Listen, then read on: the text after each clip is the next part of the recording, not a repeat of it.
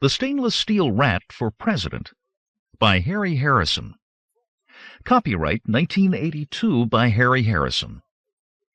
Read by John Polk. This book was originally created for audio cassette playback. Any announcements concerning cassettes do not apply to this recording. This version contains markers allowing direct access to major portions of the book. Library of Congress annotation. Jim diGriz, a.k.a. the Stainless Steel Rat, is sent by the Special Corps to the corrupt planet Paraiso-Aqui. His mission is to restore democracy. With the help of his wife Angelina and twin sons, Jim runs for office. 1982. From the book jacket. The Stainless Steel Rat is back. Slippery Jim diGriz, the 30th century's most lovable, laughable, larcenous con man turned counter-spy, returns for yet another high-tension mission. This time, the Special Corps has given the Rat a daring assignment: liberate a backward tourist planet from the clutches of an aging dictator. With his lovely but lethal wife Angelina and his two stalwart sons, James and Bolivar, diGriz pits ballots against bullets in the fight for freedom. He's vowed to restore truth, justice, and democracy to the world of Paraiso-Aqui if he has to lie, cheat, and steal to do it. About the author. Harry Harrison, one of the most prolific and successful science fiction writers, worked as a commercial artist, art director, and editor before settling on a career as a freelance writer. A past president of the World Science Fiction Writers Association, Mr. Harrison was born in Connecticut and has lived in various European countries over the years. A recipient of numerous awards and honors, his Stainless Steel Rat books are as well known as they are humorous. His other books include Death World, Death World 2, and Make Room, Make Room, his anti-utopian novel on which the movie Soylent Green was based. Harry Harrison now lives in Ireland. Other books by Harry Harrison. Homeworld, Star World, Wheel World, The Stainless Steel Rat Wants You. 1. "Can you think of a special toast?" I asked, watching closely as the waiter filled our glasses with the sparkling vintage wine.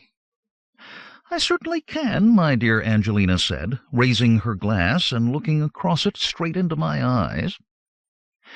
"To my husband, Jim diGriz, who has just saved the universe. Again." I was touched, particularly by the "again."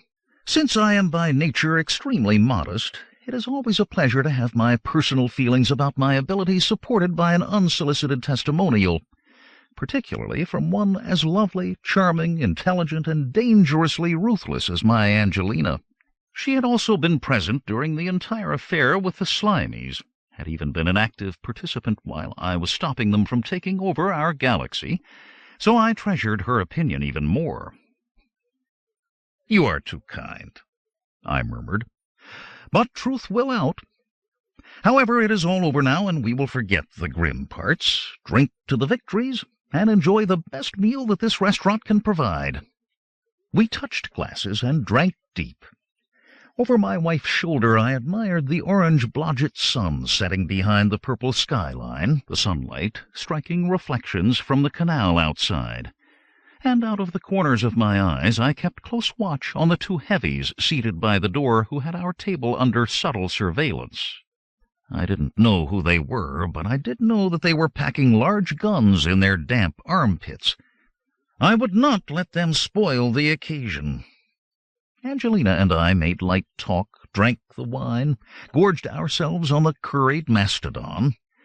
The string quartet played, darkness fell, we lingered over coffee and liqueur, and Angelina took out a tiny mirror as she touched up her lipstick. "You do know that there are two thugs by the entrance who have been watching us closely ever since we arrived?" I sighed and nodded, and took out my cigar case. "Unhappily, my sweet, I do. I did not mention them for fear they would spoil the meal." "Nonsense. It just added a little spice to the dinner." "Most perfect wife," I enthused, smiling as I lit my cigar. This planet radiates boredom. Anything with the slightest whiff of interest can only be an improvement. I'm glad you feel like that. She glanced into her mirror, because they are on their way over here now. Is there anything I can do to help? I only have this tiny evening bag, so I'm not really prepared. Just a few grenades, a sonic bomb or two, nothing important. Is that all? I asked, eyebrows reaching for my hairline. My Angelina never ceases to amaze. No, this lipstick is a one-shot pistol, deadly at 50 meters. We won't need that, I said hurriedly. Not for just 2 of them. You sit and watch. A little exercise to aid my digestion. 4, they've been joined by some friends. The odds are still in my favor. I could hear them thudding up behind me now, and I relaxed. From the weight of their steps, they could only be police. Criminals might have given me some trouble, but the local police, I could polish off a squad before breakfast and still have an appetite for lunch. The footsteps stopped as the burliest one appeared before me. I tensed as he reached into a pocket, then relaxed as he produced nothing more deadly than an ornate golden badge studded with precious stones. I am Captain Cretan of the Blodgett Police, while you, I believe, are the individual who operates under the alias of the stainless steel rat. Alias indeed, as though I were a common criminal. I ground my teeth with rage as I reached out and broke my cigar under his nose. His eyes widened, then closed, as the instant sleeping gas from the crunched vial in the cigar drifted into his hairy nostrils. I took his badge, after all he had offered it to me, and turned aside as he dropped face first into the sugar bowl. I kept turning, my rigid index finger extended to catch his corpulent colleague just behind the jawbone with this deadly digit. There is a nerve ganglion there which, if hit in the precise center, will produce instant unconsciousness. I did not miss. He folded nicely across his fat friend. I didn't stay around to watch. 22, I called out to Angelina as I started for the kitchen door. Before I reached it, 2 more policemen stepped through, and the main entrance was blocked by survivors of the original 4. Trapped, I shouted aloud, then touched the sonic screamer in my belt buckle. A number of the diners screamed in response as the vibrations produced feelings of terror. Nice. In the confusion, I would escape through the fire exit hidden behind the drapes. Except this door wasn't the only thing the drapes concealed. 2 more policemen blocked my way. This was getting annoying.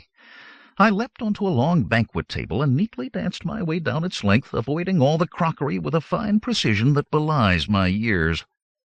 More screams and shouts followed this exhibition until I reached the end and spun about with my back to the window. I was trapped. Every exit was blocked, and the minions of the law were advancing. "It's not that easy," I shouted. "Better cops than you have tried to capture slippery Jim diGriz. All have failed. Better a clean death than sordid captivity." Behind the attacking hordes, I could see my sweet Angelina blowing me a farewell kiss. I gave her a last wave as I tensed my legs and sprang backwards. Thus ends the saga of the stainless steel rat. My words were followed instantly by the crash of breaking glass as I burst through the window and hurtled out into the night, falling, twisting and turning as I did, so that I hit the waters of the canal in a clean dive that took me under in a curving arc. I did not break the surface again until I was some meters away and concealed by the darkness. It was a happy end to a pleasant evening. I hummed to myself as I did an easy breaststroke through the darkness. I had brought joy to this dull planet, at least for a few brief moments. The police had reluctantly indulged in a bit of exercise. Now they could relax and fill out the endless reports so dear to the copper's heart. The news reporters would have something interesting to write about for a change, and the populace in turn would be fascinated by the exciting events of the evening. I really should be treated as a benefactor of mankind, not a criminal. But there is no justice, I knew that, so I just swam on. Number 22 was a safe house located in one of the more repellent districts of Blodgett City. Angelina would know what the number meant and would join me there. Meanwhile, there was little chance that my sodden clothing would draw the attention of anyone foolish enough to be abroad in these mean streets. There was one hidden entrance to the house that began in a public toilet, which I used now as being the most appropriate. In the house I left a trail of ruined clothing down the hallway to the bath, where a steaming shower relaxed and restored me. I was dressed again in fresh garments and sipping a reviving drink when Angelina let herself in by a more acceptable doorway. "A remarkable exit," she said. "I hoped you would enjoy it." I pointed. "You have left the door open by mistake, my sweet." "No mistake, my love," she answered, as an attacking herd of policemen thundered through behind her. "Betrayed!" I shrieked, leaping to my feet. "Et tu, Brute?" "I'll explain," she said, coming towards me. "Mere words will not explain treachery," I shouted as I dived around her towards the escape panel in the wall. She extended a delicate foot that caught my ankle and sent me sprawling headlong. Before I could rise again, the hordes of policemen had fallen upon me. 2. I'm good, but not that good. Sheer weight of numbers overwhelmed me. The first 2 attackers dropped unconscious, as did the next 2. But someone had an arm lock on me, and as I was breaking this hold, another policeman got me by the ankle, and so on. Roaring with rage, like a giant pulled down by ants, I fell beneath the onslaught. My last act was to free my right arm long enough to take the jeweled policeman's badge from my pocket and flip it across the room to land at Angelina's feet. "Here," I ululated. "You deserve that, not as a souvenir as I had planned, but as a decoration honoring your new and traitorous alliance with the police." "How charming," she said, picking it up, then stepping forward and swinging a sharp uppercut that caught me square on the jaw. "And that is your decoration for mistrusting your wife. Release the creature." I dropped, stunned, as the restraining hands let go. Angelina throws a mean punch. When the whirling constellations had vanished and vision returned, I saw her handing the badge back to the policeman at her side. "This is Captain Cretan," she said, "who tried to speak to you earlier this evening. Are you ready to listen now?" I muttered something that even I couldn't understand, and stumbled to the nearest chair, rubbing my jaw and feeling immensely sorry for myself. The captain spoke. "As I have been explaining to your charming wife, Mr. diGriz, we merely want you to aid in an investigation. A man has been found brutally murdered. I didn't do it. I was out of town at the time. I want my lawyer—" "Jim, darling, listen to the nice policeman." It was the way she said "darling" that sent ice water through my veins. I shut up. My Angelina can be deadly when provoked. "You misunderstand. No one is accusing you of the crime. We just need your aid in attempting to solve this hideous felony. This is the first murder we have had on Blodgett in 113 years, so we are kind of out of practice with this sort of thing." The captain took out his notebook to refresh his memory, then carried on in a boring and monotonous voice. "Earlier this afternoon, at approximately 1300 hours, there was a disturbance in the Zaytown district of this city, not far from your place of residence. Witnesses reported 3 men running from the scene of the crime. The police were summoned and found the victim of the assault, who had been brutally stabbed a number of times. He died without regaining consciousness. His pockets were empty, his wallet missing. He had no identification of any kind on his person. However, during the subsequent post-mortem examination, a piece of paper was found in his mouth. This is the piece of paper." He held out a wrinkled scrap, and I took it up gingerly. Scrawled on it were the words STAINLUS STEALRATA. "Whoever wrote this doesn't spell too well," I muttered, brain still addled from Angelina's tiny but deadly fist. "A remarkable observation," she said, looking over my shoulder. Her tone of voice was not a sympathetic one. The policeman droned on. It is our theory that the victim was attempting to contact you. If this is so, then the indications are that he put the paper into his mouth when he was attacked, in order to conceal its presence from his assailants. Here is his picture. We would like to ascertain the dead man's identity." He passed it over. I blinked my eyes into focus and stared at it. I was depressed. I have seen corpses before, so that part didn't bother. It was a good holograph, in three-dimensional color, clear and sharp. I turned it around and around, then handed it back. "That's all very interesting," I said, "but in all truth I have never seen this man before." They didn't want to believe me, but in the end they had no choice. I could see that they were sure that I was lying, even though I was telling them the absolute truth. They left after some more futile questions, carrying away 3 of their party who had not regained consciousness. I went to the bar to mix us some strong drinks, since it had turned out to be a very trying evening. But when I turned about with the glasses in my hands, I found the point of a very sharp kitchen knife about 1 centimeter from my left eyeball. "Now, what was that you said about my being a traitor?" Angelina asked in a warm, cold voice. Honey over ice. "My love," I gasped, stepping backwards. The knife moved with me, never changing its relative position. I felt the sweat break out on the nape of my neck as I began lying swiftly. "How could you be so heartless, so misunderstanding?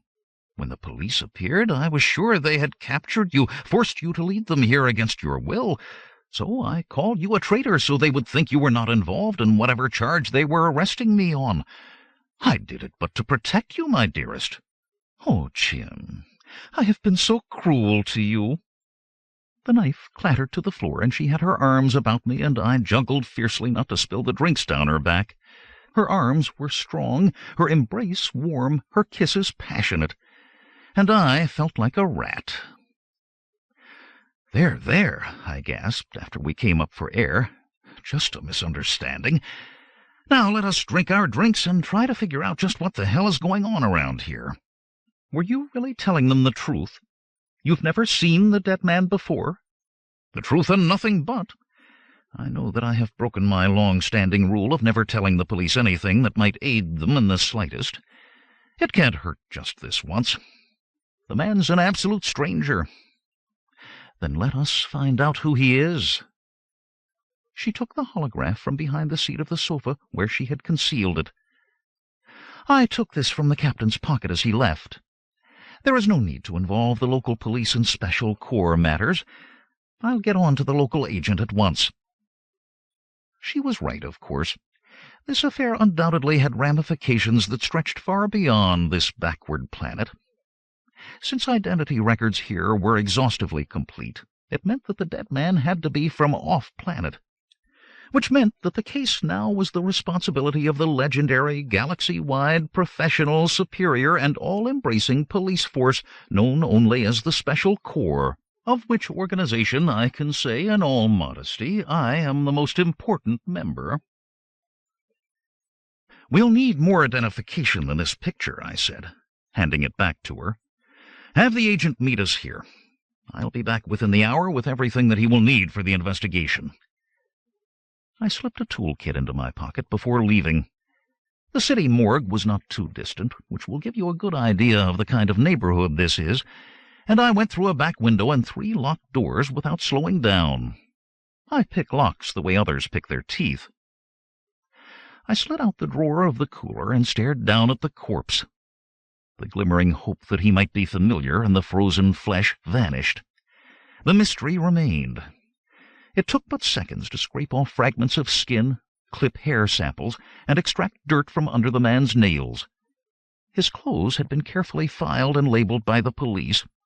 I located them and took samples of these as well, and still more scrapings from his shoes. After this I went out the way that I had gotten in, and no one knew of either my arrival or departure. This minor operation had gone so smoothly that I returned to the safe house just as the Special Corps agent was letting himself in through the public convenience. "Nice weather today, Mr. diGriz," he said, adjusting his clothing. It's always nice on Blodgett, Charlie. That's why I hate it. When is the next shipment going out to headquarters? A couple of hours. The weekly bag. I'm taking it myself. Perfect. I want you to take along these containers. Tell the lab to use every possible test on these samples. Here's a picture of the late deceased that I took them from. Get me gene tests, pollen tests, blood groups, ethnotyping, everything and anything they can think of. I want to know who this man is, or was. If he can't be identified, I want to know where he came from. He was looking for me, and I'm very interested in finding out why. The answer came in a surprisingly short time. Just 3 days later, the front door bell rang, and I looked into the scanner to see that the good and faithful Charlie had returned. I let him in and reached out for the sealed case he was carrying. He pulled it away and chewed nervously at his lower lip. I growled deep in my throat, and he cringed even more. I got orders, Mr. diGriz, from Inskip, the Supremo, our commander-in-chief. And what does that dear, sweet man have to say for himself? He says that you have forged some checks on the Corps' secret account, and he wants the 75,000 credits back before he releases any more information to a depraved crook. You're calling me a depraved crook? He whinnied with fear as he scurried away from my grasping fingers. No, you got me wrong. I didn't say that. Inskip did. I'm just quoting him like he told me to. The bearer of ill tidings should be killed as well, I snarled, my fingers still snapping in anger. I reached for him again, but Angelina appeared suddenly and stepped between us. She held out a check to Charlie. Here is the money we borrowed from the account. A simple error in bookkeeping, wouldn't you say? I sure would. I do the same thing myself sometimes. He wiped the sweat from his brow and passed over the case. If you will kindly give this to your husband, I'll be moving on. A busy day coming up.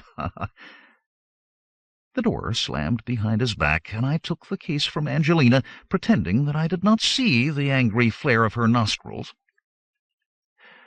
This is it, I said, pressing my thumb on the security latch. The case fell open, a screen lifted up and glowed with life. Inskip's depressing features looked out at me, and I almost dropped the thing. Angelina must have seen my expression, because she took the case from my hands and placed it on the end table. The imaged Inskip glowered and snarled, and shook a piece of paper in my direction. You've got to stop stealing this organization's money, diGriz. It sets a bad example for the troops. You will have paid back your last embezzlement by now, or you wouldn't be listening to this message. It's only because of our interest in Paraiso-Aqui that I am talking to you now. What is Paraiso-Aqui? I said aloud. The image nodded sagely. By now you are asking yourself, what is Paraiso-Aqui? The smugness and self-assurance of the man. How easy it is to hate your boss, particularly when he is one jump ahead of you. Well, I'll tell you. It is the home world of the murdered man you asked the lab to track down. I want you to go there and have a look at this planet. Then come and report to me. If you will read the document enclosed here, you will quickly see what our interest is. The image vanished, and the screen went dark. I flipped the screen back into its well and took up the envelope that had been concealed beneath it. This is very interesting, I said, quickly flipping through the printed sheets. In what way? Because not only don't I know the man who was trying to see me, but I have never in my life heard of his home world before. Well, we are just going to have to do something about that, aren't we? We certainly are, I said, smiling in return. We are just going to have to grit our teeth and obey Inskip's instructions. Like it or not, we will have to visit this mysterious planet. Angelina nodded, and we just stood there grinning like fools, knowing, without knowing how we knew, that the present period of peaceful boredom was at an end. The future was already looking brighter. I felt it in my bones. Something very unusual and highly interesting was about to begin. 3. The travel brochure was heavy and warm to the touch, the copy on its cover glowing with self-importance. "Come to sunny perfection on the holiday world of Paraiso-Aqui," I read aloud. Angelina, sitting at my side, was reading from a more sober and thinner volume, appropriately bound in black. Paraiso-Aqui is a planet that was settled during the first galactic expansion and only recently rediscovered. It is noteworthy for having the most corrupt form of government in the galaxy. "A slight difference of opinion between these two sources," I said, rubbing my hands together with anticipatory glee. "Afternoon bouillon, sir?" the steward robot asked, bowing and scraping before us. "Not even to bathe in, you mechanized toady," I said. "I'll have a large Altarian panther juice on the rocks." "Better make that two." "One," Angelina said firmly. "Bouillon for me." "Yes, madam. Delighted. Perfect choice. Wonderful." The obsequious machine salivated, bowing and nodding and rubbing its hands together as it writhed away.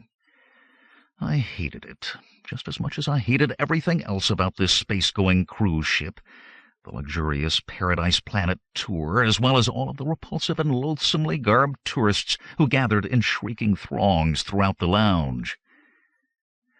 "But we're dressed the same way, my darling," Angelina said. I must have spoken my thoughts aloud in the passion of the moment, and we were indeed dressed the same way, with a vengeance. I wore a short-sleeved shirt patterned with hideous purple and yellow blossoms, with shorts to match. Angelina wore exactly the same outfit, admittedly filling hers out in a far more attractive way. Also, in the latest holiday fashion, we had our hair dyed blonde and curled into little green-tipped ringlets.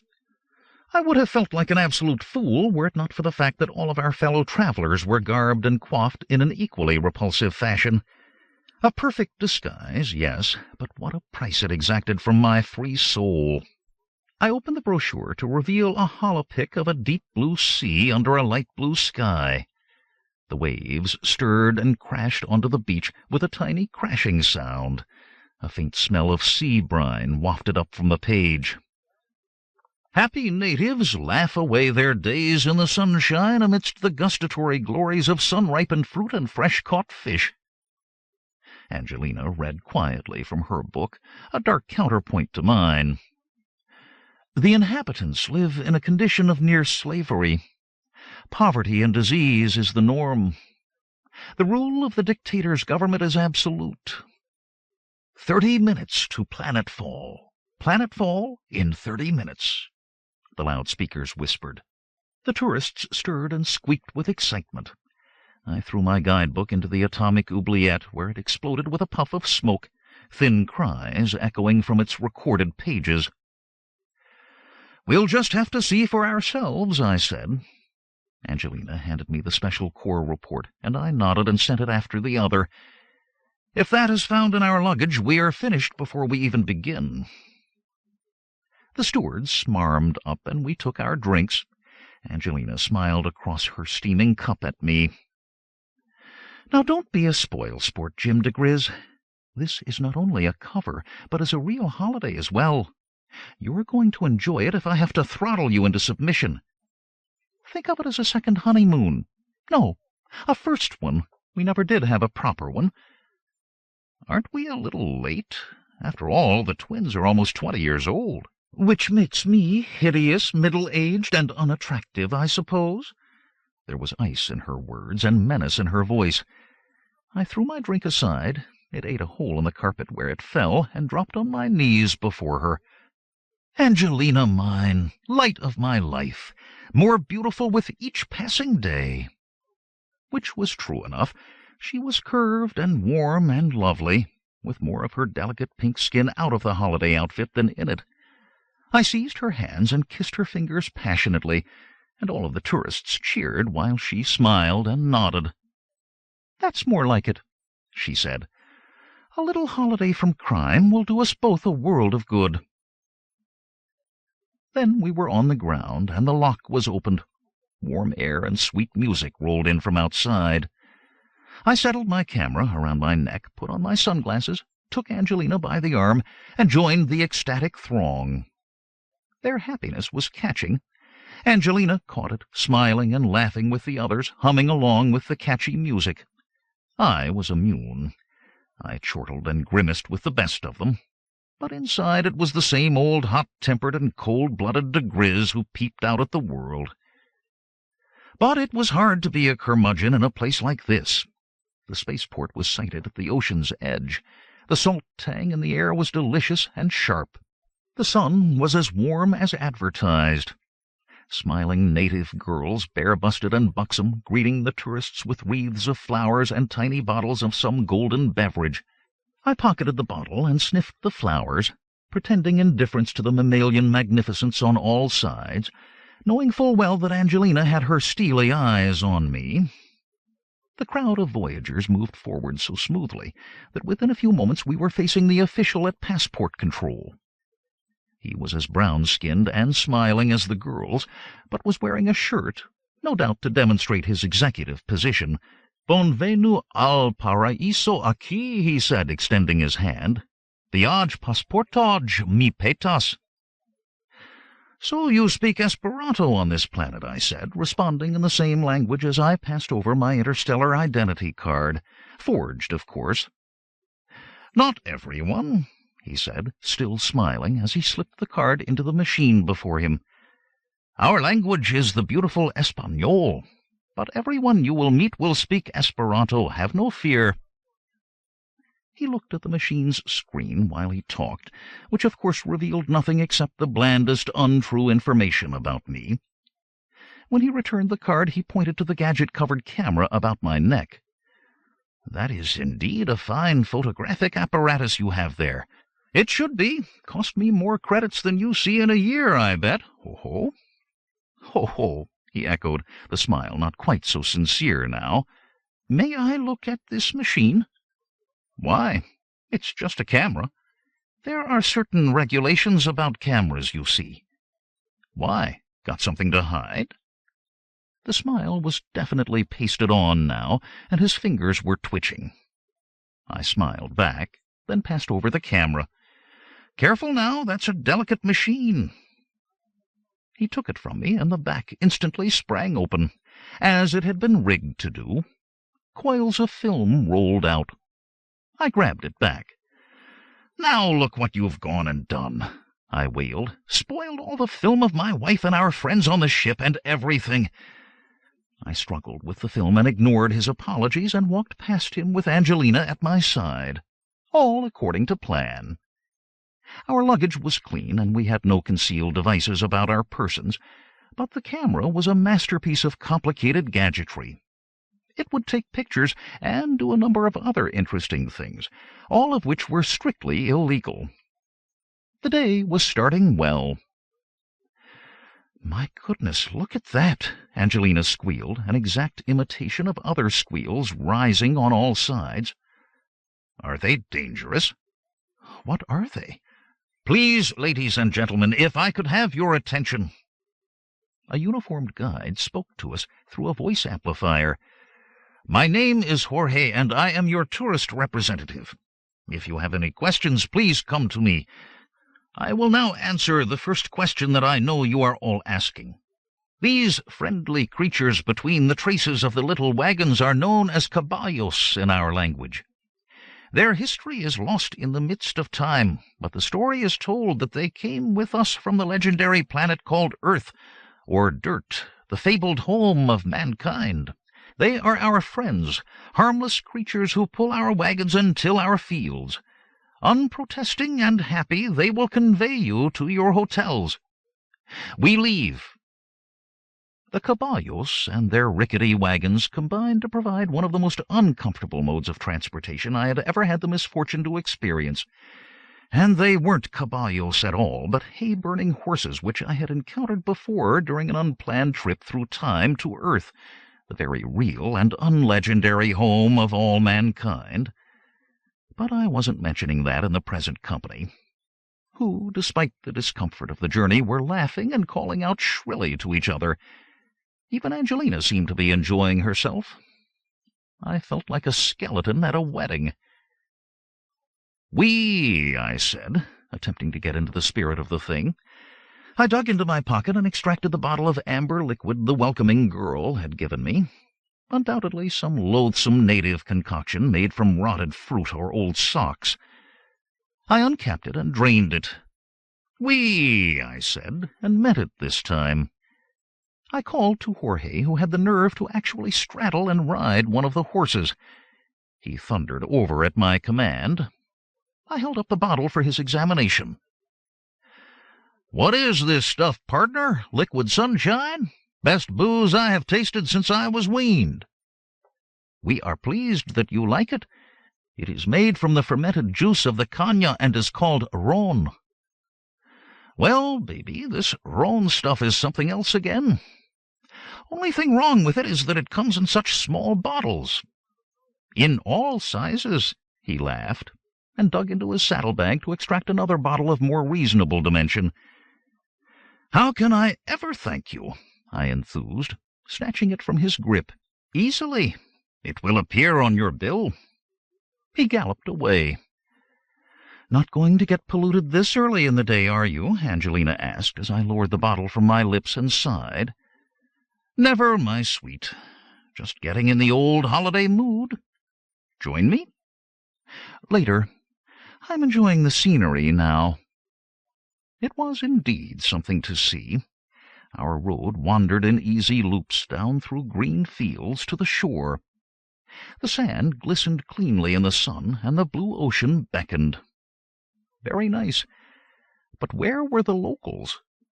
Other than the drivers and Jorge, there were none of them in sight. We were getting the tourist treatment all right. Fine, Jim. Enjoy it for the moment. Don't be a spoil-sport. "Why, look there, Papa!" one of my fellow tourists called out in ringing tones. "Aren't they just too cute for words?" I looked there and didn't think they were cute at all. If anything, they looked kind of miserable despite the smiles directed our way. A group of men and women were working in the field beside the road, cutting down the tall green plants with long and lethal-looking knives. The sun was hot, the work hard, and if they weren't fatigued and drenched with sweat, they weren't human.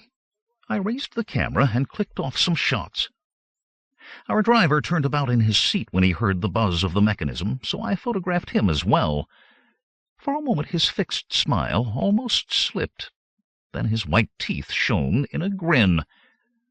"You must save your film for the beautiful gardens and the beautiful hotel," he said. "Why? Is there anything wrong with taking pictures of the people working in the fields?" "No, of course not. But it is so uninteresting. Not to the people there. They looked tired. How many hours a day do they work? I have no way of knowing those things." "What do they get paid?" I was talking to his back. He shook the reins and did not answer me. I caught Angelina's eye and winked. She nodded back. "I think I'll try some of that ron now," she said. The hotel was as luxurious as promised, our quarters expensively attractive. Our luggage was waiting, well searched, no doubt, and I left Angelina to do the unpacking.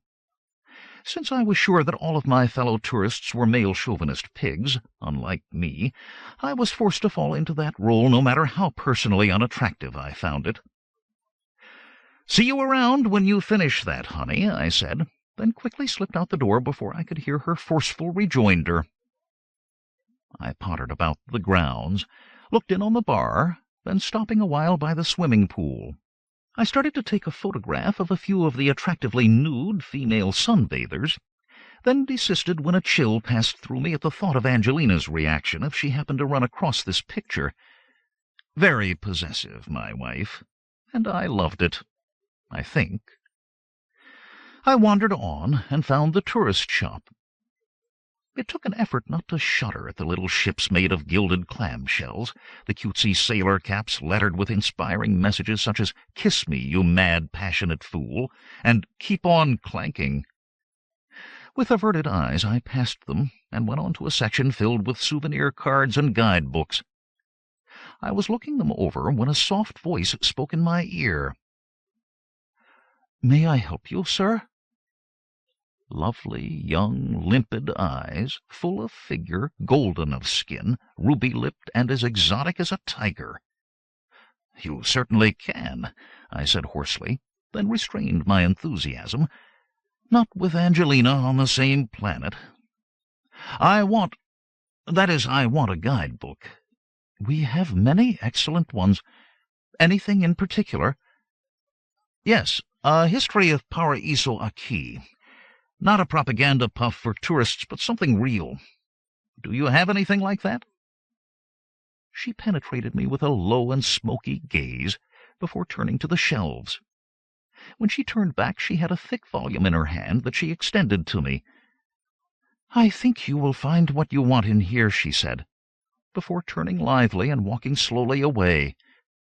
To work, Jim, I told myself, pulling my eyeballs away from her fascinating form and fixing them on the book before me.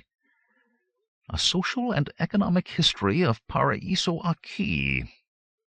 Wonderful. Sounded like a bestseller. I flipped through it and instantly found the piece of paper between its pages. There were block letters printed on it which I could read without removing it from its lair. "Beware. Do not be seen with this." A sudden shadow obscured the page. I closed the book and looked up. A heavy-set local stood before me, smiling insincerely. "I would like that book," he said, extending his hand. I could see the word as clearly as if he had it painted on his forehead. Cop. That was the word. Policeman. A familiar breed around the galaxy. "My goodness, what do you want my poor little book for?" I asked. "That is not your concern. Give." "No." I stepped back, trembling with mock fear. He smiled coldly at this and reached out to take the book from my cowardly hands. My holiday was beginning at last. 4. I let him get both hands on the book before I reached out and grabbed his rather prominent nose and gave it a strong tweak. For no reason other than sadism, I am forced to admit. He roared with rage, revealing a mouthful of crooked teeth badly in need of dental attention. Then his mouth closed, as did his eyes, as he dropped heavily to the floor.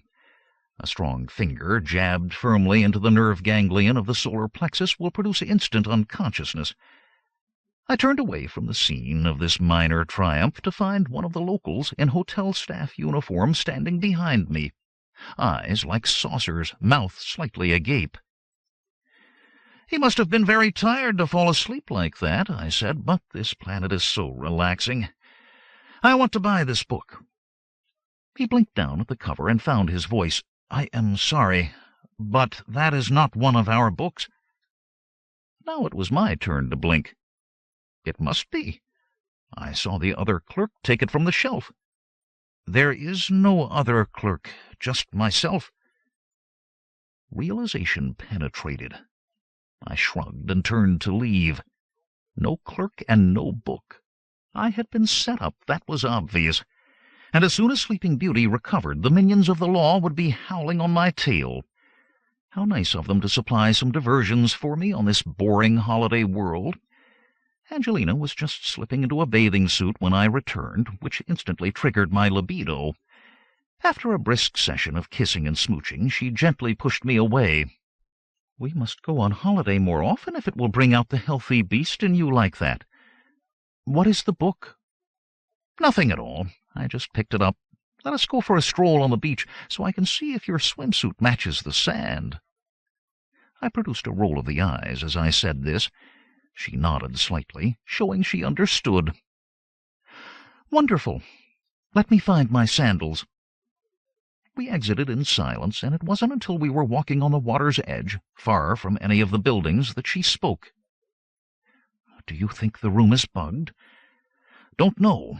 I just didn't want to chance it when I opened this book." I explained what had happened as I found the note and slipped it from between the pages. There were a few brief lines of writing inside it that we read in silence. "The people of this planet desperately need your help. Aid us, we beg. Please walk on the beach alone at 2400 this night. There was no signature. I bent and scooped up a handful of water and pulped the note in it, then kicked the shreds into the sand as I walked. "I wonder who they are?" Angelina asked. I nodded solemn agreement to this. "That is the important question, isn't it?" I was obnoxious to the passport official, took photographs of the laboring peasantry, and asked nosy questions. My presence is known. I am contacted, but as you rightly ask, by whom? This note could be from the desperate citizens of Paraiso-Aqui, anxious that the galaxy be informed of their plight, or it could be a trap set by the security forces to get you into trouble. My thoughts exactly. But I have no choice. Behind the barn at midnight to meet my destiny, though it may be difficult. "Why?" she asked, squinting deliciously up at me in the actinic glare of the sun. "Because that heavy is going to come looking for me when he recovers consciousness. We don't know who left the note, but I am certain of the policeman's identity." "Then that takes care of your midnight appointment. When the police come for you, why, then you just lead them a merry chase, something I know you always enjoy, and I will keep the appointment in your place." "Dearest, the danger." She smiled warmly and squeezed my arm tenderly. "How sweet. You're worried about me." "No, not in the slightest. Just concerned for the safety of this other lot if they try some funny business with you." "Beast," she said, her gentle grip changing to an iron claw that bit deep into my bicep. Then she smiled. "But you're right, of course. Things have been quiet. I rather hope that whoever is coming does try on something funny." "It's settled, then." I rubbed at my bruised arm. "Let's get back to the room and order up some food. I don't want to do a lot of running around on an empty stomach." The first thing we saw when we came into the room was the unconscious man stretched out on the floor beside the bed, his arms still reaching towards my camera, which was resting innocently in the middle of the counterpane. "That's number 1, I said. He let himself in to wait for us, then passed the time by trying to take a look at the camera. Automatic sleeping gas release got him." "Police," Angelina said, going quickly through his pockets. "Identification, gun, blackjack, handcuffs, hunting knife, and stun grenades. A very nasty type." "Agreed. All is not paradise on Paraiso-Aqui. You had better keep the camera with you. I'll just slip a few items out of it to take with me. Now, let us order the food before we have any more visitors." Room service was fast and efficient. Within a few minutes the waiter arrived, wheeling in a trolley heavy laden with succulent goodies. Unhappily, 2 uniformed policemen wheeled in right behind him. "Leave this room at once," Angelina said, stepping forward to block their way. "You have not been invited in." The waiter cringed back, and I began to quickly slap together a sandwich. It wasn't going to be eaten run, but on the run. "Move aside, woman," the first blue-jawed and ugly copper said. If he had left it at that, he would have been much happier, but he made the mistake of putting one meaty hand on her shoulder to push her aside. He had time for a single pained shriek. I heard the unmistakable crackle of breaking bone before he dropped unconscious onto the carpet. The second policeman was drawing his gun as I laid down the sandwich, but before I could reach him he was laid down by his companion. The waiter fled, and Angelina, smiling happily, closed the door behind him. I finished a second sandwich, wrapped them both in a napkin, then added a bottle of ron to my lunchtime arrangements. "Time for me to leave," I said, bending over the sleeping beauties and touching the backs of their necks with the slap hypo.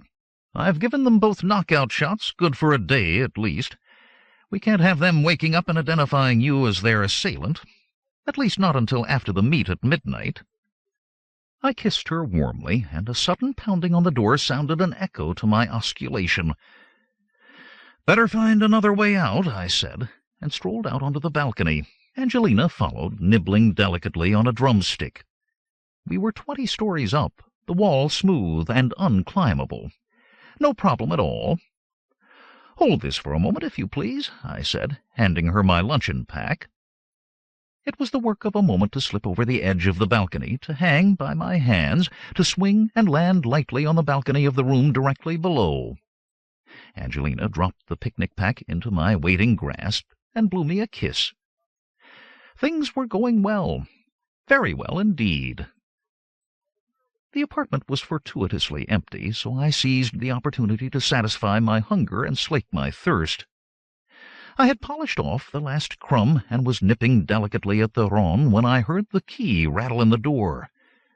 I belched lightly, reluctantly put down the unfinished bottle, and was flat against the wall behind the door when it opened. No tourist here. 2 men in military uniform, weapons drawn, came into the room. I waited until I was sure there were no more coming before stepping out behind them. "Looking for someone?" I asked. They spun about, weapons swinging up, growling with anger. I held my breath and popped the sleep capsule under their noses, then stepped back while they clanked and clattered to the carpet. One of them was about my size, which presented me with a very obvious yet still interesting idea. My only real complaint was that I would have preferred it if the soldier had bathed more often. When I put his uniform on over my beach clothes, I had a definite fragrance to remember him by. As neat as his uniform was, his undergarments were a lacework of holes and patches. A soldier's salary could not be very high, but no money had been spared on his equipment. Micro-radio, ion rifle with a full charge, 50 caliber recoilless sidearm, and full refill clips of ammunition. By the time I had put everything into place, I looked quite efficiently military, and my skin was tanned to the same color as that of the locals. "Well done, Jim. Well done indeed," I congratulated myself. The stainless steel rat strikes again, penetrating where no other dares, insinuating himself into the ferro-concrete wainscoting of society, moving like a ghost, striking like lightning, fearless and forceful. Great! With my morale heightened by these well-deserved compliments, I gave a last adjustment to my uniform and opened the door. The door frame exploded beside my face, and bullets crashed and screamed around me. 5. I slammed the door shut again and hurled myself aside, just as another burst of firing stitched a neat row of holes through the paneling of the door where I had been standing.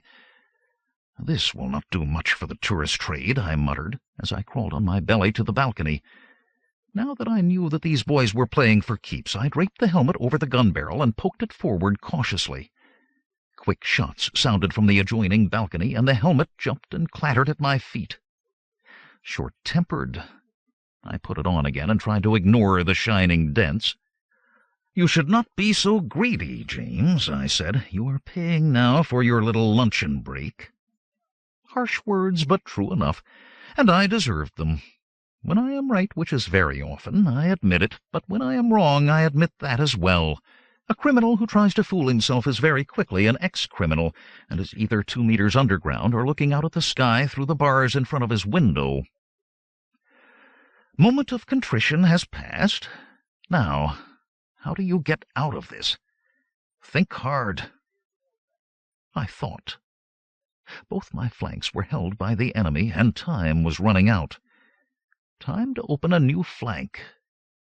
I hurried into the bathroom just as automatic fire penetrated the front door once again. The shower seemed the best bet at this time of day. I didn't want to cause any accidents to innocent bystanders. I took out the debonder, switched it on, then quickly ran it in a circle over the bottom of the shower pan. The molecular debonder has been called a disintegrator ray, which is not true. It does not destroy any material at all. It simply works on the molecular bonds that hold all matter together, lessening their charges for a brief instant. When this happens, the binding energy that binds the molecules of matter to each other no longer holds them together. Simple enough, isn't it? The bottom of the shower pan and the floor beneath it fell away and smashed down into the shower of the apartment directly below. As I dropped through after it, I heard the apartment door behind me crash open. The wisest thing to do now was to keep moving. I did. out of the bathroom and into the sitting room, where I found a trembling female tourist from our ship. She was frantically punching a number into the phone. She looked up at me and screamed. "Caña, caballero, español, ron," I called out hoarsely, exhausting my knowledge of the local language at the same time. She screamed and fainted. Wonderful. I eased the door open a crack. The hall was empty. It was time for speed, not caution. I went down the hall at a dead run, rushing past a gaggle of tourists, and on into the corridor that led to the service stairs. I always check the layout of a new building when I first arrive, and not for the first time I was glad that I had this habit. The door to the service stairs was just where I had seen it last, and I was about to pull it open when I heard the thunder of running feet inside. They were ahead of me, but the sound began to die away. I took a chance and opened the door a crack, wide enough to see uniformed backs vanishing down the stairs. Perfect. I vanished after them. The sergeant, leading the pack, shouted encouragement at the soldiers as they ran, stumbling on the stairs in their heavy boots. I scurried down after them, stayed just behind them, then merged with the pack as the stragglers slowed, gasping for breath.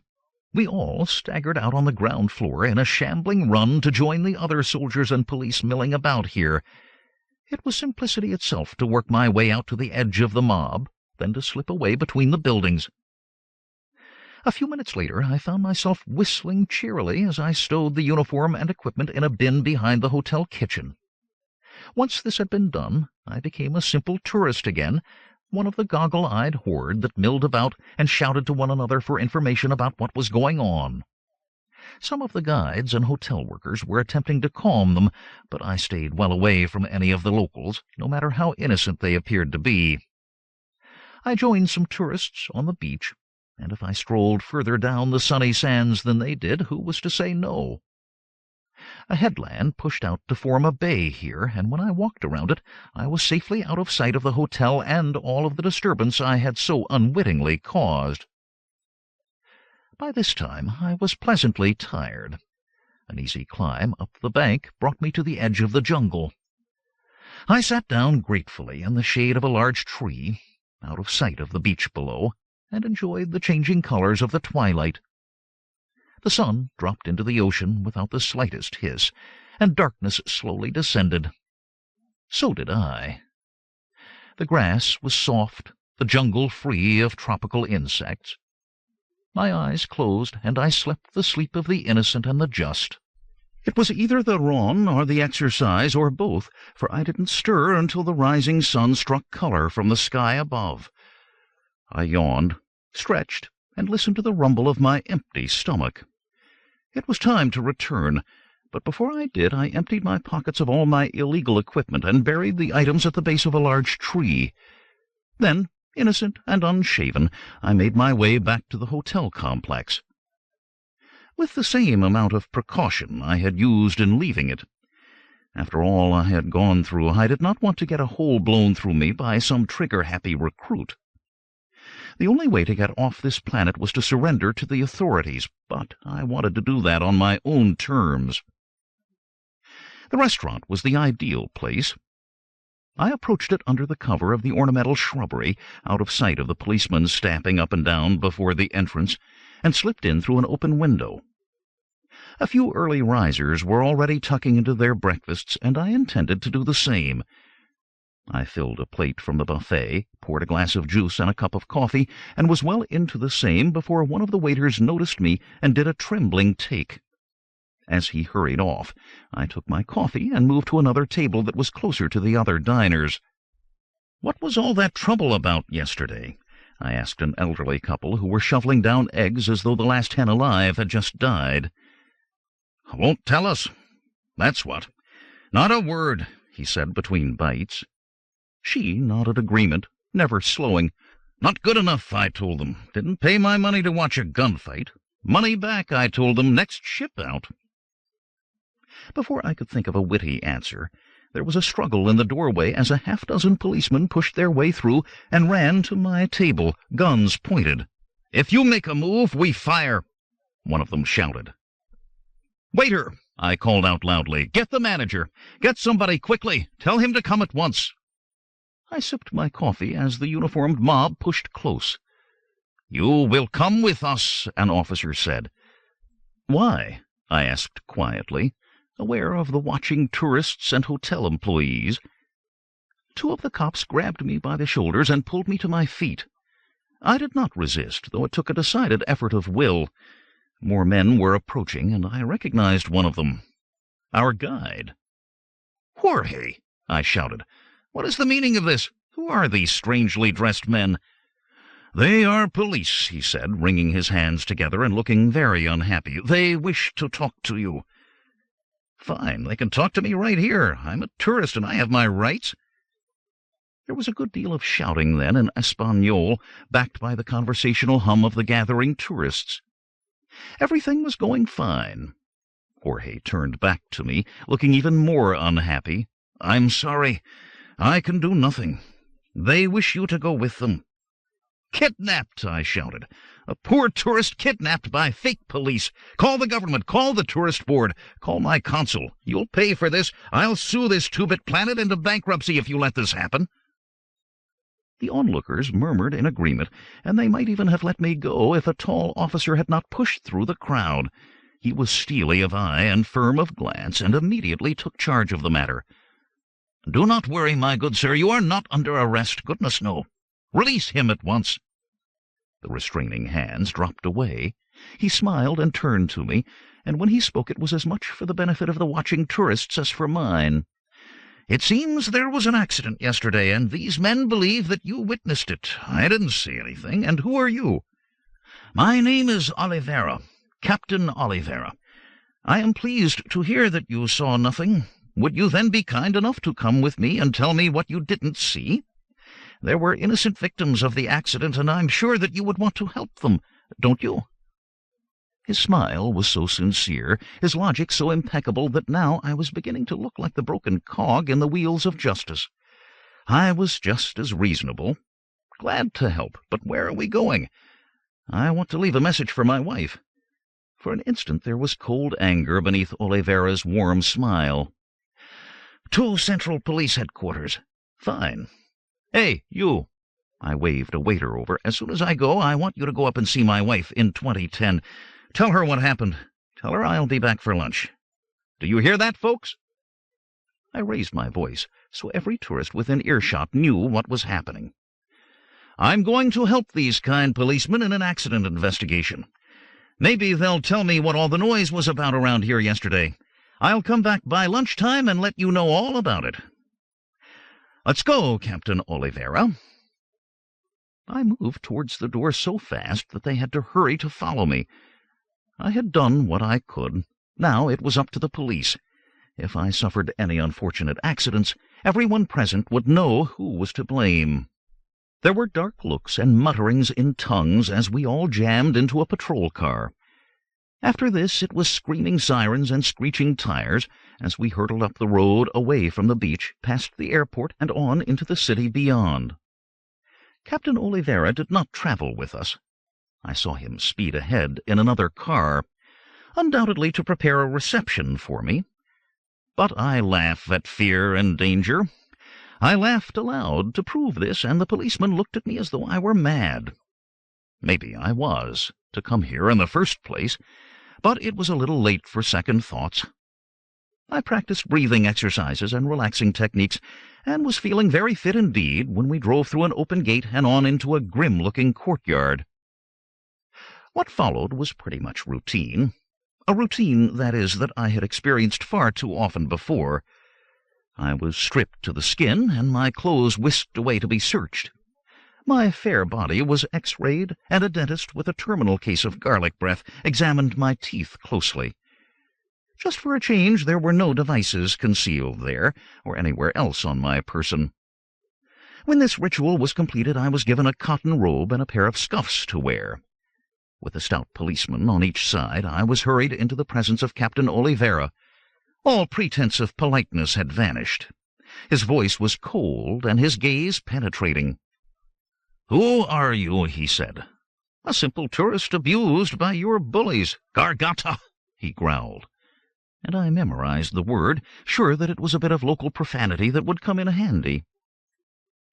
"You were observed talking to a wanted criminal and were given a message by this person. When you were questioned by an officer performing his duty, you assaulted him. When other policemen came to question you about this, you assaulted them as well.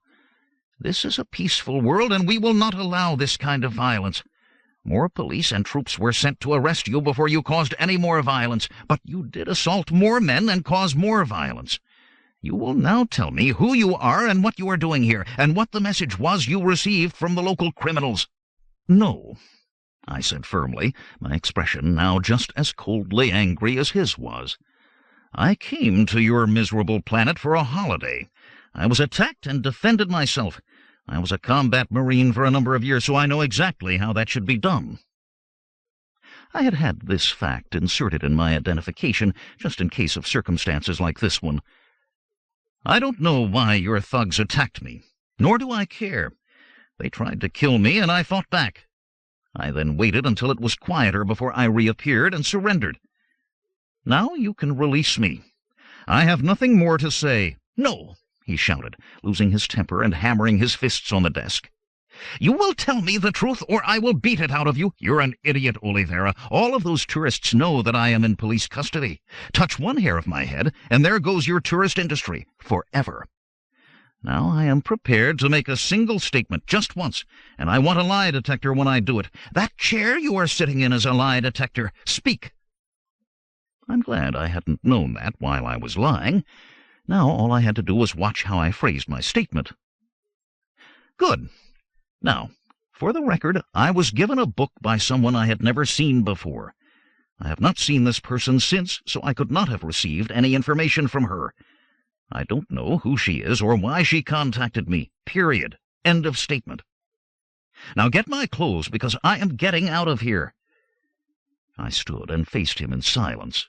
His expression did not change, but I could see an artery throbbing furiously in his temple.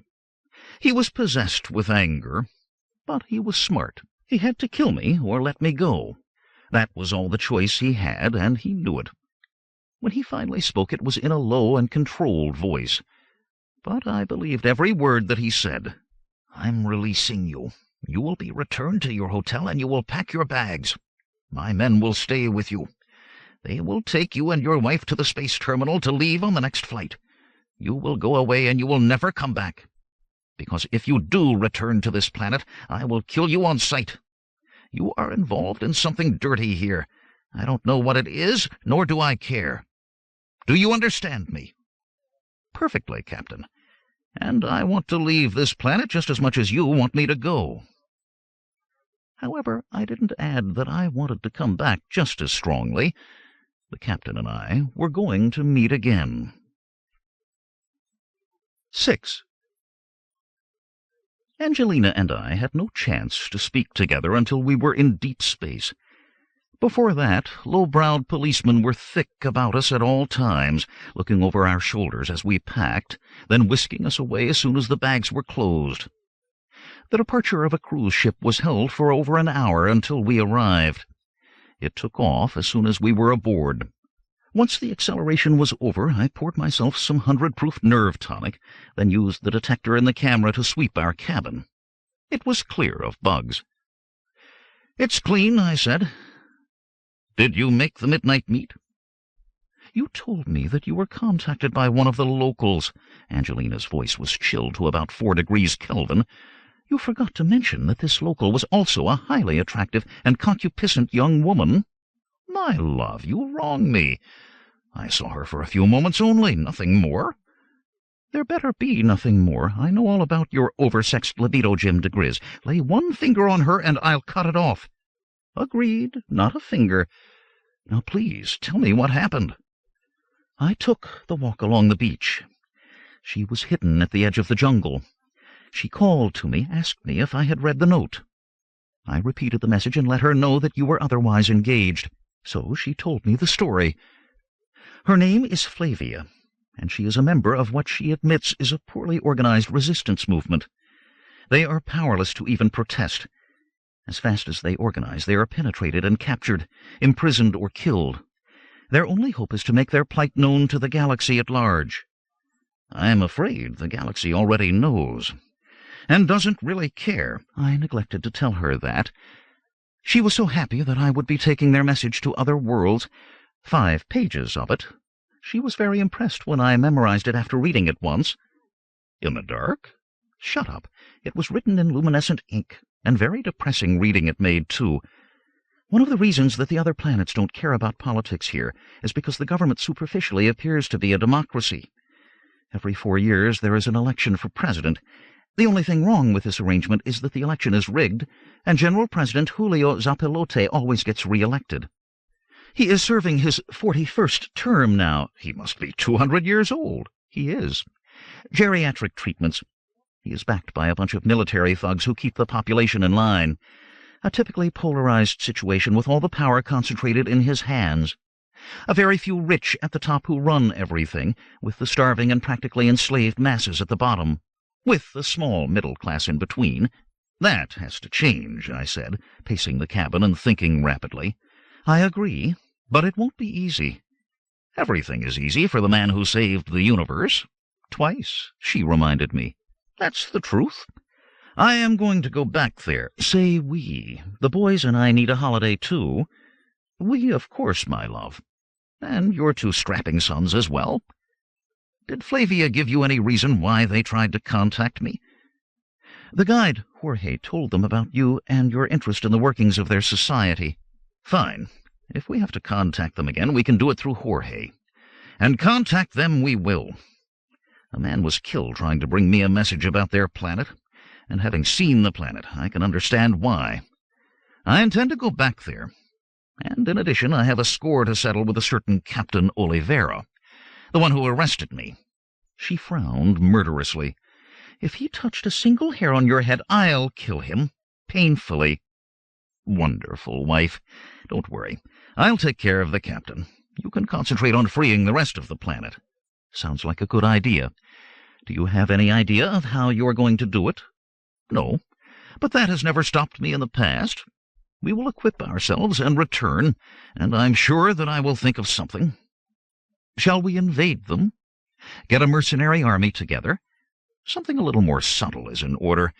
We'll bore from within, as a stainless steel rat should. And I already have some ideas how we are going to do that. Needless to say, the twins were delighted by the idea. James was leading a zoological expedition to capture poisonous specimens on the fog-shrouded horror planet Veniola that creeps in its orbit around the ghoulish star Hernia. As soon as word reached him, he caged his last specimen and headed home at full blast. He arrived just a little ahead of Bolivar, who had been doing research into prison reform. He had been imprisoned in the escape-proof prison on Helior, from which he instantly escaped when my message was smuggled to him. Young appetites always need nourishment, so I waited patiently as they consumed one of their mother's excellent 9-course meals before they joined me in my study. "There is something about you different, Dad," James said. "Very observant, brother," Bolivar said, "seeing as how our dad now has dark skin, black hair, and a mustache, dark eyes, a new jaw, and different cheekbones." "And also speaks a new language," I said, in perfect Espanol. "Sounds nice," James said. "Easy to understand, a little like Esperanto. By morning you will have splitting headaches and be speaking it yourselves. A few hours with the language indoctrinator will jam it into your skulls. Then what?" "Thanks, Mom," Bolivar said, as Angelina brought a tray with filled wine glasses into the room. "Then we are off to Paraiso-Aqui, where they ferment this fine wine." We all sipped and smacked our lips with pleasure. The name of this world means paradise here, and we will see if we can't make that name come true at last. "How?" Angelina asked, and not for the first time. "I'll think of something when we are on the spot. Meanwhile, I have made plans to return there in style.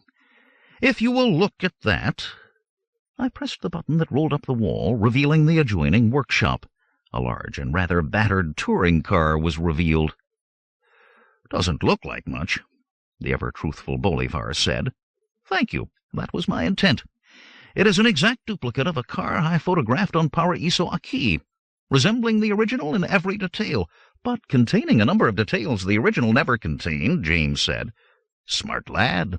Careful, don't press any buttons or switch any switches until I have explained how they work. The real vehicles like this on Paraiso-Aqui are powered by something called an infernal combustion engine. It is unbelievably complicated and inefficient. Good sugar cane is wasted to make ethyl alcohol instead of being used sensibly to produce ron, which is then poured into one end of the engine. Water vapor and poisonous gas come out of the other. Horrible. Therefore, our car is powered by a small atomic engine. This also energizes the lasers built into the headlights, powers the gun positions, works the radar to aim the mortars. You know the sort of things. We certainly do, Angelina said, smiling happily. What is the next step? Final preparations. In 2 days we will all be rested and refreshed, darker of skin and hair, and speaking Espanol with a native fluency. A special corps spacer with all the latest electronic detection and avoidance gear will pick up us and our car and transfer us to Paraiso-Aqui. They will leave us there, alone and defenseless. Hardly, Bolivar said. Thousands of light years from the nearest friendly planet. 4 lost souls against an entire world.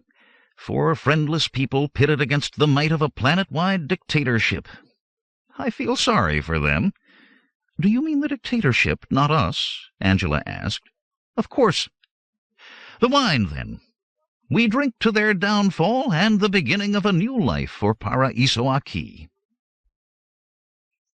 7. Even I, hardened by 1,000 battles and even more close calls, had to admit that I experienced a sudden stab of the old angst when I watched the Corps battle-cruiser lift up silently into the night. It is one thing to sit in your own home, glass in hand, and brag about how great you are. It is quite another thing altogether to be dumped on an inhospitable planet with all your loved ones and every man's hand turned against you. Were we doomed? If so, I was responsible. Well, Dad, Bolivar said. The fun's about to begin, James added, finishing his twin's sentence for him. They laughed together and slapped me on the back, which staggered me a bit and also dragged me out of my fit of depression. We could do it. We would do it. You're absolutely right, boys. Here we go. James opened the rear door of the touring car for his mother, while Bolivar, decked out in chauffeur's uniform, climbed into the front seat and started the engine. It was a cloudless night, and the starlight was bright enough for us to see our way. I joined Angelina while James climbed into the front seat beside his brother. He wore the white suit and black string tie of a minor functionary, while Angelina and I were dressed in the finery of the wealthy, copied faithfully from photographs taken from the guidebooks. Bolivar put on dark glasses, kicked the car into gear, and we shot off into the darkness. Of course, his glasses were sensitive to ultraviolet, and the headlights, while apparently turned off, were nevertheless radiating great beams of ultraviolet light. It was disconcerting, yet strangely exciting to hurtle through the night like this. The ground here is hard stone all the way, Dad, Bolivar said, just the way you planned. We'll leave no tracks, just in case the authorities saw the ship land and come to investigate. And the road is right ahead. Empty. Hold on, it's going to be bumpy going across the shoulder. We slithered and joggled our way up onto the road, which turned out to be smooth and well paved. The car picked up speed as it hurtled along in darkness through the night. Turn on the lights after we get around the next bend, I said. We will then become legitimate citizenry out for a spin. How far do you want us to spin? He asked. As far as the coast. If we get there early, we'll rest a bit, then go on after dawn. I don't want to reach the resort until after daylight. Once there, we'll find some place for breakfast before we proceed with the next step of the plan. We had the road to ourselves for the most part. An occasional car passed in the opposite direction, but there were no signs of any alarm. I took a bottle of champagne from the cooler, and Angelina and I drank a toast to success. I then switched the television on to a recorded symphony, and we zoomed on through the night, if not in the lap of luxury, at least in the car of content. By maintaining a stately and steady speed, we reached the coast just as day was breaking, then turned onto the road to the resort. They were early risers here, and already the peasantry were on their way to the fields. They drew aside at our approach, bowing and saluting, which attentions we ignored in the proper manner. Warm sunlight sparkled on the water as we drove majestically along the waterfront. "There," Angelina said, "the outdoor restaurant right on the shore. The waiters are setting the tables. It looks perfect." "As indeed it is. Bolivar, let us off there. Park the car where we can keep an eye on it, then take a table at an appropriate distance."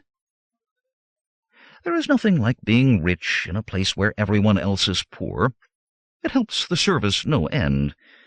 Our arrival was noted, and the restaurant manager himself hurried out.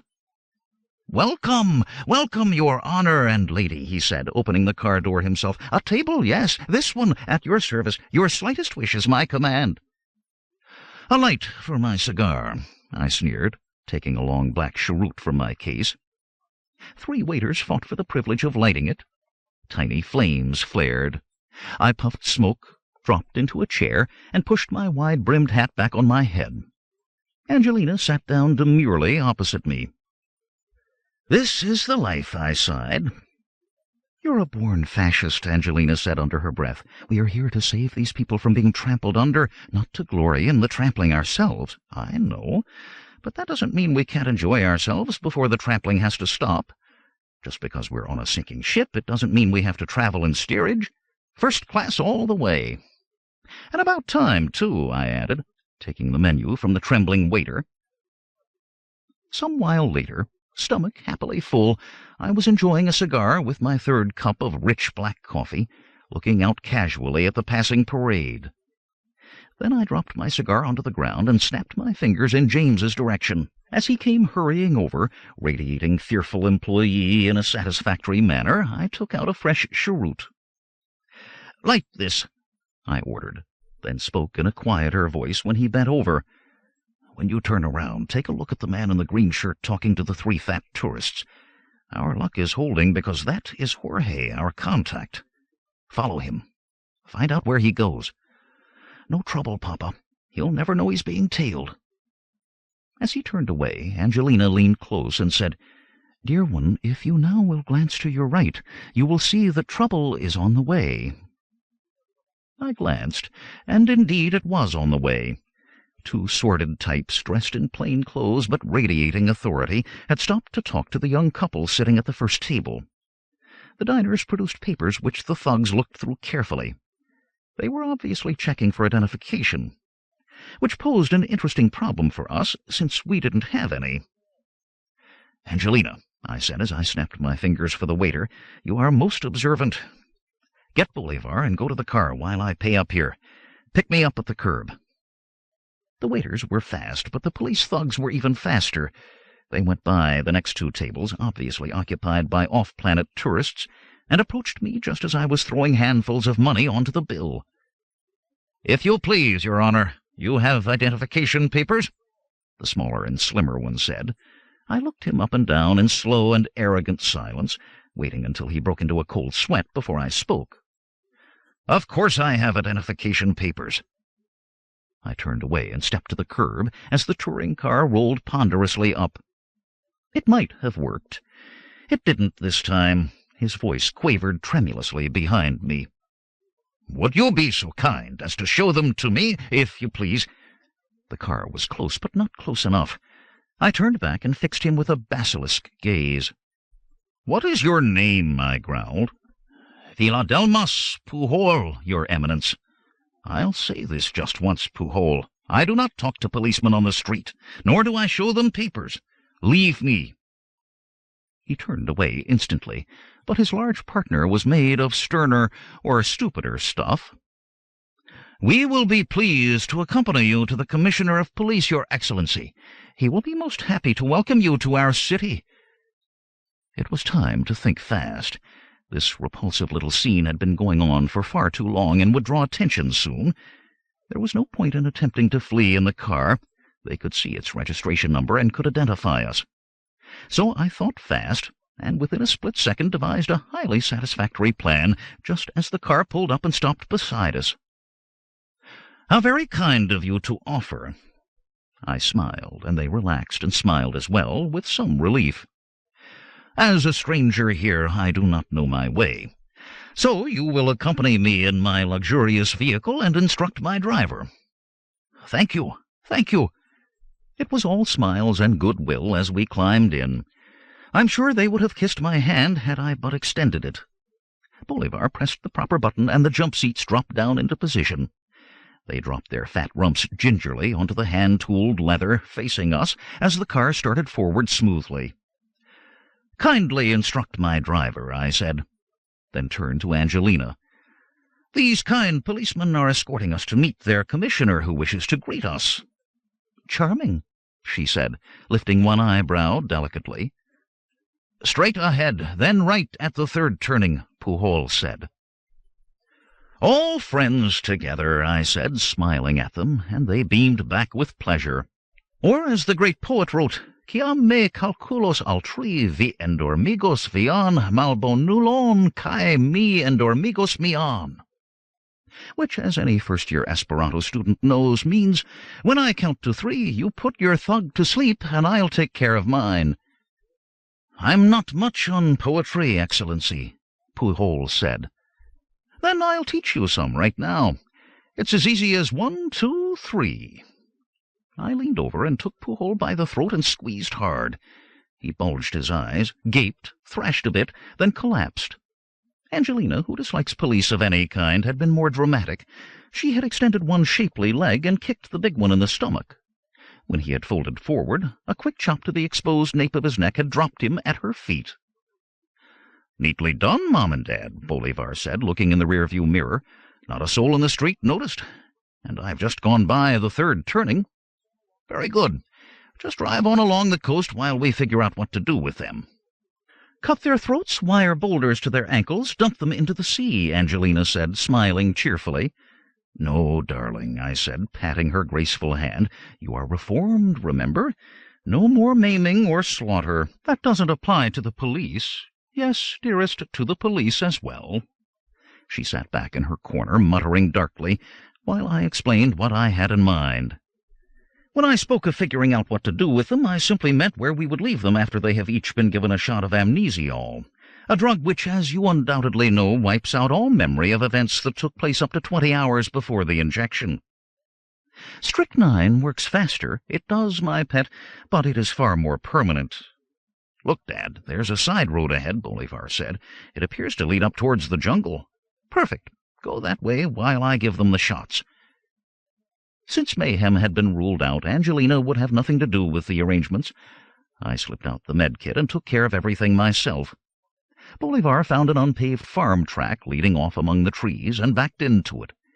We slipped the sleeping simpletons under some thick bushes and left, driving back along the same route. James was waiting near the restaurant and climbed into the front seat. "Been joyriding?" he asked. "Getting rid of some nosy cops," I told him. "What happened to Jorge?" "I followed him to a bar and was drinking nearby when he told his friends how he had been up all night at a tourist party and was now going to go to bed." "Where he is now, and you know where it is?" "Right the first time, Dad, and I imagine you would like to disturb his beauty sleep. I'll show you the way." I went in alone, picking the front door lock with a single dexterous twitch of my fingers. I've done this sort of thing so often before that I had to stifle a yawn. "You're a real pro, Jim," I told myself, as I tiptoed in silence across the darkened room. Pride goeth before a fall. Jorge either had ears like a cat, was an incredibly light sleeper, or there was a silent alarm attached to the front door. But whatever it was didn't matter. The result did. The lights came on just as I was halfway across the room. Jorge stood in the doorway to the bedroom, aiming a large and nasty-looking pistol at me. "Say a farewell prayer, spy," he said coldly, "for I am about to kill you." 8. "Don't shoot, Jorge. I'm a friend who skulks in like a thief in the night. In the day, full daylight out, and I came this way because I didn't want to be seen. I'm one of the good guys like you and like Flavia." That almost got me killed. "What do you know of Flavia?" he shouted, and I swear the knuckle on his trigger finger whitened with the strain. I put a little drama into the situation by dropping to my knees and spreading my arms wide in supplication. "Hear me out, brave Jorge. I come from the other planets where your message was received. The one you gave to the tourist and his wife who were kicked off your fair world. How do you know about that?" The gun muzzle lowered slightly. I stood up, brushed off my knees, then went to sit on his couch. "I know because I am that tourist. A little disguised outside, but still the same within." "I do not believe you. You could be a police spy." "Right. I could be anything. But I'm not, and I can prove it. I know things no one else could possibly know. Like I know that it was my wife who met Flavia on the beach, where Flavia gave her a 5-page message for help, which she memorized right on the spot, which she later told to me, which I memorized too, which I will recite for you." And I did, all 5 pages of it, and as I droned on and on, the gun sank lower and lower until when I finished he put it aside. "I believe you now," he said, "for I wrote that message, and only Flavia has seen it." He rushed forward, eyes flashing, and pulled me to my feet and embraced me, then kissed me warmly on both cheeks. He needed a shave. "Yes, well, I'm glad we agree at last," I said, pulling myself free. "Always happy to be of help." "I still find it hard to believe," he waxed. "We have always failed in the past to get aid from outside.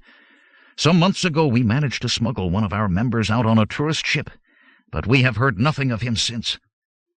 "Was he small, dark, and with a crooked nose?" "He was. But how did you know?" "It is my sad duty to inform you that he is dead. Undoubtedly murdered by police agents. Poor Hector. He was such a brave man.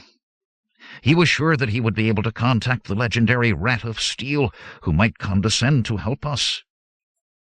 Jorge's voice ran out like a broken recording machine, and his eyes bulged interestingly from his head.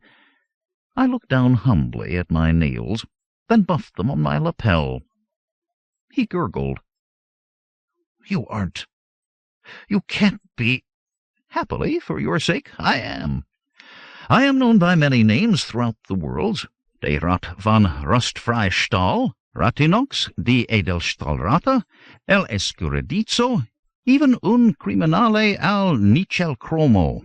At your service. Now, tell me about your setup here, and what your plans are." "Simply and depressingly stated, we have no plans and are in a state of disarray. The secret police are too efficient. All resistance organizations are penetrated and destroyed even as they are formed. Ours is a new organization, and already Flavia is known and in hiding. Since I see many tourists, it was she who devised the plan to seek help from off our planet. I am ashamed. We are so feeble." "Best news ever. Gives me a free hand. Do you have any idea if there are others with like feelings?"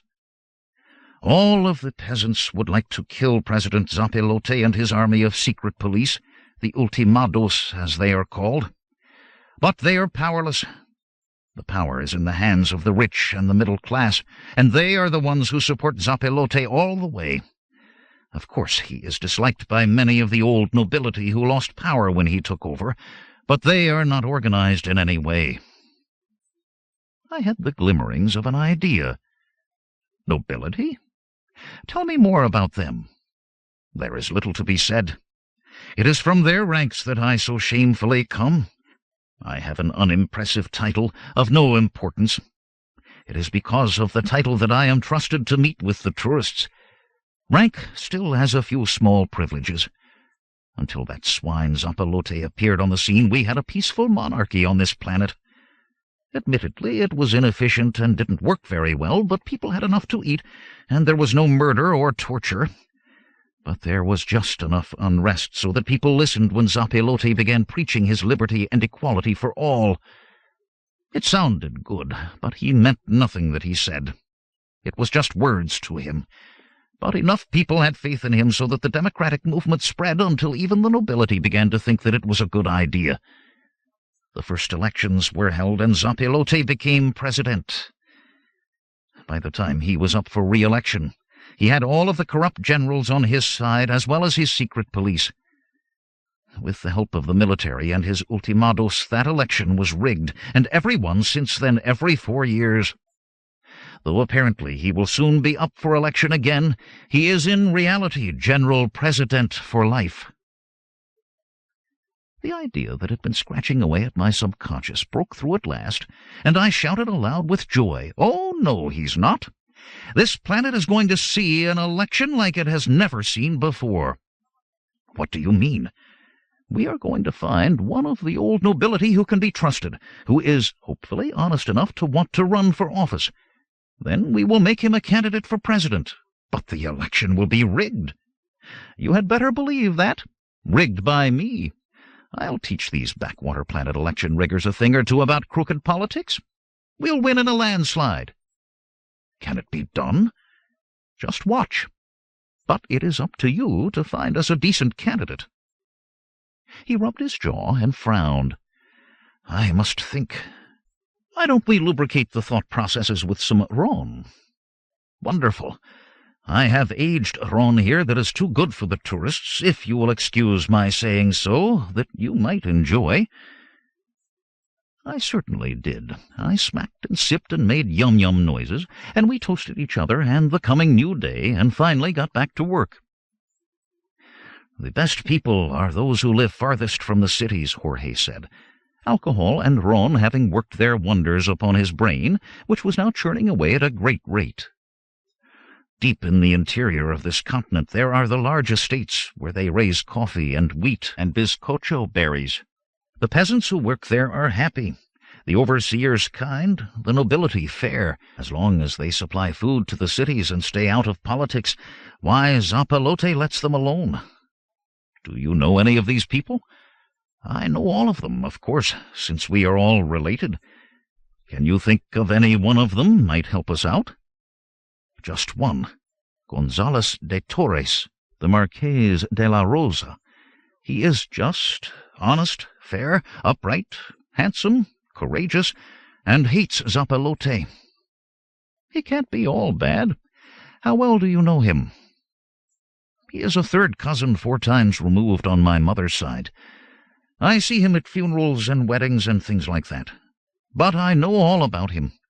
There are no secrets in the aristocracy. I have a feeling he is our man. How do we get in touch with him?" "We must obtain a car." "Already done. Will you come with us?" "I dare not leave my job. It would be too suspicious. But Flavia could guide you. I will give her a message. She will be safer away from this place." I took a last guzzle of the ron and placed the glass reluctantly back on the table. "Then it's all set. I'll take my troops for a ride in the country, where we will have a picnic and a siesta. By this time it will be after dark, and you will tell me where and when we are to pick her up. It will take time to locate her, and I must work today. But if you will come to this building at midnight, I will be outside. I will take you to her. As good as done." I started to leave, then turned back and pointed to the dust-shrouded bottle of vintage ron. "Once they are opened, these ancient beverages tend to spoil. You wouldn't like me to take care of that for you?" "Take it, I beg you," he said, pressing the bottle upon me. "I have more. I will bring many bottles with me tonight when we meet." There are advantages to this planet never mentioned in the tourist brochures. Aged ron and rigged elections. Why, this place is a paradise indeed. 9. "Sounds like a great plan, Dad," the twins said in enthusiastic chorus. "It would be a lot greater if that foxy Flavia weren't coming along with us," Angelina sniffed. I took a delicate sip of the aged ron and waved my hand in airy dismissal. "Dear wife, my philandering days are long past, even if they only existed in your deliciously suspicious mind. I have eyes for no other, even the fair Flavia." Angelina arched her eyebrows at my words, either in disbelief or appreciation, and I did not question her as to which. Life was quiet and restful at the moment, and I intended to savor every fleeting instant, because it was sure to get very busy in the near future. This was the lull before the storm, the girding of loins before the conflict. We sat in the clearing in the forest, high in the hills above the coast, delightfully full after our rustic picnic. Empty dishes were scattered around us. The sun was dropping, as was the level in the Rhone bottle. James was dozing, Bolivar tinkering with the car. I lay with my head in Angelina's lap, very much at peace with the world. "This is the life," I sighed. "Maybe I ought to retire to some restful planet like this, where we can while away our declining years in the sunlight." "Nonsense," Angelina said in her most practical voice. "You would be bored to exasperation in less than a day. The only reason you are enjoying yourself now is because you are about to go into action, and you are also half-bombed on that antique Rhone you have been knocking back all day." "You slight me. I'm as sober as an octogenarian teetotaler. I can recite pi to 20 decimal places. Say she sells seashells." "Seashells she sells." "Wonderful." She stood up suddenly, and my head thudded to the ground. Time we got going. "James, carry your father to the car if he's unable to walk." James opened a conspiratorial eye and winked at me. I winked back and rolled over, then did a quick 50 push-ups to start the blood flowing again, and instantly regretted it as flowing blood started a wicked hammering in my head. This Rhone was potent stuff. I finished the last dregs in the bottle and hurled it from me, swearing off it for life, or at least until tomorrow. Within short moments we were ready for the road again. James had cleared away the debris, and Angelina slipped the soiled dishes back into the picnic basket, through the cleaner slot in the lid where supersonics blasted away every remaining trace of food. I don't remember much about the return journey, since I managed to sleep most of the way, harboring my energies, not sleeping off a drunk, as Angelina so humorously suggested. Her dainty elbow in my ribs stirred me to life as we swung by Jorge's apartment. He was waiting in the shadows, darting forward as we stopped and hurling himself in beside us. "Drive on, quickly," he gasped, which Bolivar of course did. "Tragedy has struck. We are lost. Flavia has been captured by the Ultimados." "When did this happen?" I asked. "Just a few minutes ago. I had the call just as I was leaving. A carload of them attacked the farm where she was staying." "Is this farm far away?" "Not very far. A half an hour's drive, perhaps." "Then we can cut them off before they bring her in." "Yes, it is possible." Enthusiasm replaced despair. "Turn left here, quickly. There is only the single road, but I must warn you, they are heavily armed and dangerous." Jorge looked around at us as though we were mad, as we all burst out laughing at once, then fell back into our seats as Bolivar gunned the car to roaring life. Armed and dangerous indeed. It took us less than 5 minutes to reach the road that led down from the plateau. Hopefully we were ahead of the heavies. I stood up in the back seat and surveyed the scene for long seconds, working out a plan. "Right," I said, pointing at James. "Dig out a full-size debonder and some needle guns. Everyone out of the car. Bolivar, take it back down the road out of sight. Angelina, you are going to be the bait in the trap." "How thoughtful." As the car thundered away, I pointed my flashlight at a large tree that hung over the road. "Use the debonder to drop that tree right across the road." I tilted my head as I heard the sound of a distant car. "And quickly, since I can hear them coming." We could see the advancing headlights as we took up our positions of concealment on both sides of the road. Angelina lay sprawled beside the tree, her legs under the trunk as though trapped. The headlights grew brighter, sending swooping beams through the trees. Then the car was around the bend, with the downed tree directly before it. Brakes squealed, and for one horrified moment I thought the thing would hit Angelina, but it shuddered to a stop in time, and she waved an arm feebly and called out for help. And that's all there was to it. The driver emerged, and while his door was open there was the slight rustle of needle guns firing. Powerful electromagnetic fields hurled out the tiny slivers of steel, each one tipped with a powerful sleeping drug. The driver folded down neatly onto the road as I jumped forward, flashlight in one hand, gun ready in the other. My precautions were not needed. The car was filled with the gross and snoring forms of the secret policeman.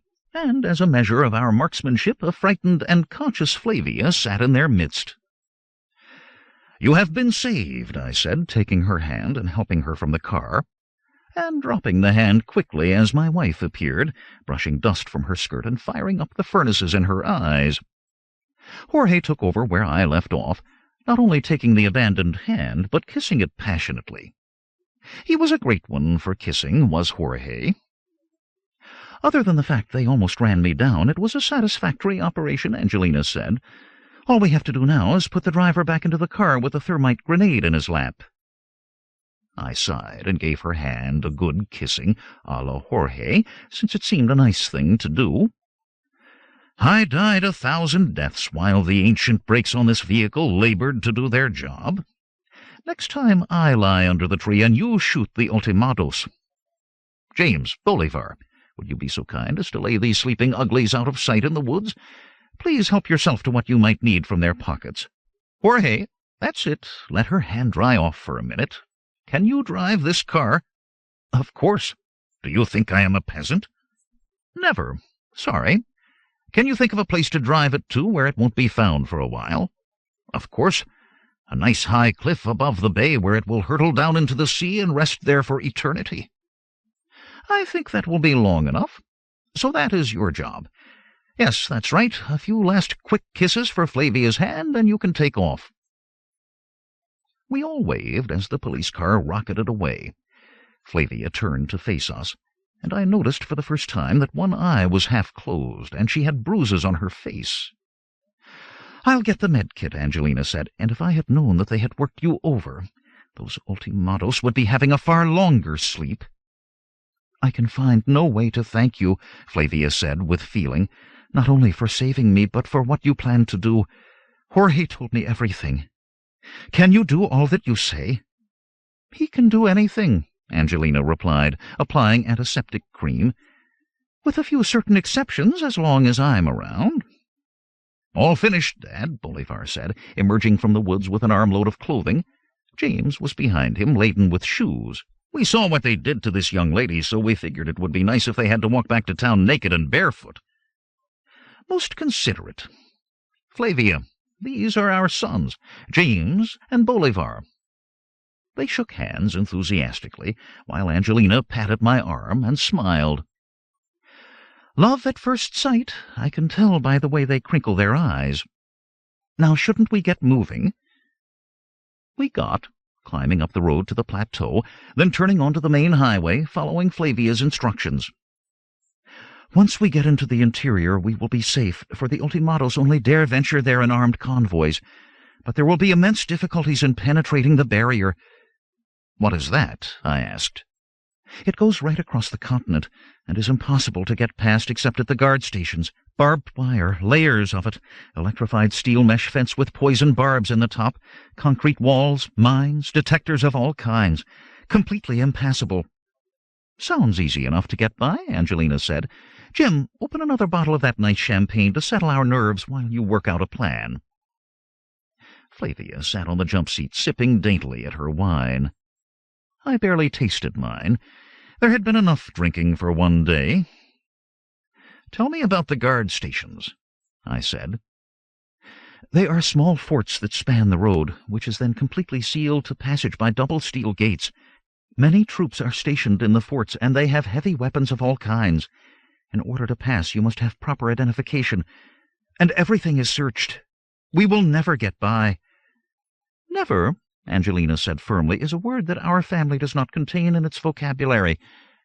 What do you think, Jim? The barrier or the guard station?" "The station, of course. It is easier to deal with people than trying to blast our way through all that concrete and hardware. How much further do we have to go?" Flavia looked out at the next signpost caught by the beam of our headlights. 200 kilometers, perhaps a little more. Did you hear that, James?" "Got it." "Log it, then, so you can turn on the radar about 40 k's out. You should get a good image. Stop when you're 10 k's short of the target, and we'll go to action stations." I could see from her expression that Flavia thought we were mad. Rich tourists in an old car, about to take on the cream of the army. She, as well as they, had a few surprises in store. I sipped a little more champagne as I went over the details of the plan in my head. "There it is," James said some time later as Bolivar drew the car over onto the shoulder of the road. "You don't even need the radar screen." How right he was. The twinkling lights of the barrier stretched out of sight in both directions, while directly ahead was the floodlit bulk of the guard station. It looked ominous and impregnable. I could see Flavia shiver, and I wondered if I shouldn't do a little shivering myself. Never. This world was mine for the taking. Zapilote was doomed. We could not flinch back from the first challenge.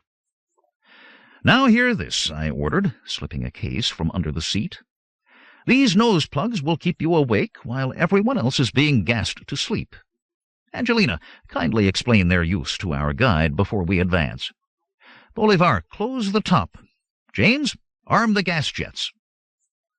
There was a smooth whirring as the armored steel top of the open car slid into place.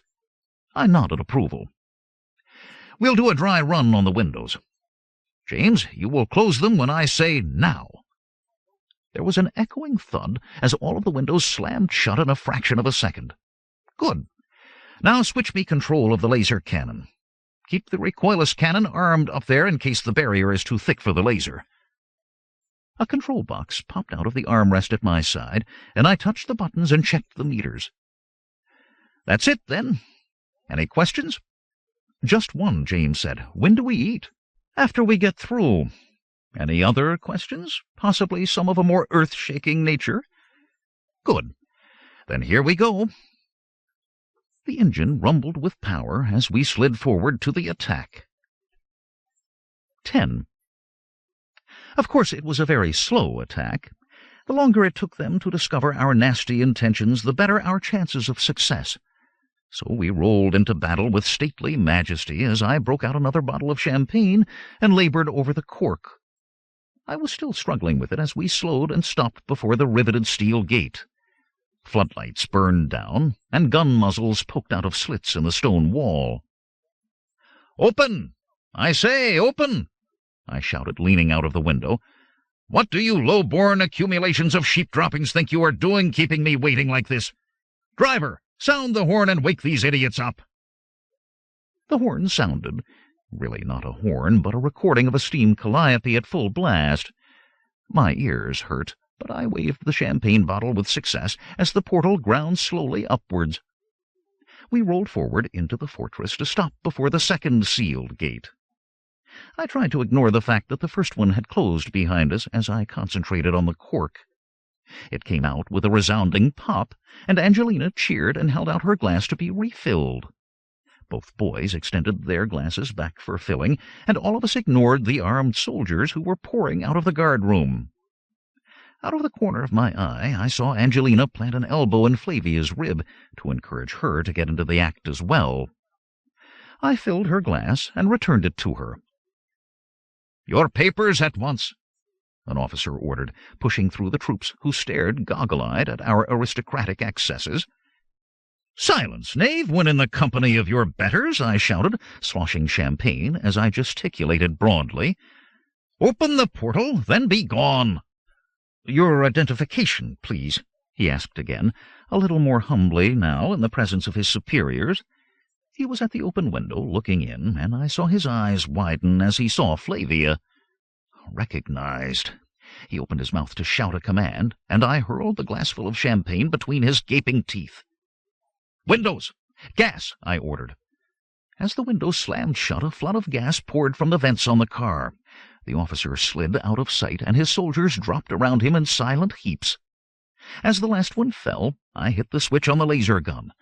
The ruby ray lashed out spectacularly. Sparks flew in all directions, and the steel door glowed a nice red color. "Not too impressive," Angelina said. "The metal is too thick. James, the cannon. Hit it at the top." The long hood of the car split open, and an ugly gray muzzle heaved up into firing position. The exploding roar of the recoilless 105 cannon was deafening in that enclosed space. Even inside the insulated car, we clutched our ears as the armor-piercing shells tore through the steel. It was like being inside a giant bell with our heads as clappers. The door ahead of us buckled and shook, then collapsed outward with gathering speed and crashed down into the roadway. Machine-gun bullets crashed and starred the window by my face and clattered like deadly hail off the armored roof as more soldiers poured out of the doorway. They fired as they came, then collapsed as they walked into the pool of sleeping gas. "Get us out of here!" I shouted, hardly able to hear myself with the ringing in my ears. "Wait!" One of the soldiers had staggered forward, still shooting as he dropped onto the hood of the car. His sprawled body slid slowly backward and disappeared from sight. If we moved, we would run him down.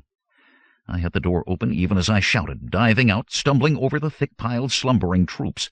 One of them had fallen with his arm under the car. I kicked it back. Then I had the soldier in front of the car by the boots and dragged him aside. As I jumped for the car, I had a sudden glimpse of another soldier in a gas mask raising a gun. It fired, and pain tore through my shoulder, spinning me about, knocking me down. Things became a little hazy then. I tried to stand, but only thrashed a bit without moving. Through a blur, I saw James standing over me firing a needle gun, then dropping it and grabbing me up, pushing me headlong into the car. Though I wanted to see what was going on, my eyes were closed for some reason. The car surged forward. There were more loud explosions. We bumped and bounced horribly as we rode down the remains of the gate. After that, the bliss of unconsciousness. When I opened my eyes, the first thing I saw was Angelina's fair face, which is a very nice thing to see at any time, but was particularly welcome at this moment. I started to talk, but started coughing instead. She held a glass of water to my lips, which I gulped at eagerly. She moved aside as she set the glass down, and I found myself looking up at the blue sky, which was a relief. Far better than a sordid prison ceiling. The water had washed away my speech impediment, and I did much better on my second try. "Mind if I ask how it went?" "Very well indeed, despite your foolish heroics." But she was smiling as she said this, and could it be true? Was there the tiniest tear in the corner of her eye?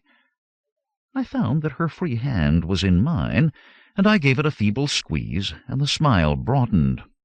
The resistance petered out as the gas seeped through the building. A few soldiers managed to put on gas masks, but the needle guns got them.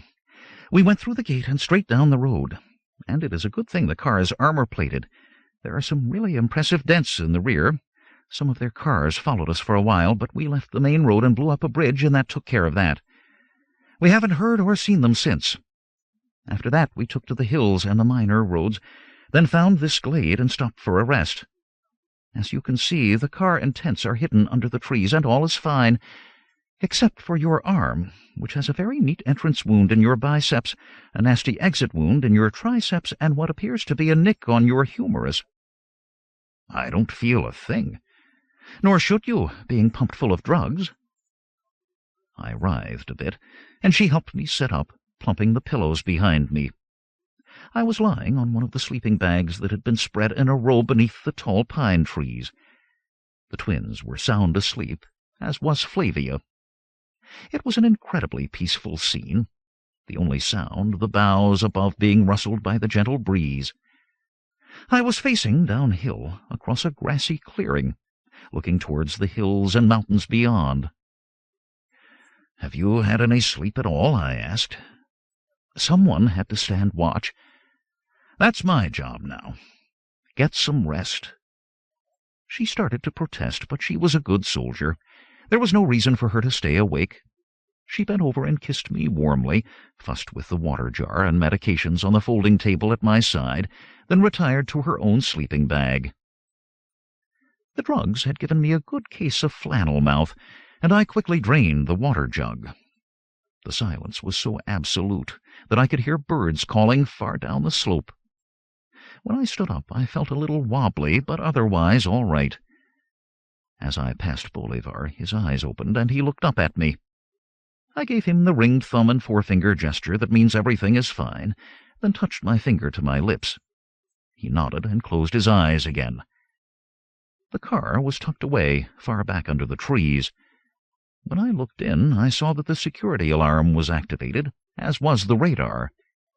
If anything bigger than a bird moved in our direction, the alarm would be sounded. One of the boys undoubtedly had the repeater tucked in with him. I had a warm feeling of happiness, knowing that my mob could well take care of themselves under any circumstance. There was a container of water chilling in the fridge. Also a number of bottles of beer. That was more like it. I struggled the top off a beaded bottle and gurgled greedily, then clutched it by the neck as a makeshift weapon when I heard footsteps moving outside the car. Flavia appeared, so I relaxed and drank a bit more. "You are the only person who could have brought us here," she said. "I thank you from the bottom of my heart." "Nothing at all. I do it twice a week sometimes. And remember, I had some skilled help." "I must confess I thought your plan insane when Jorge told me. I never believed that you could possibly win an election against Zapelote. Now I apologize for that doubt. I not only believe that you can accomplish what you say, but I want you to do it. Do you know why?" "Sorry, head's still a bit thick. No good at guessing games." She came forward, stopping no more than an arm's length away. And she was indeed remarkably beautiful. Eyes you could drown in, lips red and full. I sighed and drained the bottle and sat back on the seat to keep my distance from those eyes. She stood there, most serious and radiant, with her hands clasped before the fullness of her bosom. "I want you to succeed, because you are a man of utmost honor. I believe that truly." "I believe that I am a crook, though I thank you for the kind words. Though the police of 100 planets probably wouldn't agree with you." "I do not understand you, but I believe in you. Tell me, why did you leave the safety of the car and risk being killed?" "Nothing else I could do. That soldier was under the wheels. He would have been killed when we drove ahead." "But you risked everything, every one, for that man's life. How could one man's life be so important?" "You've just said it yourself. What else is there more important than one person's life?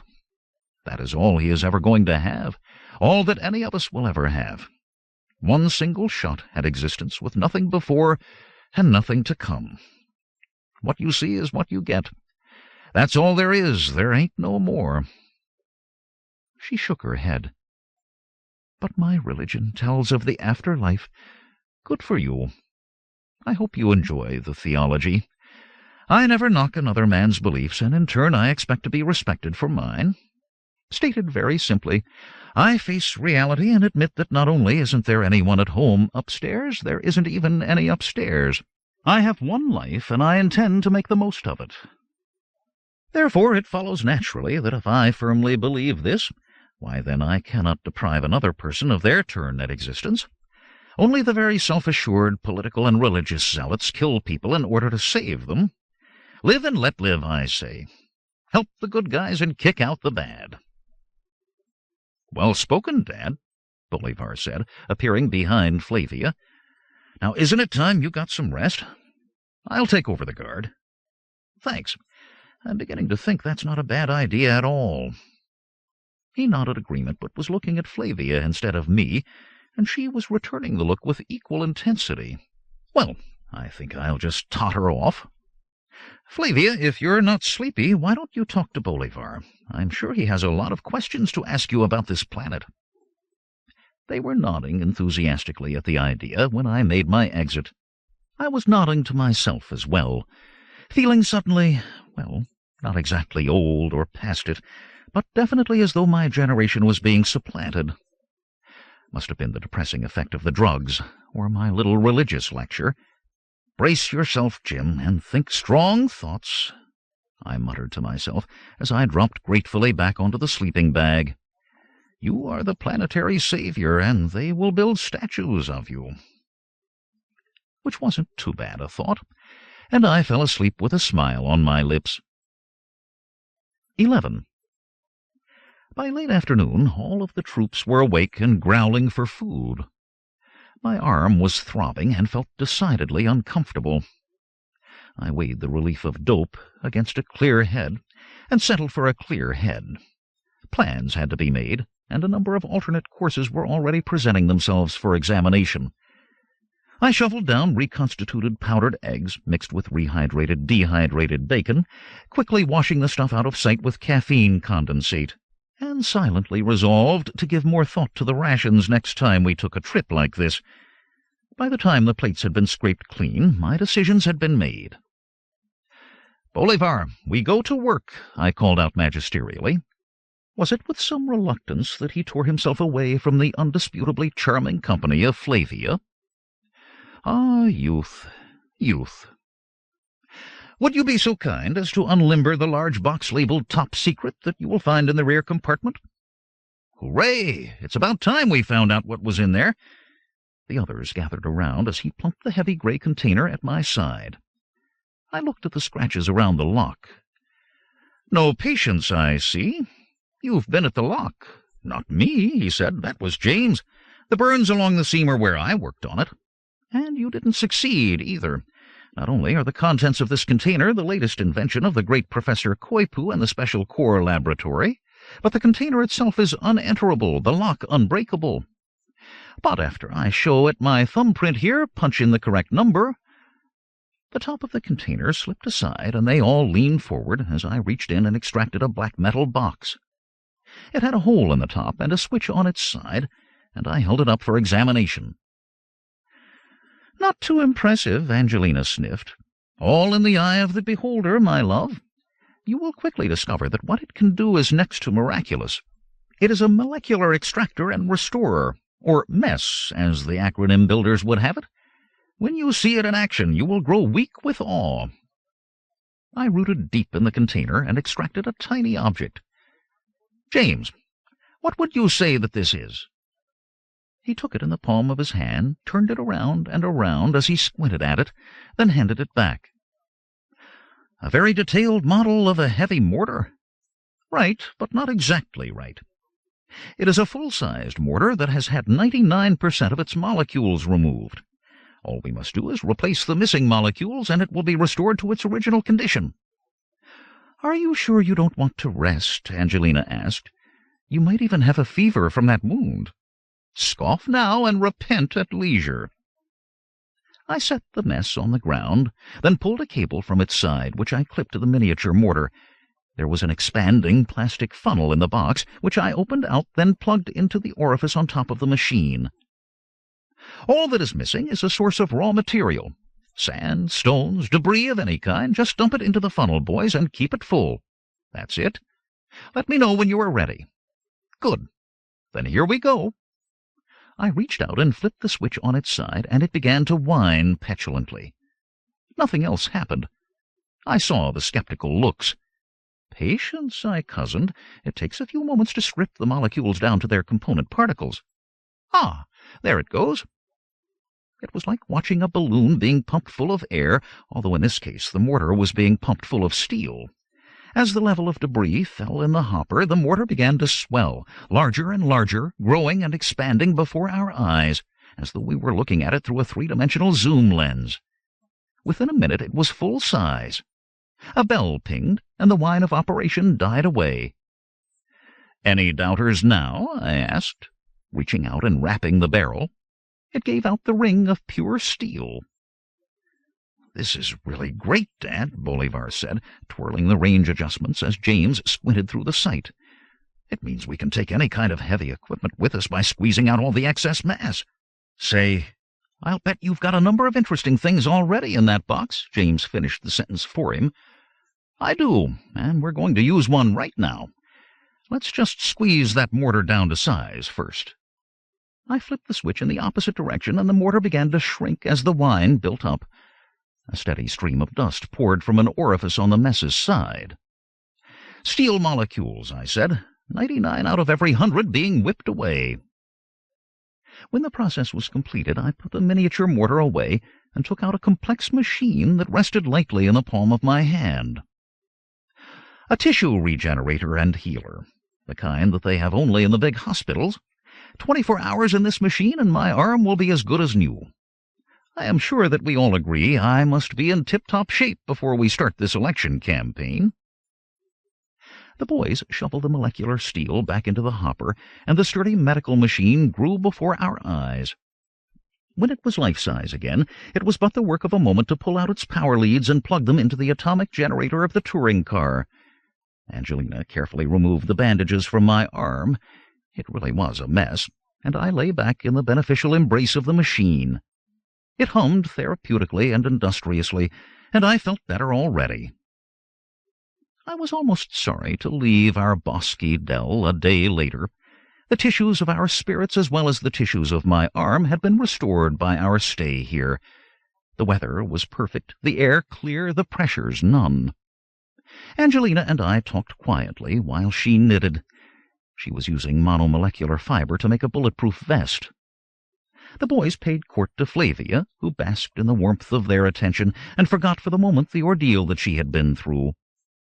But once my arm had healed, the old itch for action began to scratch for attention.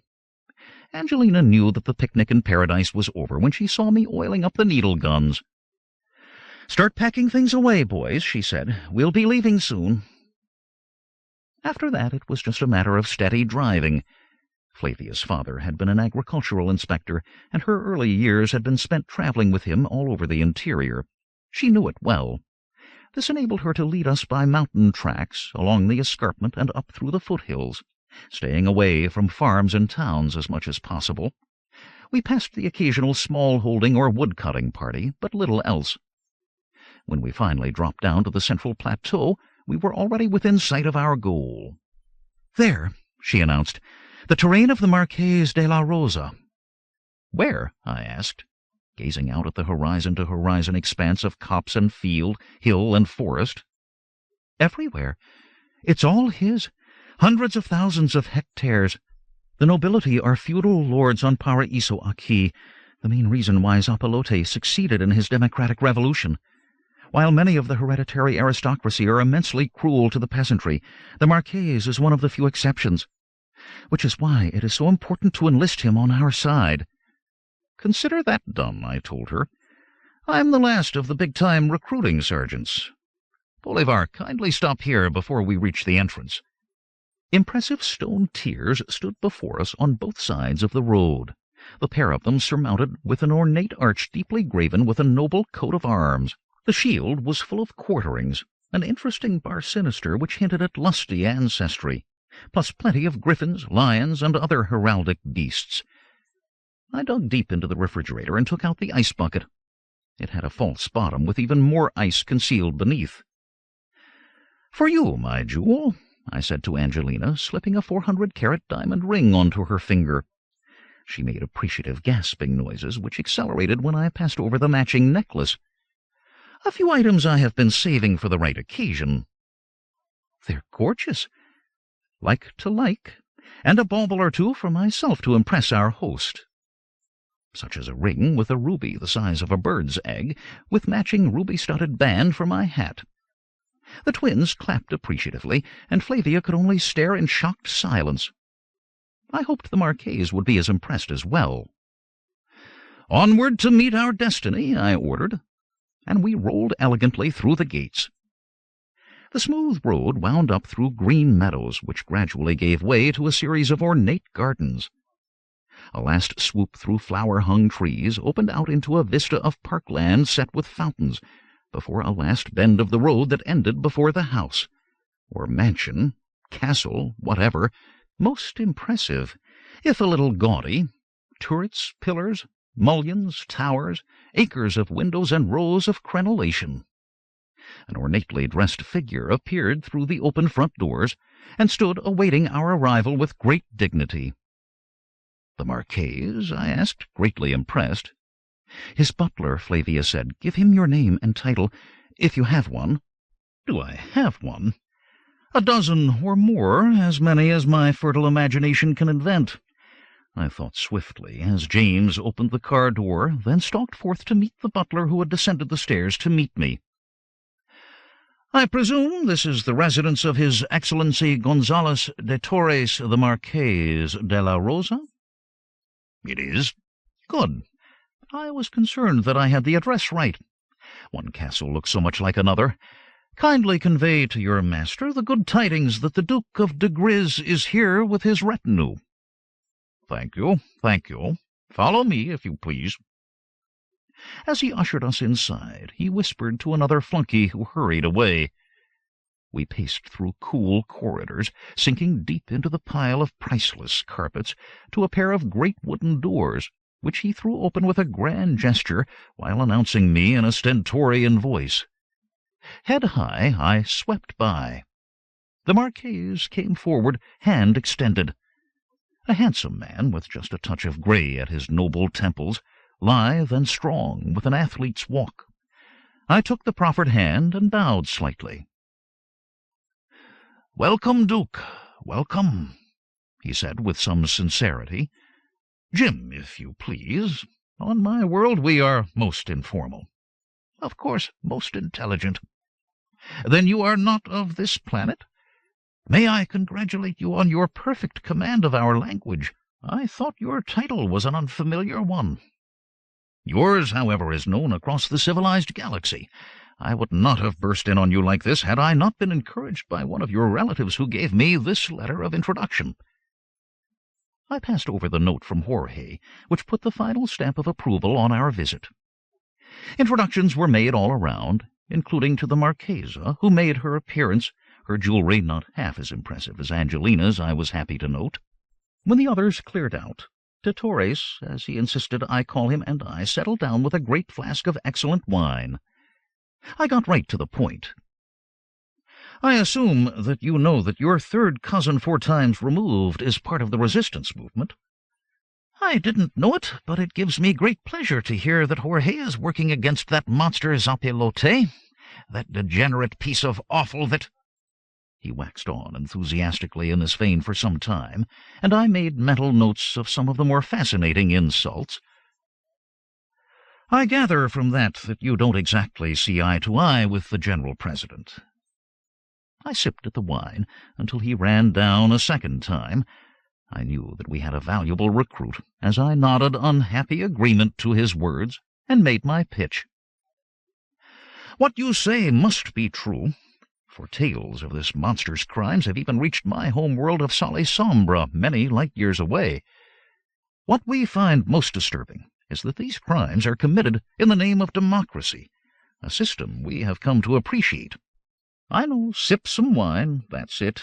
Must think about the blood pressure. The 2 words are the same. Like you, people of our class had certain suspicions when the ballot box replaced hereditary rule, but in the long run it worked out all to the good, particularly when those of noble blood and decent education ran for office themselves, and were elected."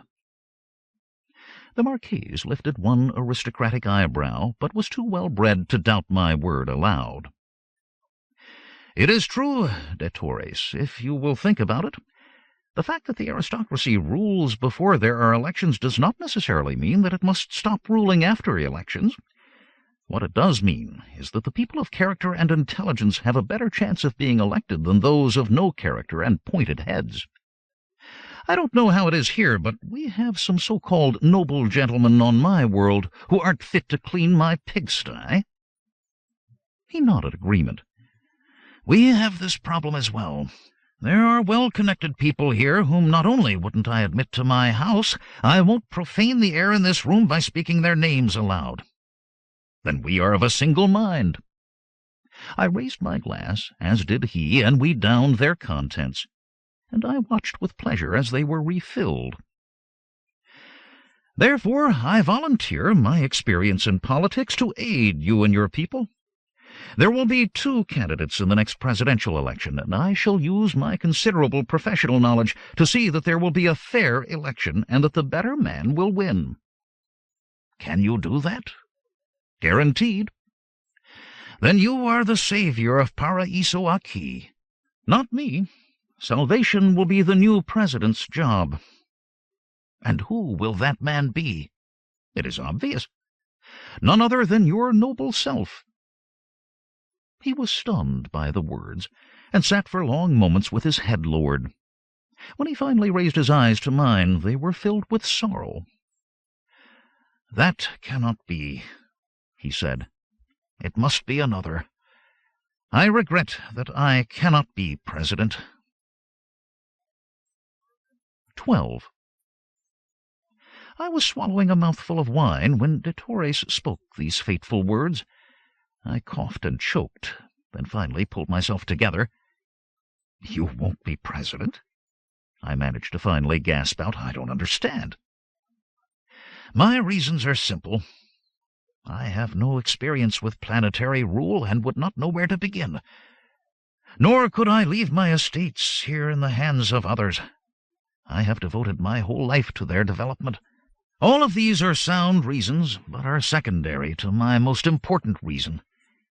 There is another, far better qualified than I, though I cannot deny that I am tempted by the post and the opportunity to bring down the despicable Zapelote.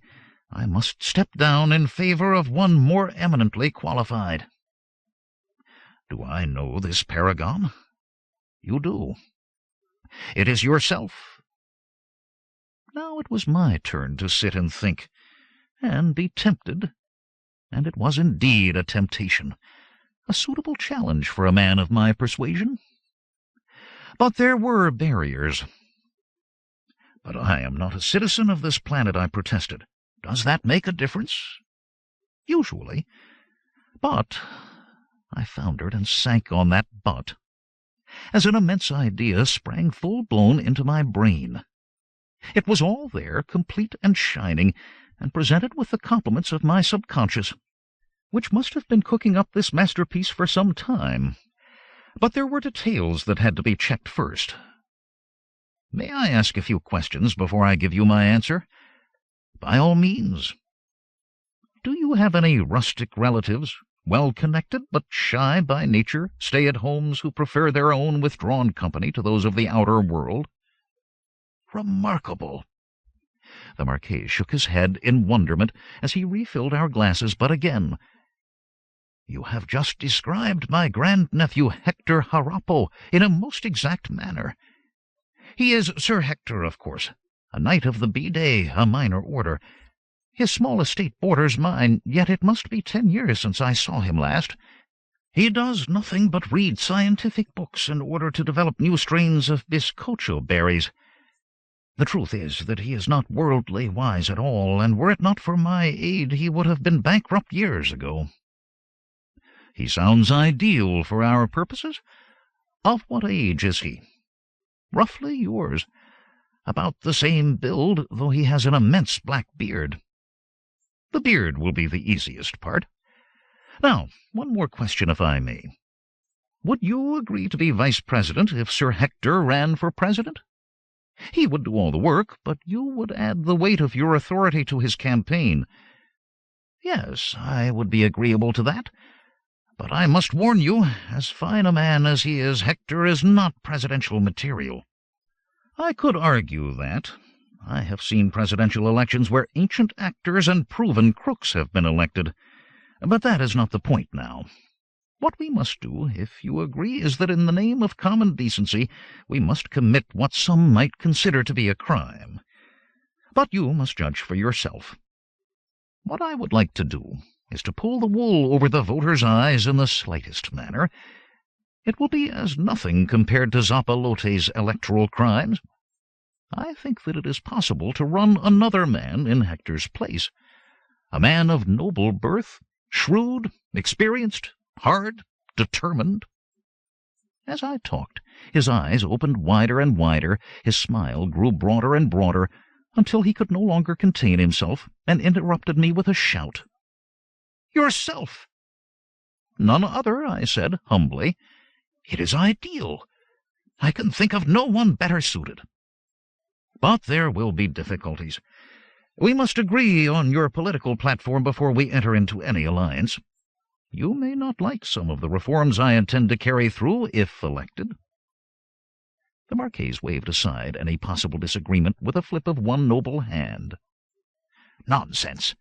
All men of honor and standing agree on this sort of thing. I know by your title that we will have no problems." "I don't think it is going to be quite that simple. For instance, what if I were to advocate splitting up the large estates and giving them to the peasants?" "I would shoot you on the spot," he said with cold simplicity. Lucky that I don't believe in that myself. Which wasn't quite truthful. But I could see where land reform, all kinds of reform, would be a long and slow process on this planet. We would have to start with basics. The longest journey begins with but a single step, as the shoe salesman said. No land reform, of course. I just said that to mention some of the political questions that we will be asked if this is an absolutely free election. Now, there are one or two little reforms that we will have to consider in order to get the popular vote. They are things that I know we don't like in theory, but we must make a few concessions in order to get people to vote for us. For example, DeTorres asked, most suspiciously, memory of those divided estates still in mind. Well, for example, we must allow universal suffrage.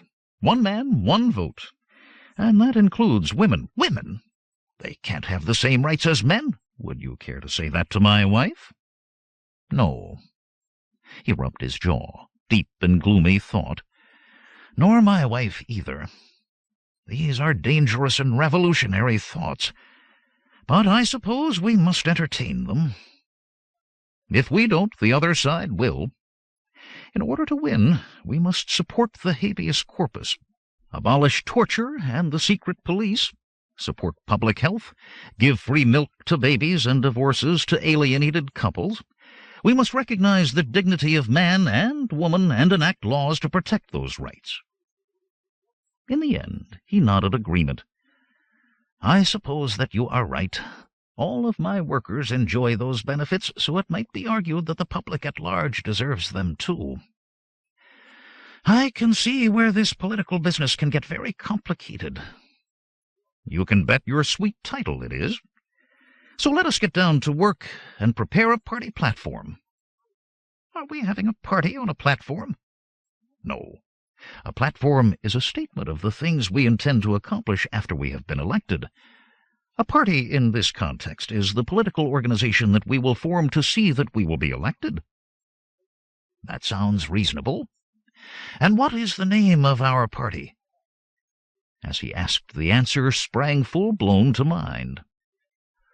It shall be called the NPWP, the Nobles and Peasants and Workers' Party. Nip-whip.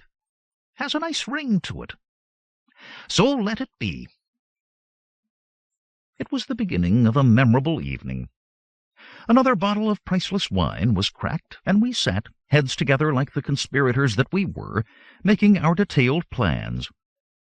The Marquess was no dummy about life on Paraiso-Aqui, and he knew everyone worth knowing as well. He had food sent in when we became hungry, and the session continued far into the night. By morning we were thick as thieves, with all the details worked out, and we retired with feelings of virtue at a job well done. I told Angelina what had been accomplished while we breakfasted in bed in regal style, but DeTorres was no slug-a-bed like me.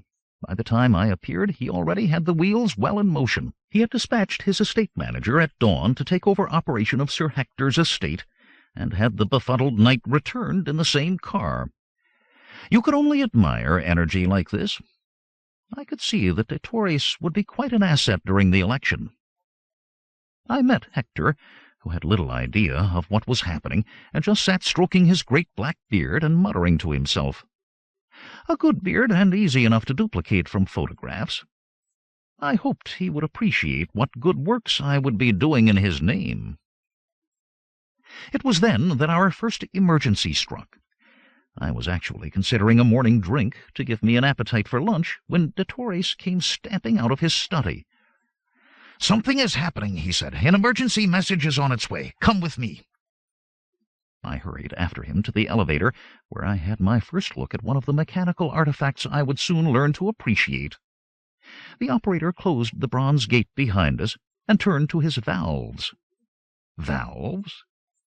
I must have spoken aloud, because DeTorres smiled and waved proudly in their direction as the ornate cage of the elevator shuddered slightly, then began to smoothly rise. "I see you are impressed. Nor do I blame you. In the cities you see nothing but shoddy electronics and weak little motors. But in the country we know how to build things better. The forests supply our fuel, the steam plant produces the unleashed energy to pump the water. Hydraulic systems are indestructible. See how smoothly we mount on the piston that supports this cage?" "A wonder," I said, and meant it. The cylinder must be buried deep in the foundation, the piston at least 100 meters long. I hoped their metallurgy was up to it.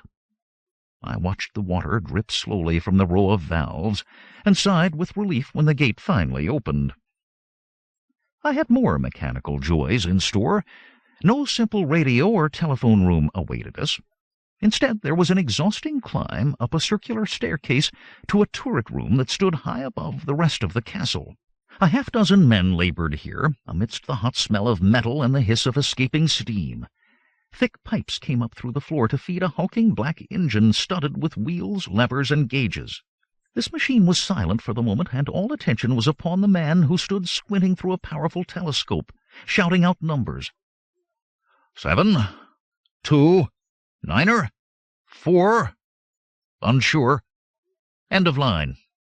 Send a repeat for that last phrase. The machine operator began industriously working his handles. The device groaned, hissed, and clanked as tall pistons pushed shining steel rods up and down. I followed their movements upwards through the wrought iron-framed glass roof, and farther up still to the top of the spire where great metal arms jerked and waved. "I see you are impressed by our semaphore," de Torres said proudly. "Impressed is far too mild a word," I said truthfully. "How far has this message come?" "All the way from the coast, relayed from station to station. It is a private enterprise of the larger landowners. We are in constant communication with one another in this manner. The code we use is secret, known to but a handful of us. This message began with a highly urgent signal in clear, which is why I brought you. I feel in my bones that it is concerned with our mutual affairs. Aha! Here we are." The faulty line had been retransmitted and transcribed. The completed message rushed to the Marquess. He frowned down at the rows of numbers, then waved me after him to a chamber built into one wall. A high window threw light onto a carved desk, upon which he spread out the message. From his wallet he took a cipher wheel, set it to a number, then spun the actuator. "It will go faster," he said, "if you transcribe as I decode." I wrote out the message as he gave it to me, and the knot of tension in my midriff grew as letter followed letter. When it was finished, he leaned over my shoulder and read in silence. "Election laws secretly changed, and presidential candidates must register by 6 tonight. In Primo Rosso. Jorge." "The trouble is already starting," I said. "Zapilote must have got wind of our plans and is moving to stop us before we even get off the ground. What is Primo Rosso?" "Our capital city, and Zapilote's stronghold. The man is impossible to beat. If we try to register, we will be arrested, and if we don't show up, he wins the election by default." "Never say die before the fight, de Torres." "Can we reach Primo Rosso in time?" "Easily. My jet copter will take us there in less than 3 hours." "How many will it hold?" 5, including the pilot. The perfect number. You and me, Bolivar, and James." "But your sons are so young." "I have armed men, young in years but wise in experience. You will see for yourself what they can do. Now, if you will roll out your craft, I'll get the boys and make a few other arrangements." I was rooting around in the depths of the storage compartments in the car when Angelina tapped me on the shoulder.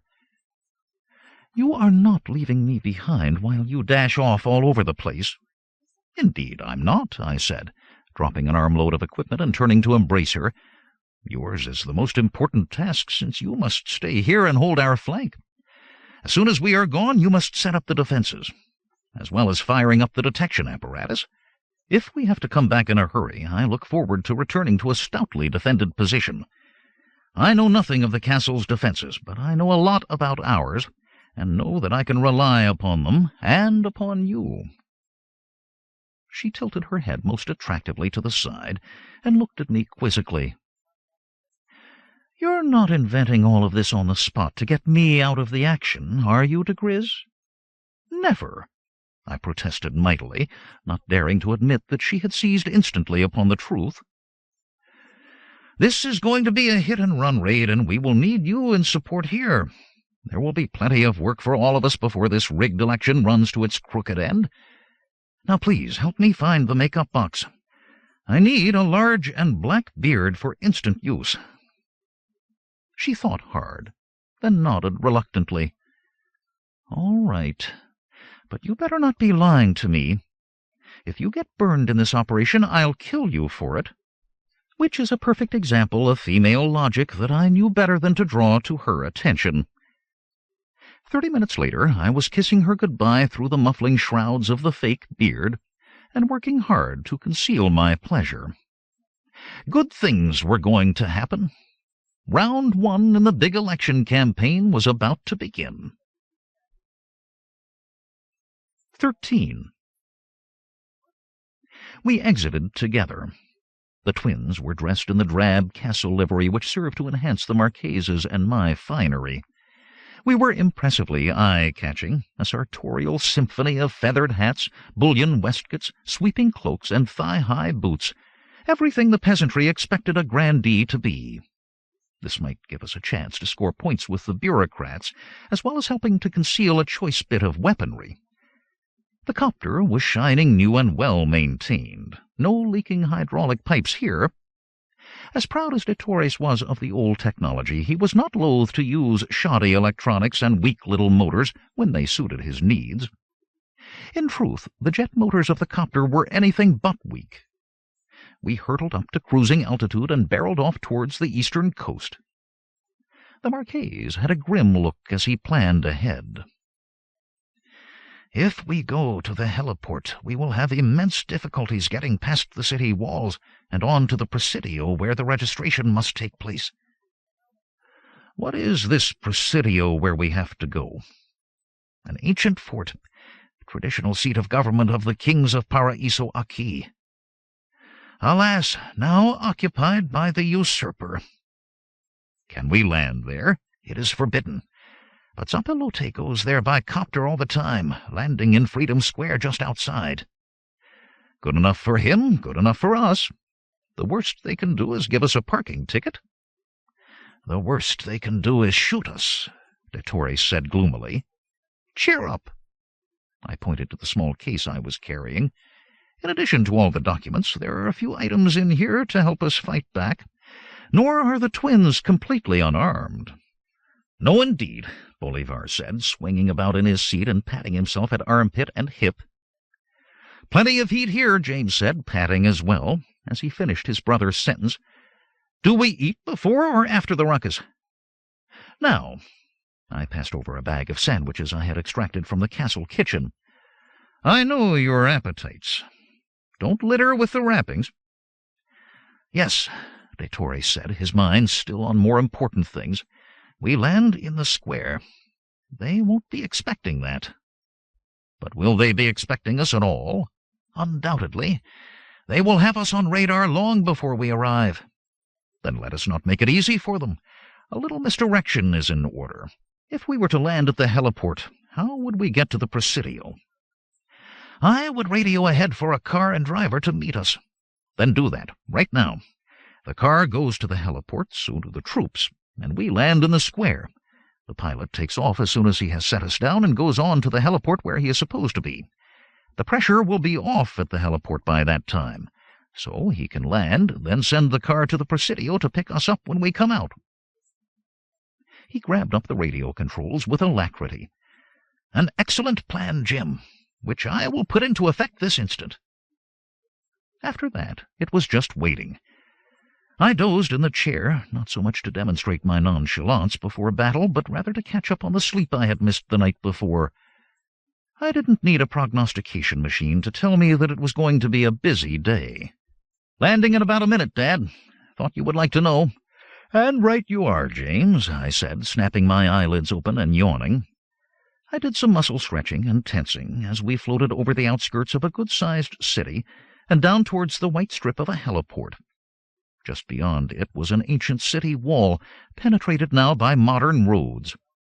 It all looked quiet, perhaps too quiet. "Full power, now!" DeTorres called out, and the pilot kicked in the throttle. We arched up over the wall, skidded across the rooftops, and whipped about in a sharp turn around a great and gloomy fortress, obviously our target. The few pedestrians in Freedom Square fled in panic from the downblast of our jets. We hit and bounced, and my boys bailed out, one to each side. They helped the old folks down, slammed the doors, and the copter was up and away almost before the locals knew we had arrived. Then, with the Marquess leading the parade, we quick-marched across the square towards the entrance to the Presidio. Our first problem was so slight that we scarcely noticed it. A beribboned junior officer popped out from between the gates and barred our way. "It is illegal to land in the square. Do you realize—" "I realize. I want you out of my way, little man," DeTorres said in the coldest of tones, hundreds of generations of noble lineage vibrating from every word. The officer gasped and paled and practically wilted aside. We marched on, up the steps and into the entrance hall. The official behind the desk there leapt to his feet at our approach. "Where is the registration for the presidency election taking place?" DeTorres demanded. "I do not know, Excellency," the man gasped. "Then find out," DeTorres said, picking the man's phone off the desk and handing it to him. He had no choice other than to obey. Beneath the blaze of the Marquess's gaze, he even managed to get the right answer. "The 3rd floor, Excellency. The lift is there." "The stairs are here," I broke in, pointing the way. "There could be an accident. The power cut, perhaps." "Perhaps." The Marquess nodded agreement, and off we stamped. We had actually penetrated to the right office and obtained the correct registration forms before the opposition arrived in strength. I was already scratching away at the forms when the door crashed open and a crowd of nasties pushed in. They wore black uniforms, black caps, and black glasses. Their fat fingers were close to the butts of their long black pistols. I had no doubt at all that I had finally met the dreaded ultimados, the dictator's personal murder squad. They opened their ranks, and a pot-bellied officer in full-dress uniform pushed his way through. His wrinkled face was livid with rage. His ancient yellowed fingers scratched at his holstered pistol. The opposition had arrived. "Cease what you are doing at once," he ordered. The Marquess turned slowly towards him, cold lips at full sneer. "Who are you?" he asked, with an insulting mixture of boredom and superiority. "You know who I am, DeTorres," Zappalote screeched, the frog-mouth drawn into an angry line. "What is that bearded moron attempting to do?" "That gentleman is my grandnephew, Sir Hector Harappo, Knight of the B-Day, and he is filling out the application form as a candidate for the presidency of this republic. Is there any reason that he shouldn't?" General President Julio Zappalote had not ruled this planet for all the years by accident. I watched as he opened his mouth, then closed it again, and took control of his temper. The color faded from his cheeks, to be replaced by a far more dangerous, icy calculation. "Every reason," he said, his control matching that of DeTorres. "Registration does not open until tomorrow. He can return then." "Really?" There was no warmth in DeTorres's smile. "You should pay closer attention to the operation of the Congress. They amended the law this morning so that registration not only opened today, but closed today as well. Would you like to see a copy of the legislation?" He moved his hand towards his breast pocket. Pure bluff, and masterfully done. Zappalote shook his head sharply. "Who would doubt the word of a man of your rank? But Sir Hector cannot register without a birth record, doctor's certificate, voting registration." "All in here," I said, holding up the case and smiling. I could almost see the thoughts being ordered in that evil brain. The silence lengthened. His first legal plan was now in ruins, since the registration was being made. That left violence as his only remaining option. By the look in that serpentine eye, I could see that he was actively considering it. If he could have eliminated us all instantly on the spot, without there being any public knowledge of the deed, I am sure he would have done it. But there had been too many witnesses to our arrival. The Marquise was too public a figure for him to get away with that. Only the nobodies vanish in secrecy in a police state. The silence stretched and stretched, and then he waved his hand in dismissal. "Complete the application," he ordered me, then turned to de Torres. "And what is your interest in this matter, Gonzales? Does your grandnephew need his hand held and his nose wiped?" The Marquise made no mention of the obvious insult of the use of his first name. His calm matched that of the dictators. "Neither hand-holding nor nose-wiping, Julito." He used the diminutive as a deliberate slap in the face to Zapalote. "I come as his partner. I am standing for the office of Vice President. In due course, both of us will be elected, after which we will see to it that your filthy administration is brought low at last." "No man talks to me like that." The artificial calm was gone, and Zapalote was quavering with rage, his fingers clutching tightly onto his gun butt. "I talk to you like that because I am here to see to your destruction, little man." The Marquise was as angry as Zapalote now, despite the calmness of his tones. Neither of them was going to back down, that was obvious. Death and destruction were in the air. "Perhaps you can aid me with this application," I said, stepping between them and waving the sheets of paper before Zapalote's face. "Since you are president, you should know." "Step aside, fool," he screeched, pushing at my arm, which, however, didn't push too well. We swayed and stumbled, and the papers flew up into the air. Raging, he struck me with his fist, full in the face. With no effect, of course. I rocked with the feeble blow and was obviously unharmed by it. I looked down at him in bewilderment, then shrugged and bent to pick up the papers. "Well, if you don't know, I'll just have to ask someone else," I said as I shambled off. This bit of nonsense had cleared the air.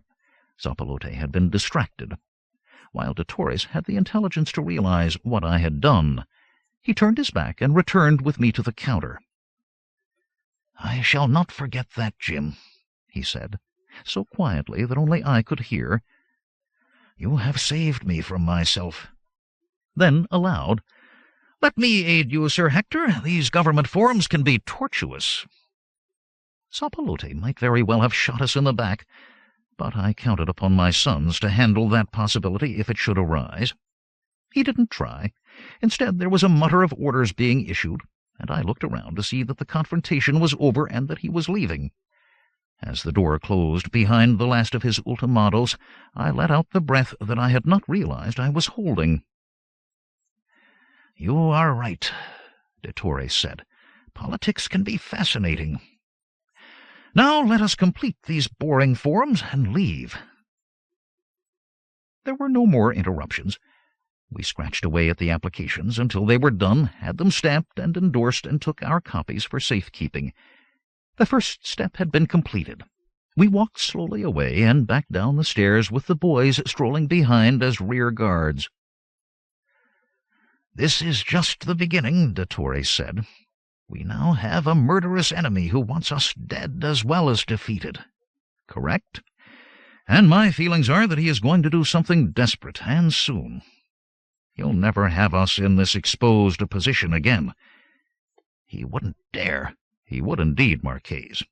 You're not on your home ground now. It would be extremely easy to kill us before we leave the city. An angry mob might be to blame, or an assassin who would be killed afterwards. Zapalote would then make all the sympathetic noises, and we would be out of the way forever. I guarantee that the story will be a good one." "Then what should we do?" "Exactly what we planned. Take the car to the heliport. This little mob will not be as easy to take out as all that, but let's move fast. Give him as little time to plan as is possible." I didn't bother to tell de Torres that our transportation was the next worry. I was relieved to see that a large and luxurious limousine was waiting at the entrance, but just because it was there did not mean Zapalote was not one jump ahead of us. The driver saluted and opened the rear door. "Bolivar," I said, "take that man aside and give him a large sum of money. You will drive." As the bewildered driver was led away by a strong grip on his elbow, I took a small device from my bag and handed it to James. "Run it around the car, will you?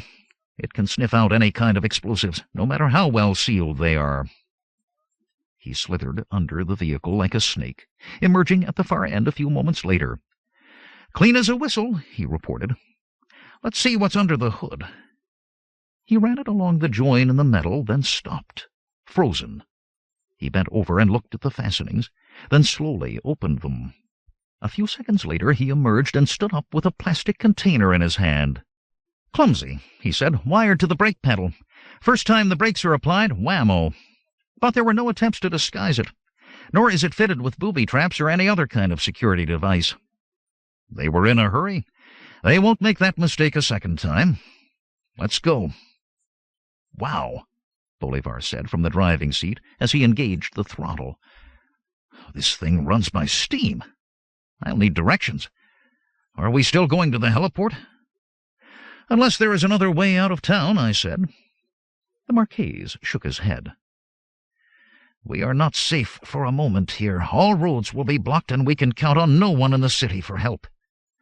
To the copter, then, by the shortest route, if you don't mind." The Marquess shouted directions, and Bolivar drove like a demon. Pedestrians scattered before us as we barreled straight down the middle of the road. We screeched tires around a final turn, and there was the city wall ahead. There was a barrier blocking the gate, armed guards with ready weapons stationed at each side of it. "We've no time for conversation," I said. "Bolivar, slow as though you were going to stop. James and I will use the sleeping gas bombs." I dug a handful from my bag. "No time for the nose plugs, so just hold your breath. When the bombs go, we go. Get ready." The car slowed before the barrier, then shot forward as the gas bombs exploded into dense clouds of smoke. There was a crunch and a bang, and bits of the barrier flew in all directions. Then we were through and picking up speed. If any shots were fired, we didn't know it. A screaming two-wheel turn took us around the corner, and there was the heliport directly ahead, and our copter, which was on fire with the dead pilot hanging out of the door. 14. "They should not have done that," Dottore said with savage fury. "Killed an innocent man. Not that." I could understand his feelings, but had little time to consider them. One escape route was closed. I had to find another, quickly. "Keep moving," I called to Bolivar as a car full of troops hurtled around the corner behind us. Could we get another copter? It didn't look like it. The only ones in sight were tethered and silent. The soldiers would be on top of us long before we got airborne. "What's ahead of us, beyond the heliport?" "Homes, factories, the suburbs," Dottore said. "After that, the highway north. They will cut that off. We will never be able to pass them." "Perhaps. Straight on, driver," spoken in tones of assurance to bolster the troops' morale. But mine was pretty low. We were out of one trap and driving straight into another, into a nest of local roads with only one exit. Our present freedom was an illusion. They would be closing in on all sides, blocking all exits. There was no escape. At that very instant, an amplified voice spoke these very words aloud. "There is no escape." The voice crashed down upon us like the wrath of the gods. The street behind us was empty for the moment, and nothing visible ahead except the quiet suburban homes. What was it? Bolivar spun the heavy car in its own length and shot it up a side street, driving flat out to escape the mysterious voice. "You cannot escape. Stop at once, or we will fire down upon you." Down? I poked my head out of the window, and there, just above us, hovered a two-place police floater. It drifted light as butterfly, held aloft by a gravity generator, the same kind that powered grav chutes.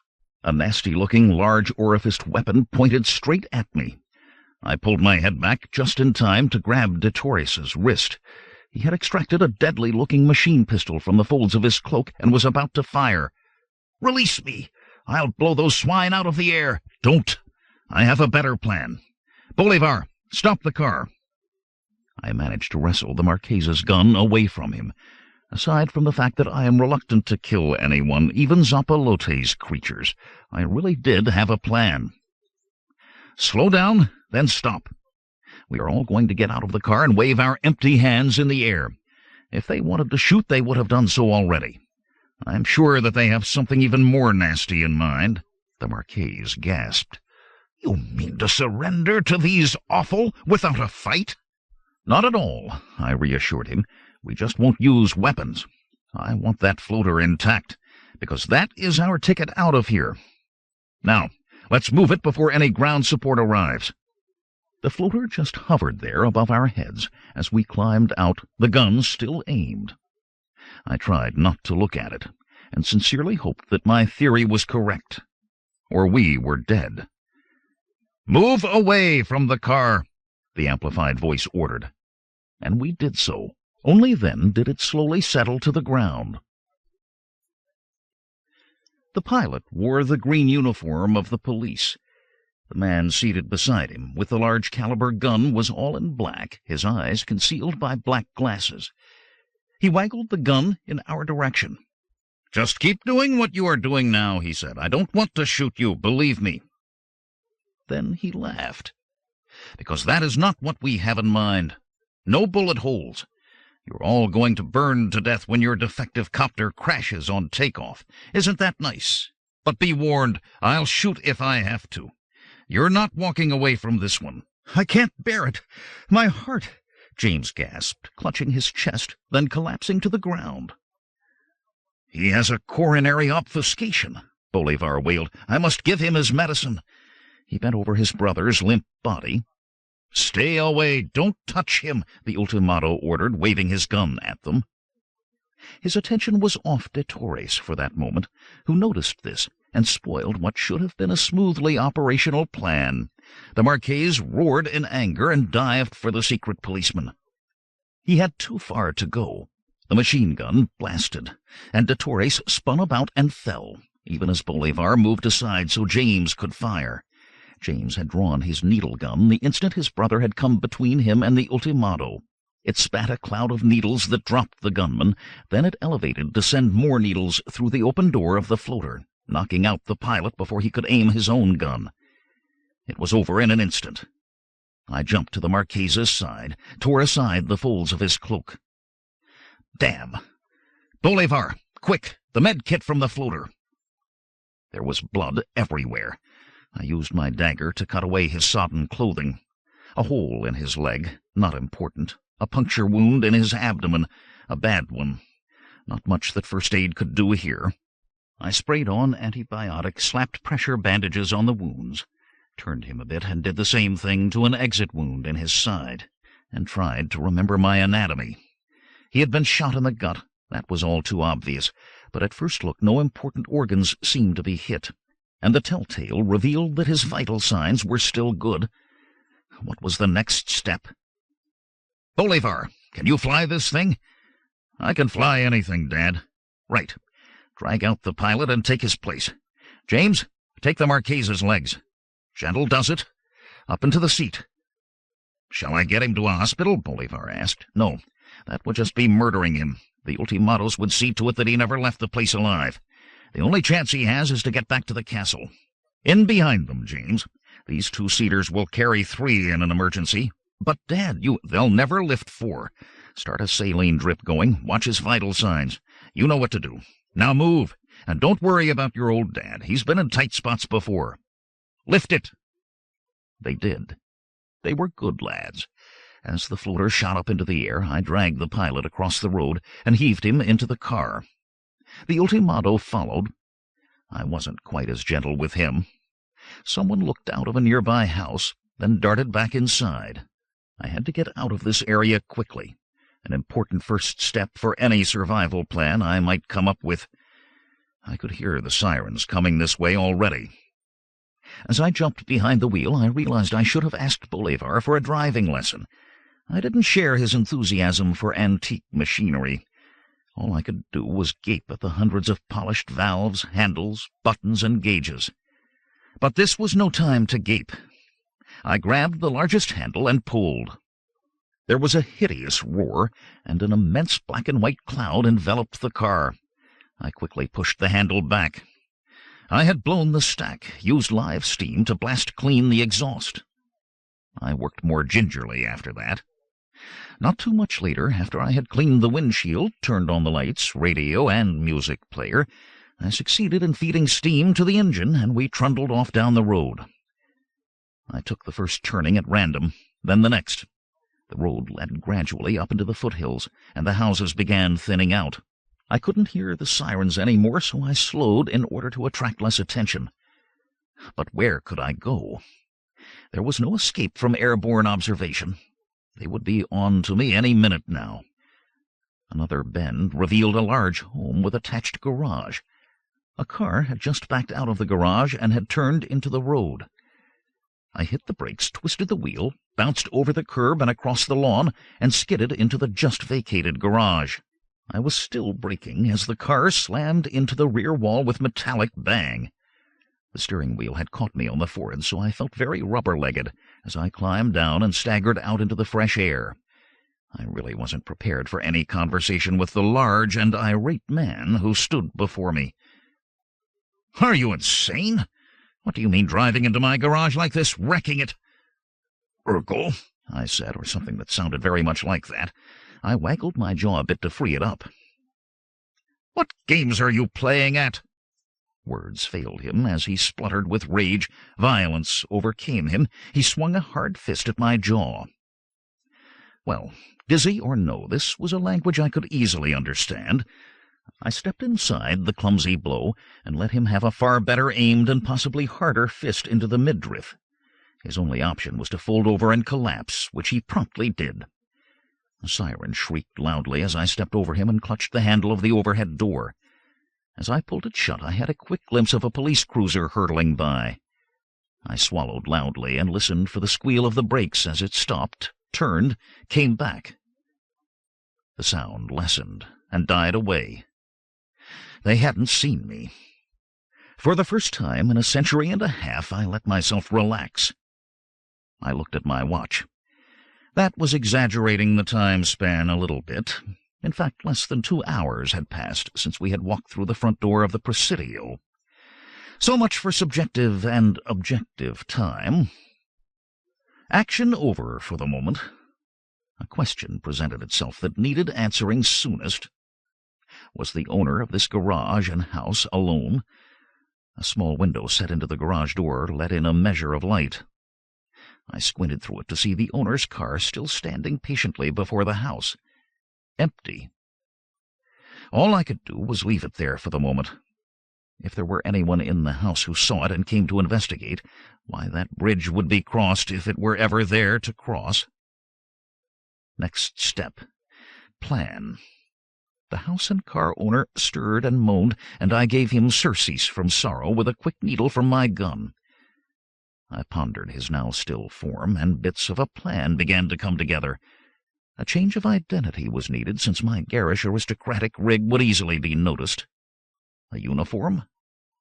A possibility, but eventually a liability.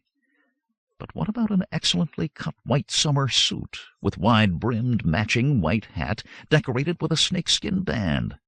A very nice one lay on the floor before me. All it needed was dusting off. And the owner of the suit had a car waiting for him outside. Nor did I feel too sorry for this not-too-innocent victim.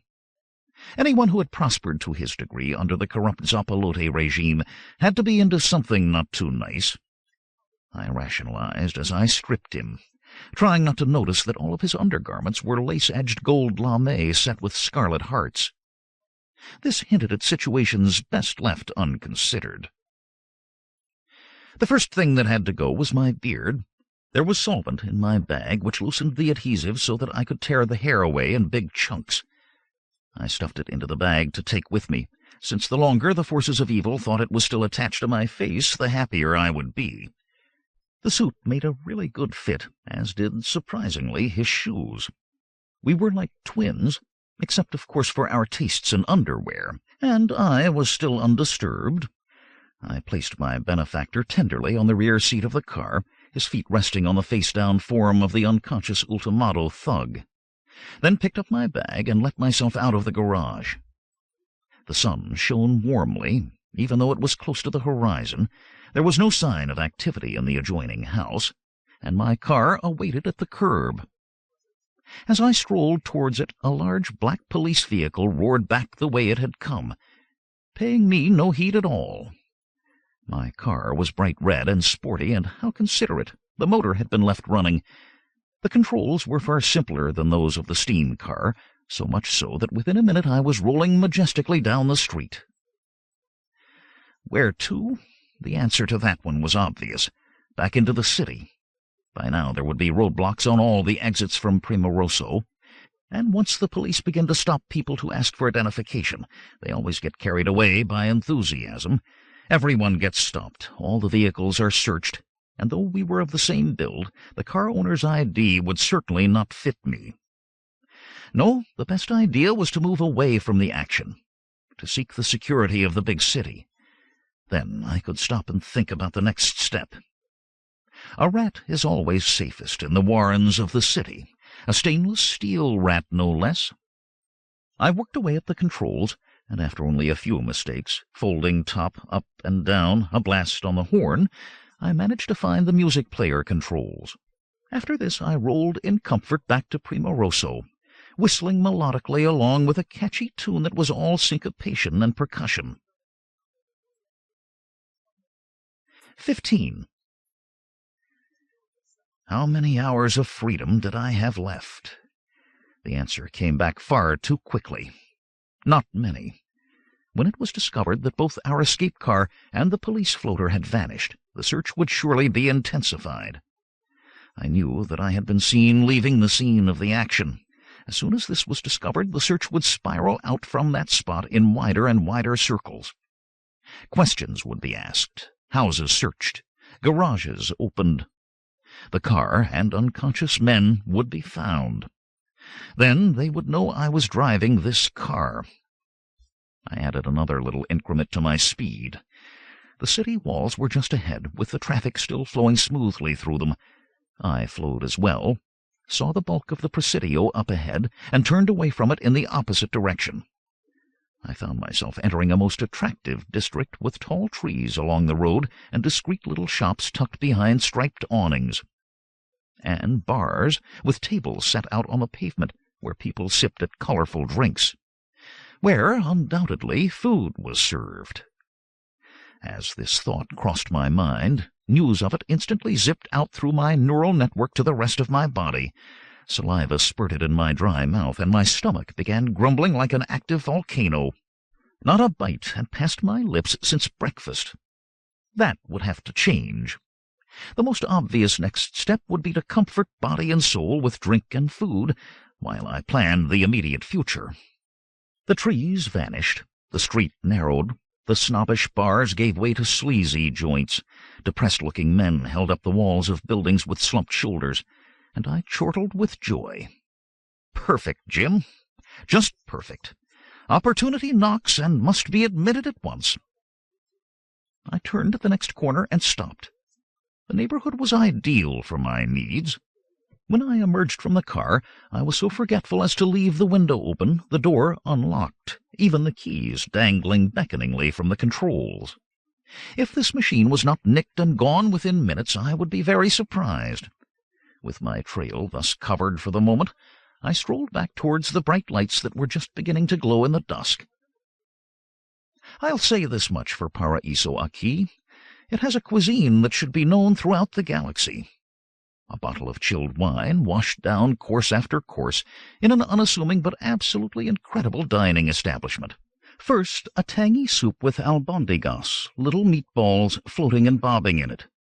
This was followed by empanadas, meat-stuffed pastry, a blended green salad mixture called guacamole, then more and more. The restaurant was called the Stuffed Pig, and I felt like one myself before I was through.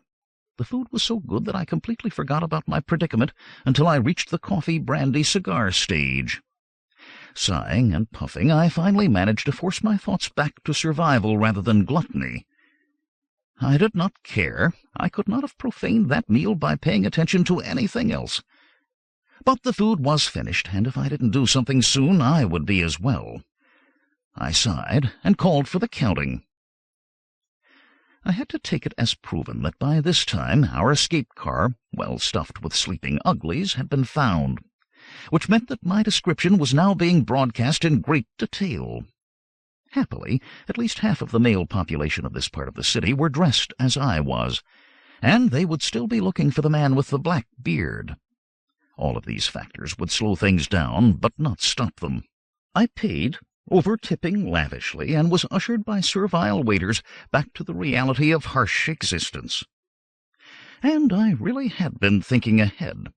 This entire world went to sleep in the midday heat after gorging themselves comatose on food and drink. They did not wake again until the sun was low, which meant that the shops would still be open and I could get the items that I would need.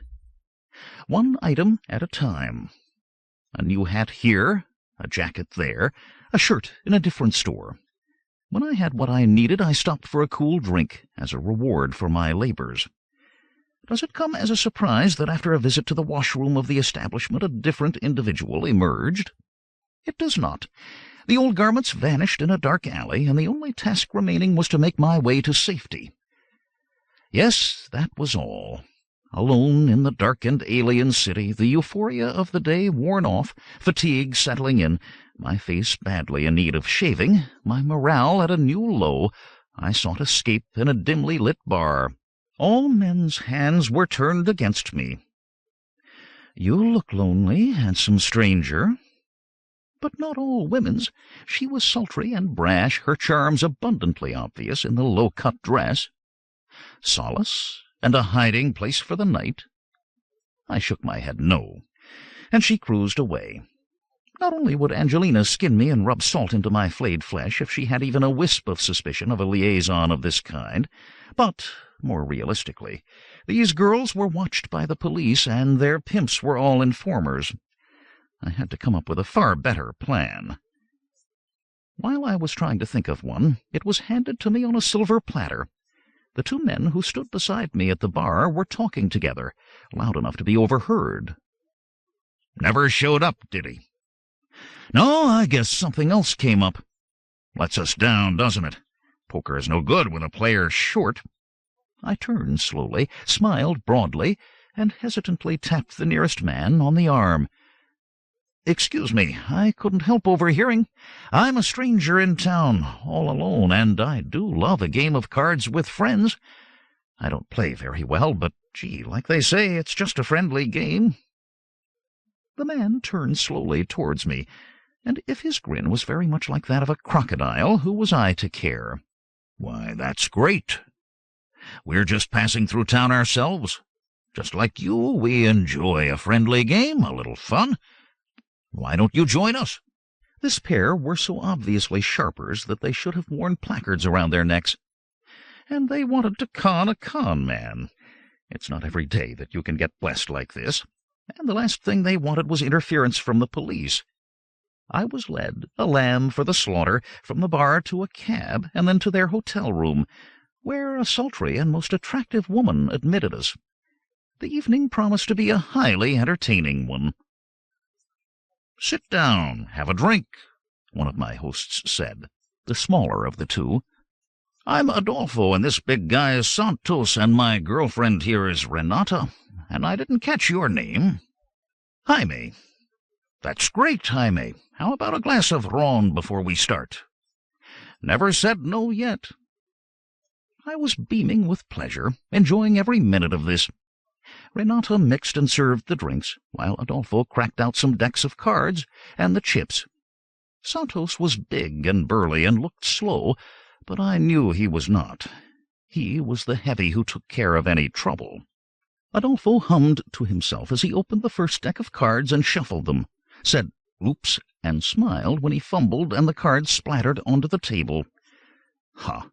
I imagine he could shuffle and palm almost as well as I could. Cut for deal? He asked, and we did. My king was highest, and I took the pack. Dealer's choice okay? To which they nodded enthusiastically. 3-card draw, then, for starters. I shuffled, Santos cut, and the fun began. The play went smoothly, and Renata kept our glasses filled. When she wasn't performing this important function, she sat by the window, with the radio turned low, listening to music, while I was delicately led down the garden path. Nothing obvious at first. The play ran fairly, except for the fact that when he shuffled, Adolfo worked some large cards to the bottom and saw to it that I was dealt these from time to time. This gave me a mild winning streak. I chortled as I raked in the chips. "Sorry to take your money, boys." "That's how the cards fall," Adolfo said magnanimously. He dealt, and the cards flicked into place. "What do you think of the election?" I asked, picking up my cards and fanning them out. 2 pair, 10s full on 6s. "You've got to be joking," Adolfo said. "Cards?" 1. "No, I mean it. I heard that an independent was running against Zappalote." I discarded and drew another 10. I opened my eyes slightly and raised the bet as well. Adolfo matched me and raised. Santos folded. Renata brought me a new drink. "No way, and I mean no way," Adolfo said. "Anyone runs against the buzzard is subject to sudden heart attacks." "What do you have?" "Full house." "So do I. Jack's high. About time I won something. I was afraid you were going to skin us, you and your winning streak." Me and my losing streak. The cards began to go against me, and very soon all of the money in my wallet was gone. "That's it for me, boys," I said, folding my last hand. "I'm skinned, unless I dig into my traveling money." "Up to you, Jaime," Adolfo said casually. "Just a friendly game. But you should have a chance to win something back." "You're right. What the dickens? Just a friendly game." I went over to my case, where I had placed it on the table in plain sight, and opened it. As I reached into it, Santos called out to me, his voice suddenly quite rough. "Just hold it there, Jaime. Don't take anything out of that case sudden-like if you don't mind." I looked up and saw that he had a large pistol in his hand, which he was leveling at me, and little Adolfo was doing the same thing with another gun. Just to make the scene complete, Renata had produced an equally impressive pistol from some place, which was also pointed in my direction. I smiled, innocently, I hoped, and moved my hands slowly into sight. "Say, what's going on here?" I asked. Santos's only answer was to cock his pistol with a snick-click, the tiny sound loud in the silence of the room. 16. "What happened to our friendly poker game?" I said. "What happened to our friendly traveler who just wanted to play poker?" Adolfo asked. "What are you talking about?" "I'm talking about the fact that we have an X-ray screen tucked up under that tabletop. You have exactly 10 seconds to tell us why you have 3 guns in there, Mr. Police Spy." I laughed at this suggestion, then stopped laughing when Adolfo cocked his gun too. "Only a police spy would talk politics to a stranger," he said grimly. 7 seconds. "Stop with the counting," I said. "All right, I'll tell you the truth. I'm a card sharper. I was just about to clean you out." "What?" Adolfo shook his head as though to clear it. This was undoubtedly the last answer he had been expecting. "You don't believe me? I've been watching you all evening while you marked the edges of the high cards with your thumbnail, so you could separate them out of the pack, then deal from the bottom. I let you lift my bundle so I could go into my reserves, bet high, lose, double or nothing, then clean you out with one last hand. The guns are to make sure I get out of here with the winnings." "You're lying to save your neck," Adolfo said. But he didn't sound as assured now. "No one could do that to me." "No? I will be happy to demonstrate. You just shuffled the deck that's on the table, didn't you?" He nodded. "All right, then. I'm going over to the table and pick it up. I won't make any fast moves, so try to keep those fingers cool on the triggers." I did just that.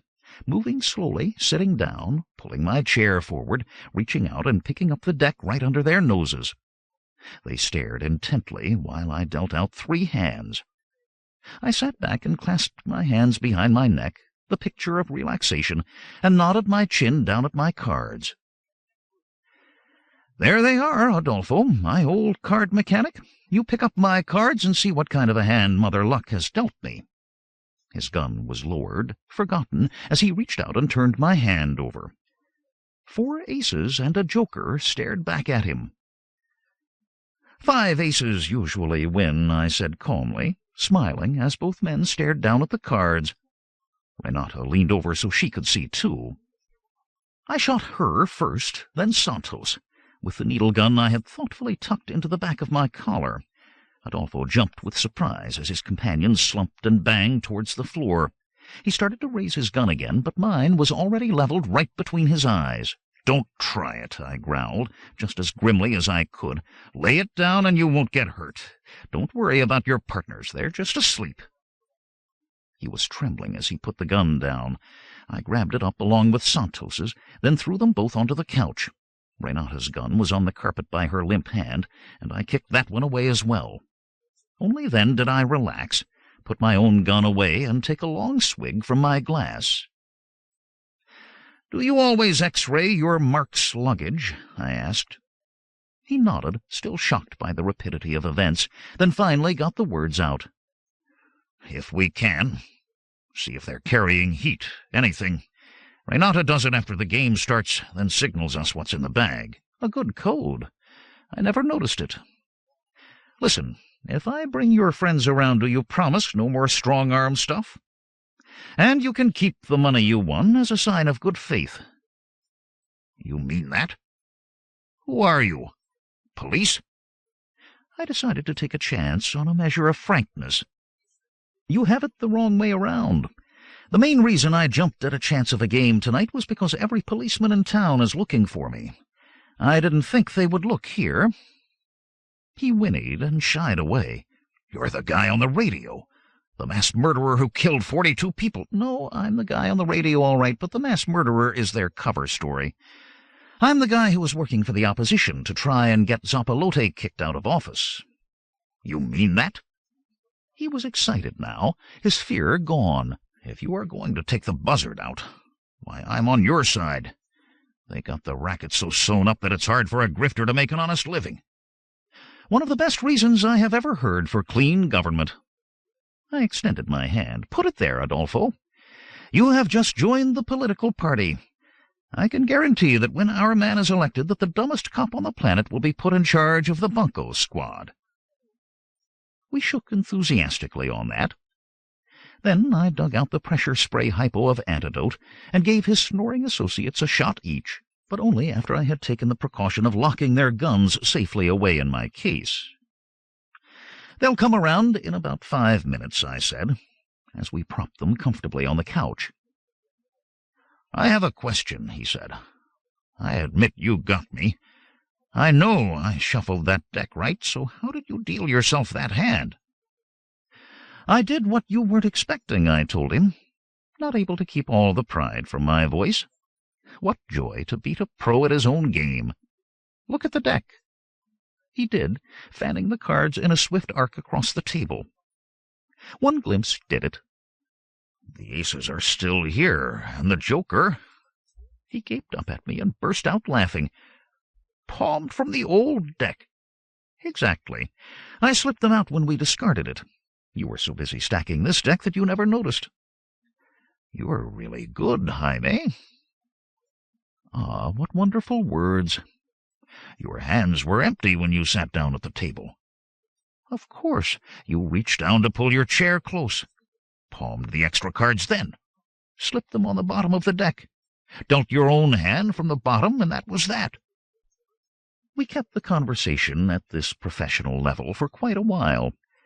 I showed him a holdout and a pass that had never reached this planet, in exchange for a very nifty substitution. By the time Santos stirred and groaned to life, we were thick as thieves. The big man muttered, licked his lips, opened his eyes, and roared with anger as he hurled himself at me. Adolfo put out his foot and tripped him, so he sprawled out at our feet. "He's a friend," Adolfo said. "Let me explain." Since the little man was the brains of the outfit, they accepted me at once. To seal the bond of friendship, I opened my bag and gave each of them a crisp packet of money. "To close the contract," I said, "you're on the party payroll now, with my personal guarantee that you will be in on the payoff at the end. The new president will do exactly what I tell him to," which was the absolute truth, considering the fact that I was going to be that president.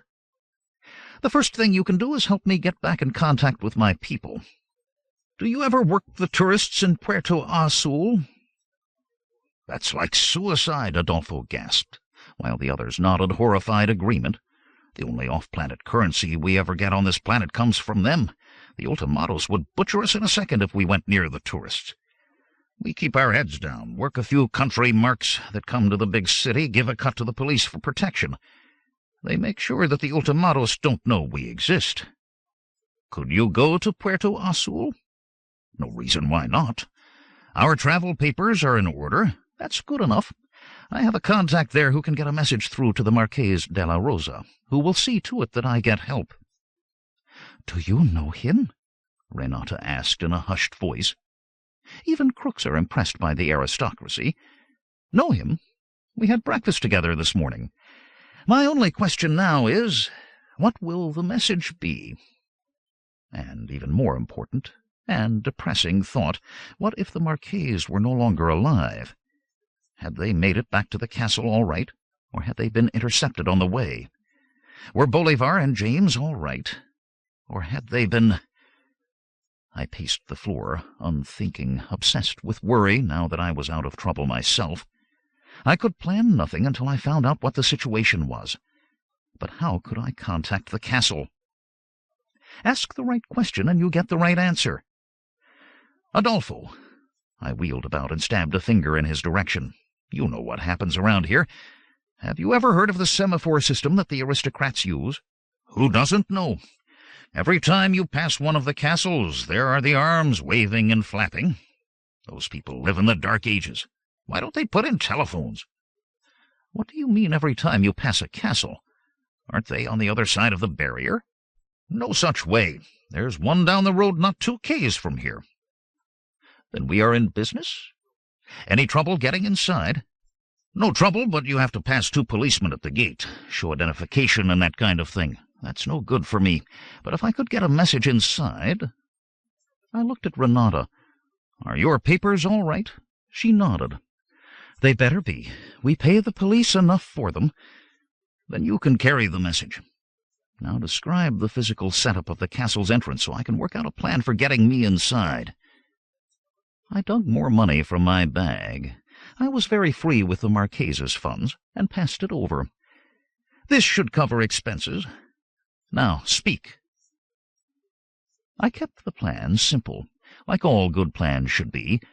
Nevertheless, it was past dawn before I had worked the details out. Another sleepless night. This was getting to be a habit. Adolfo was playing solitaire. Santos was asleep on the couch, and I assumed that Renata was doing the same in the bedroom. "Adolfo," I said, "what time do the shops open in this fine city?" He looked at his watch. "In about 2 hours. Just the time we need to enjoy our breakfasts and go over the details of the exercise. I'll call room service while you sound reveille." 2 pots of coffee replaced the night's sleep. I sipped at the last cup and finished the preparations for the coming operation. In the castle, while I had been transcribing the message for the Marqués, I had managed to liberate some of his stationery. By reflex, really. I scarcely realized at the time that I had been doing it, but letterheads would be very useful right now. I wrote the note on one of them, forged the Marques's signature with an exactitude that brought a murmur of praise from Adolfo, sealed the note into an envelope, and passed it over to Renata. "You know what you are to do?" I asked. She nodded. "No problems. I stop at the milliner's and make some purchases. Take a cab, say I am delivering for the store. The cops let me in. I see that the Duke gets the letter. Then I leave, and you take over from there." "Perfect. Stress the urgency of the arrangements to be sure that he gets the timing right. If not, I will be very embarrassed. Let's go. Can you trust crooks, even well-bribed crooks? That was my depressing thought later that morning as 0 hour approached. If all went correctly, my new allies would be at their positions now, with the final stages of the operation about to begin. I patted my black beard, glued back into position as soon as they had left the hotel room, and looked at the target. The sidewalk cafe was well placed for this job, no further than 200 meters from the high wall that ringed Castle Penoso. 4 steps led up from the pavement to an iron-bound doorway. 2 policemen stood at the foot of those steps. I had watched Renata approach and be stopped and questioned by them, then pass through with her bundle. She had emerged without it, which meant the message had been passed. I looked at my watch. Now the moment for the final stage had arrived. I picked up my bag, threw coins on the table, stood, and walked slowly down the street towards the entrance. The policemen were at the foot of the steps, hands on their guns, looking at the passers-by. An extremely well-built young woman slid sinuously by, which drew their attention, as well as low-voiced murmurs of approval. Nothing else happened. Where were my troops? Were they late, or not coming? I bent to tie my shoe. I would be noticed if I stayed this close very much longer. Then, above the normal traffic sounds, I heard the stressed whine of a car's engine, growing louder and louder. I walked slowly on. I had almost reached the doorway when the screech of brakes sounded. Both policemen looked up as the automobile careened down the road, weaving from side to side, to crash into the curb on the other side of the street. An arm dropped limply from the driver's window. As the policeman started across the street, I bounded up the 4 steps and pushed hard against the door. It was locked. 17. There's nothing like a whiff of panic to clear the head.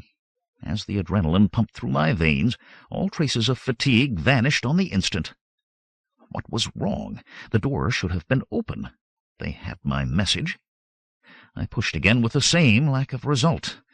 When I looked over my shoulder, I saw that the policeman had reached the car, but as soon as they got close, the limp arm vanished back inside, and the vehicle burst into life, surging forward and away. One policeman shook his fist in impotent fury, while the other, slightly more intelligent, wrote down the registration number of the vanishing vehicle. Although this exercise was about as practical as the first waving, the car had been stolen. Within seconds, the police would turn around and see me there. One last push, and I would be off, to think of another plan. I slammed my shoulder hard against the door in anger, just as it opened. Off balance, I plummeted through and heard it slam behind me. "Welcome to Castle Penoso, Sir Hector," a tremulous voice said. "Welcome." I climbed to my feet and dusted off my knees. The owner of the voice stood just before me, a wraith-like gray man with gray hair and gray skin that neatly matched the color of his clothes. I accepted the tremulous hand and pressed the ancient fingers lightly, bowing at the same time. "Trying to remember what you called a duke. Your worship, your highness, your dukeness." My mind was empty. I would have to fake it. "What kindness! How can I thank you? I have faced death this day and have only been saved by your timely actions." "All I did was open the door, Sir Hector," he said, dismissing this brave action as a mere bagatelle. He blinked rheumy eyes in my direction. "But sit, I pray you, have a drop of brandy, then tell me everything. I had only a brief note from the Marquis asking me to admit you. He said you would explain." I did, while schnozzling into the excellent brandy. Of course I simplified the story in the telling, but the events pretty much followed those that had happened the day before. The Duke's eyes widened at my tale, and he trembled and gasped so hard I was worried for him. But he lasted the course, and the story so impressed him that he joined me in a brandy. "Terrible, terrible! Zapolote must be done away with once and for all. But how is my dear fourth cousin 13 times removed?" It was my turn to bobble my head, until I finally realized that he must have meant the Marquis. I wondered how they kept track of the family connections. "I don't know. That is where you must help me. If I write the message, will you send it on the semaphore?" "Oh, dear, instantly, of course. I will call my operator." While he tinkled his little bell and issued instructions, I scratched out a concise query. "I am safe in Castle Panoso. What is condition of Marques, James, and Bolivar? Sir Hector Harapo." The Duke nodded over the slip of paper and handed it to his operator, who hurried off. No long stair climbs for the Duke. All we could do then was wait. I made free use of the brandy decanter. When the answer finally arrived, I tore it from the operator's fingers, then grated my teeth when I saw that it was still in code. I paced and muttered while the Duke clicked his little wheels and nattered cabalistically to himself. When he finally turned around with the decoded message, I was there behind him, leaning over his shoulder, unmindful of any breach of etiquette. Had they made it through to the castle? I could feel the tension draining away as I read. "Marques responding well to medical attention. Bolivar and James unharmed. Please issue orders. Lady Harapo." All was well. The boys had done their job and brought de Torres home. I had seen the medical setup in the castle, so I knew that once the doctors and machines had pounced on him, he would be all right. And Angelina had taken over in my absence. I could now afford to relax, and I did, by pouring another brandy. "Good news indeed," the Duke quavered. "What will your next course of action be?" "A careful one.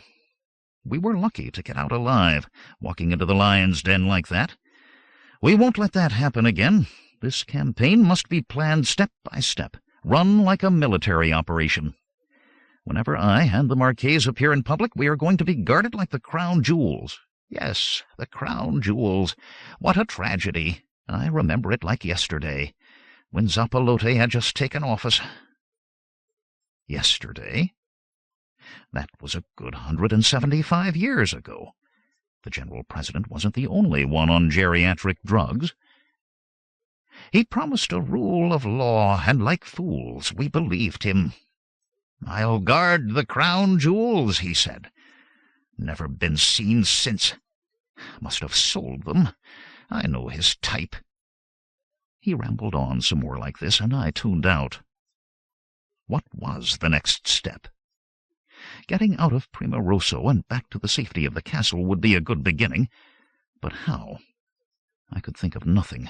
My mind was empty, my limbs fatigued. I was also half smashed on the brandy, which might have had something to do with my lack of inspiration. But there must be a special law of destiny that looks after stainless steel rats and other miscreants, because at that very moment, while I and the Duke were both muttering to ourselves through the brandy fumes, salvation was on its way, in the form of a timid knock on the door, repeated again when there was no response. "Eh, what?" the Duke said, rousing from his senile alcoholic reverie. "Come in, come in." The door to the study trembled open, and the butler, old enough to be the Duke's father, stumbled through. "It is not my wish to disturb your grace," he tremoloed in fine imitation of his master, "but today is Thursday." "Is there any particular reason why you are giving me this report on the calendar?" the Duke asked, head bobbling in wonderment. "Yes, your grace. You ordered me to inform you of this fact every Thursday, at least half an hour before they arrived." "Merda!" his grace snarled quite gracefully, his rictus of anger revealing a fine set of artificial white choppers. "They'll be here soon." "They?" I shook my head, feeling I had missed something important. "Every Thursday. Can't avoid it. Government order, and the fees go against taxes. Tour of noble homes. Filthy off-world tourists trampling through these hallowed halls made sacred by generations of Panosos." There was more like this, but I wasn't listening. Tourists. Here.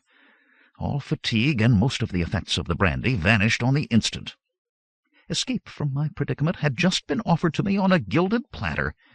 The silver bell was on the table, and I tinked it loudly, which brought both the attention of the Duke and the return of the butler.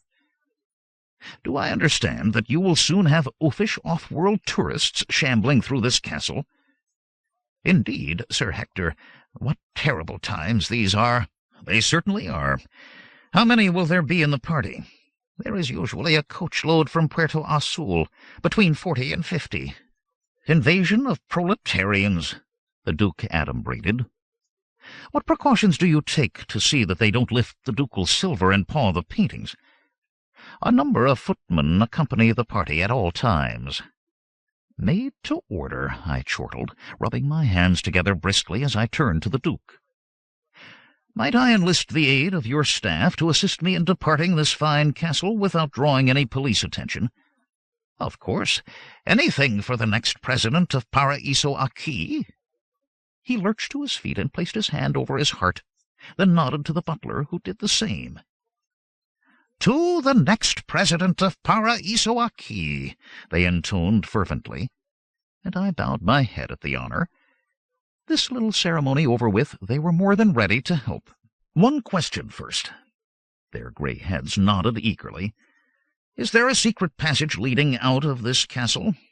There is a secret passage leading out of every castle, the Duke said, startled at my ignorance. Ours comes up in a building across the road, dug by the third Duke. Used to be a brothel there. He smiled faintly, perhaps trying to remember what girls were like. Excellent. Then here is my plan. A footman's uniform will be obtained for me, and I will don it. I will then accompany the tourists and choose one to replace.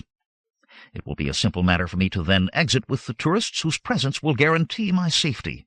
But your clothes, the Duke protested. I'll use the tourists' clothes. Your beard will be shaved off. By this time the Duke had caught on to the idea and was cackling with glee. How intelligent you are, Hector! You were so stupid as a child, I never believed you would ever stop drooling. And the secret passage, of course, we use that to dump the tourist's body into a refuse barrel. No bodies, I said sharply.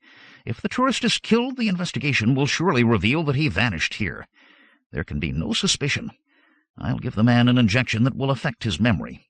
When the police find him wandering around, smelling strongly of Rhone, which I'm sure you can arrange, he will remember nothing of the events of this day. In addition to sloshing him with cheap booze, you will also stuff this wad of money into his pocket, so there will be no suspicion of robbery. The authorities will laugh and return him to the resort, and that will be the end of it. I wish we could kill somebody, the Duke pouted. Later, after the election. Meanwhile, I must get that uniform. By the time I had stripped off the beard yet another time, it was getting a bit ratty after this treatment, and pulled on the knee breeches and other servile clothing, the tourists had arrived. I could hear them chattering like demented squirrels as I slipped into the ranks of the servants. The staff had been told of the plan, and they all proved to be exceedingly well trained. Not one eye turned in my direction as we plodded in silence after the bare-kneed, loudly dressed, camera-bearing tourist brigade. Trebonegon exemplon de la pentroi de la excremento poco de pacinta hercento, the guide rattled on, pointing out the badly painted and worse-hung portraits that littered the walls. The tourists looked at the paintings, and I looked at them, closing in on my kill.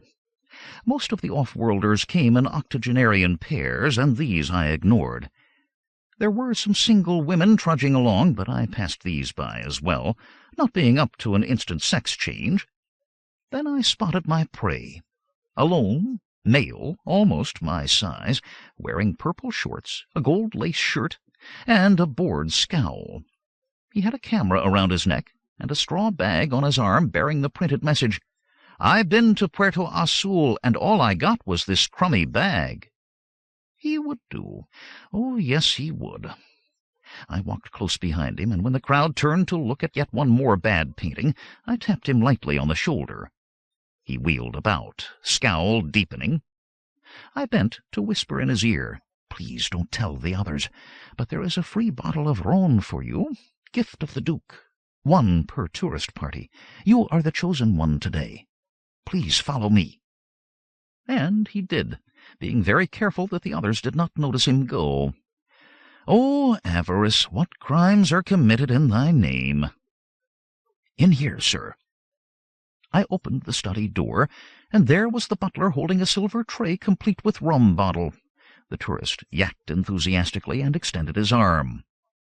I hit it with a slap hypo, then closed the door as he crumpled to the carpet. The Duke looked on happily, no doubt seeing this minor triumph as the harbinger of a better age. Who knows, perhaps it was. I mixed with the crowd, unnoticed in the rush for seats on the bus. A bored policeman counted heads as we streamed from the castle, made a checkmark in his book, and signaled the driver. The bus doors closed, the air conditioner came on at the same time as the canned music, and we rolled down the road.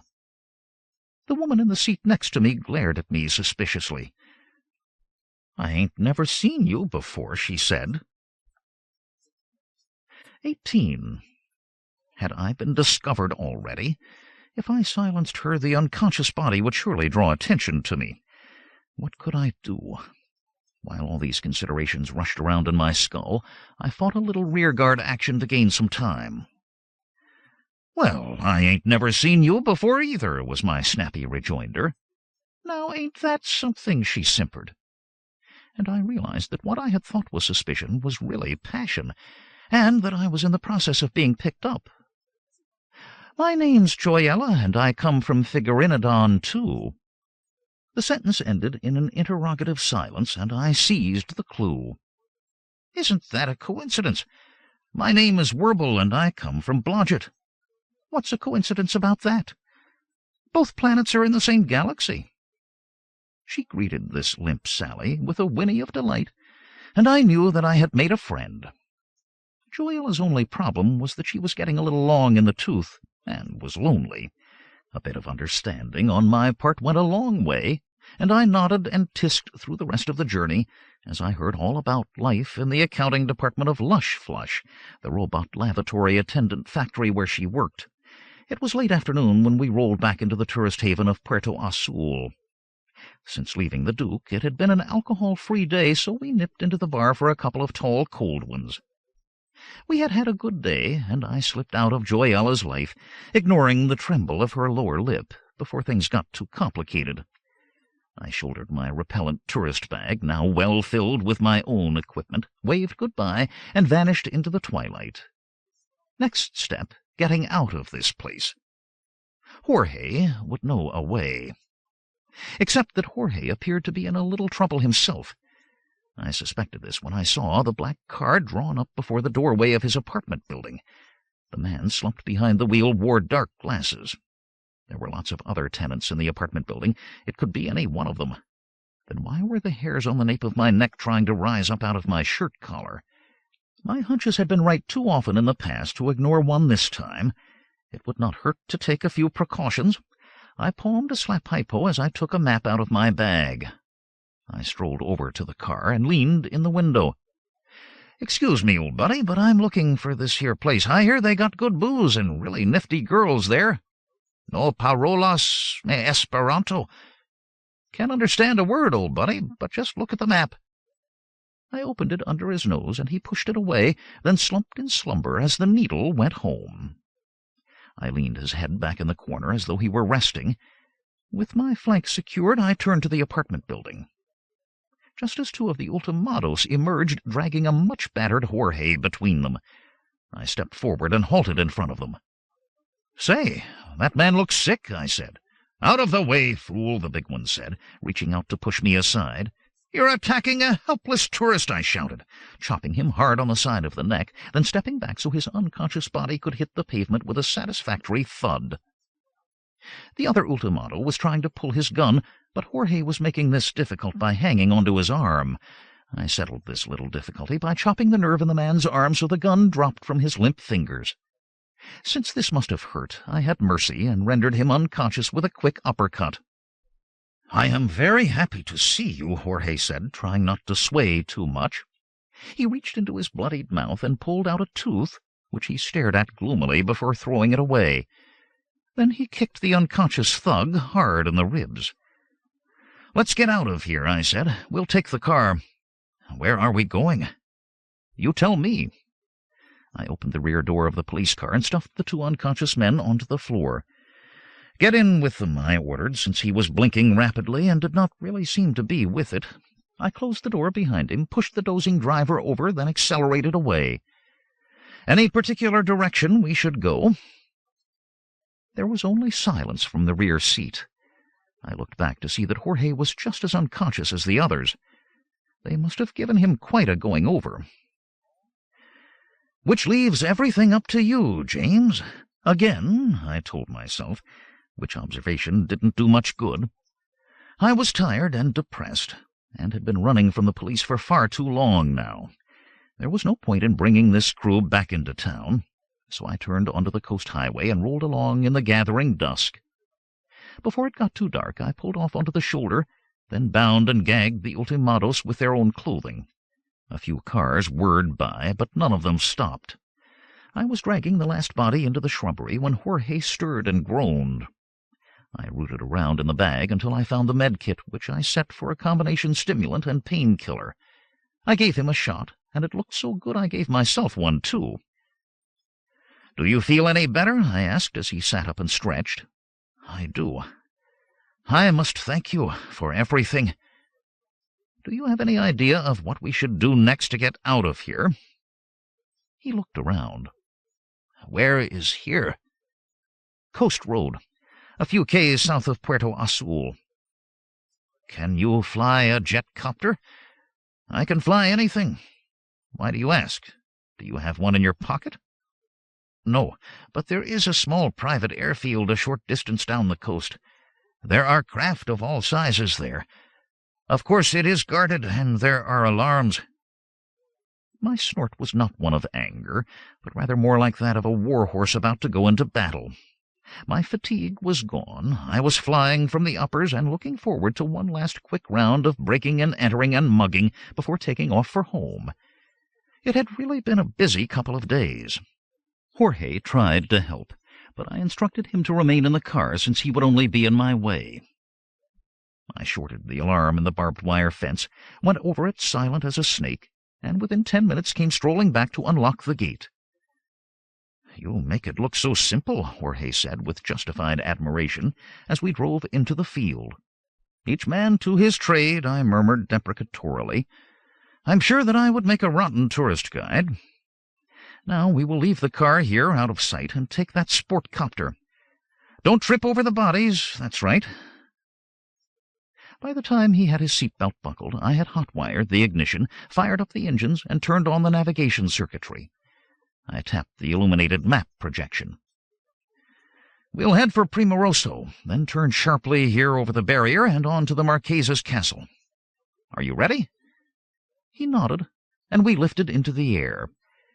It was an easy flight. Not a single blip appeared on our radar, and there wasn't even a disturbance when we crossed the barrier. I maintained radio silence until Castle de la Rosa appeared on the screen, then identified myself and brought the ship in. The landing pad was brightly lit, and in this welcoming illumination there awaited the 3 most important people in the galaxy. Important to me, that is. I dropped from the copter, and with a quick wave to my sons, embraced their mother in such a satisfactory fashion that they clapped encouragement. "I've been missing that," Angelina said, holding me away at arm's length. "They haven't hurt you, have they? If they have, this planet is going to be littered with corpses very quickly. Desist, my love. If anything, the opposite is true.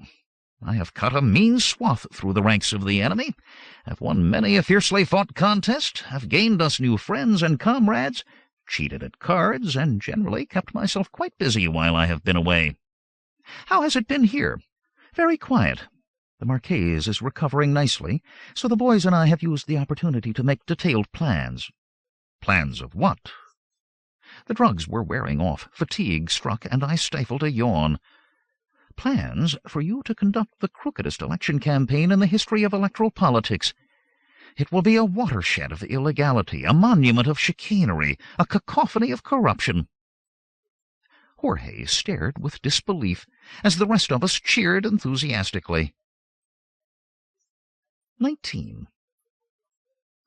We sat on the balcony in the glorious morning sunlight, the ruins of our breakfast whisked away by silent servants, sipping a last bit of coffee to hold everything down.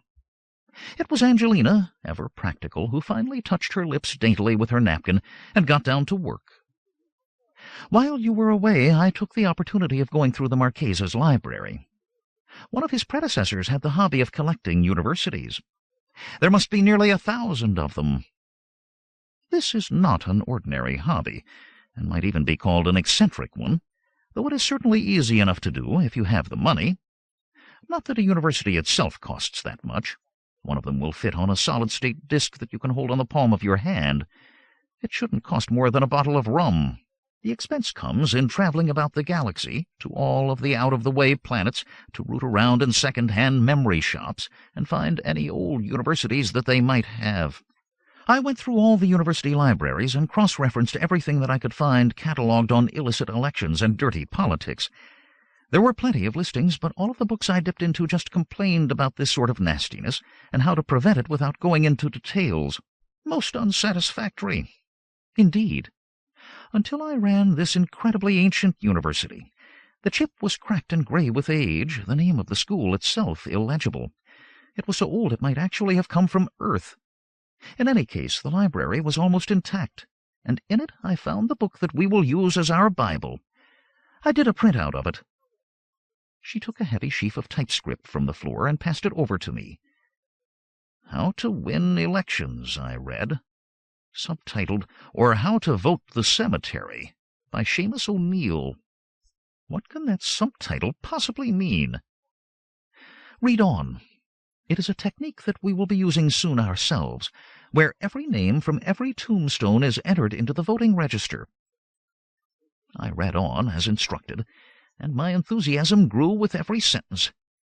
Joy, I said, simply incredible. The man's a genius. You are a genius as well, my sweet, for discovering this. We cannot fail. Nor shall we. The boys have already begun preparations, and we should be able to launch the campaign within a week. Barring unforeseen accidents, the election is as good as in the bag, and our biggest asset will be the General President Zapalote himself. You wouldn't care to explain that. Perhaps I'm being a little dense today. He will aid us because of the way he has run his campaigns in the past. Since he controls all the media, he has simply gone through the reflex of a campaign, recorded speeches on television, sycophantic praise in the newspapers, and an overwhelming vote from the electronic polling booths, which are rigged to give him 90% of the votes, no matter how they are cast. And that is going to help us? Of course, she said sweetly, smiling indulgently at me as one would upon a moronic child. We shall electronically usurp the television, print our own editions of the newspapers, and rig the polling booths on the side of righteousness. Well, you can't argue with anything like that. I could only nod in agreement, finish my coffee, then retire to the make-up box and put on my black Harapo beard. While I was doing this, I did a speed read through O'Neill's book. It was a revelation. If he were alive today, he would surely be elected galactic president. If there were no such title, he would have to invent it. My previous reference book for political chicanery was The Education of a Prince by Mac O'Velly, but this was a nursery primer compared to O'Neill's masterpiece. When I was bearded and costumed for my Harapo role, I summoned a council of war. The campaign was about to begin. My family gathered around in eager anticipation, and only de Torres looked concerned about the future. "This meeting is called to order," I announced. "As presidential candidate of the Nobles and Peasants and Workers' Party, I intend to make a few appointments. Bolivar, you are secretary of the new party, so please fire up your recorder and take notes. James is rally organizer, which job I will explain in a moment. It is my hope that Angelina diGriz will accept the position of campaign manager, which position also includes the task of getting out the women's vote as well. Do you accept?" I counted the nodding heads and nodded in return. "Good. That appears to take care of the appointments." "Not quite," de Torres said. "I have another and most important one to make, if I might." "Of course. You're the vice-presidential candidate. If I've missed something, please let me know." He clapped his hands, and the door opened. A slight and unassuming man entered and bowed slightly in our direction. "This is Edwin Rodriguez," de Torres said. "He will be the presidential bodyguard and will accompany you everywhere. We must not have a repeat of the near disaster that happened in Primaroso. Rodriguez will guard you, detect and eliminate assassins, and generally look after your good health." I looked the man up and down and tried not to smile. Thank you, Marquise, but while I appreciate the thought, I can take care of myself, and I'm afraid this youth might get hurt. Rodriguez, the Marquise said. An assassin at the window. My ears rang from the sound of the shots, and I realized that I was lying on the floor under the table, and that Rodriguez was kneeling on my back. There was a sizable and smoking revolver in his hand, which was pointed at the window, most of which had been blown away by the flurry of well-placed shots. The attack is over, de Torre said, and the weight was removed from my back. I stood and dusted off my trousers and regained my chair. The Marquise nodded approval. Just a small demonstration. Rodriguez is my master-at-arms. I sent for him after he became planetary martial arts champion, as well as winning first place in the small arms competition. I have never regretted that decision. Nor will I said, looking at the now motionless form of my new protector. I appreciate the thought, and I am pretty sure that he will have plenty to do once the campaign begins, which will be within a few days. We must catch Zapalote off balance and keep him that way. We will begin with an election rally. And just what is that? de Torres asked. A form of religious revival meeting where speeches are made, babies kissed, free food and drink consumed by the potential voters. A mixture of carnival, worship, and bribery. We will make promises, attack the present regime, and see to it that we have excellent press coverage. The Marquise shook his head. It will be suicide. There will be guns, assassination attempts. Zapalote will not let us get away with it. I know the man. He is perfectly capable of dropping a tactical atom bomb on this rally to make sure he gets rid of us. He would take out an entire city to make sure he eliminated the competition. I smiled and nodded. I agree completely. Therefore, we will not hold the rally in Primo Rosso or Ciudad Aguilera or any of the other major cities. Instead, we shall hold the first meeting in the small and undistinguished seaside resort of Puerto Azul. Why there? The Marquise was puzzled. Angelina caught on instantly and clapped her hands with pleasure. It will be held there because that little town is stuffed full of off-planet tourists. This will guarantee our protection, since he cannot permit any of them to be hurt, nor will he commit any violence in their presence. It is the perfect place for a rally. My husband is certainly using his brains. I nodded my thanks for the compliment, as well as for the fact that she had not added, for a change. How do we get there without being blown up on the way? James asked. This was indeed a problem. A good question. Do we go by road or by air? Air would be the wisest, the Marquise said. Once past the barrier, Zapalote's forces control the roads. We would have to fight our way through, but he has only a few fighter planes and no other air force to speak of. He has never needed one. He controls all the air traffic, owns all the aircraft, other than the few copters and transports that our people have. But he could mount an air attack? It is conceivable. There are police gunships in addition to the fighters. We'll take precautions. I pointed at Bolivar. Make a note to use the mess to amplify some weapon systems and early warning detection apparatus. If they do try anything funny, we'll get them first. As good as done, Dad. I mean, President. All right, the next order of business is a venue for the collegation. You're not even a politician yet, Angelina said, but you're talking like one already. Sorry, it must be catching. I mean, at what place will we hold the rally?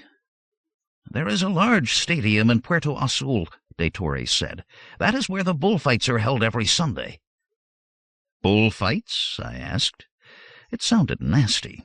Yes, it is an interesting Tauran event. It features mutated bulls wearing boxing gloves. Sounds nice. We must go sometime. But for the present, we need the stadium for our rally, which must be kept a secret until the last moment.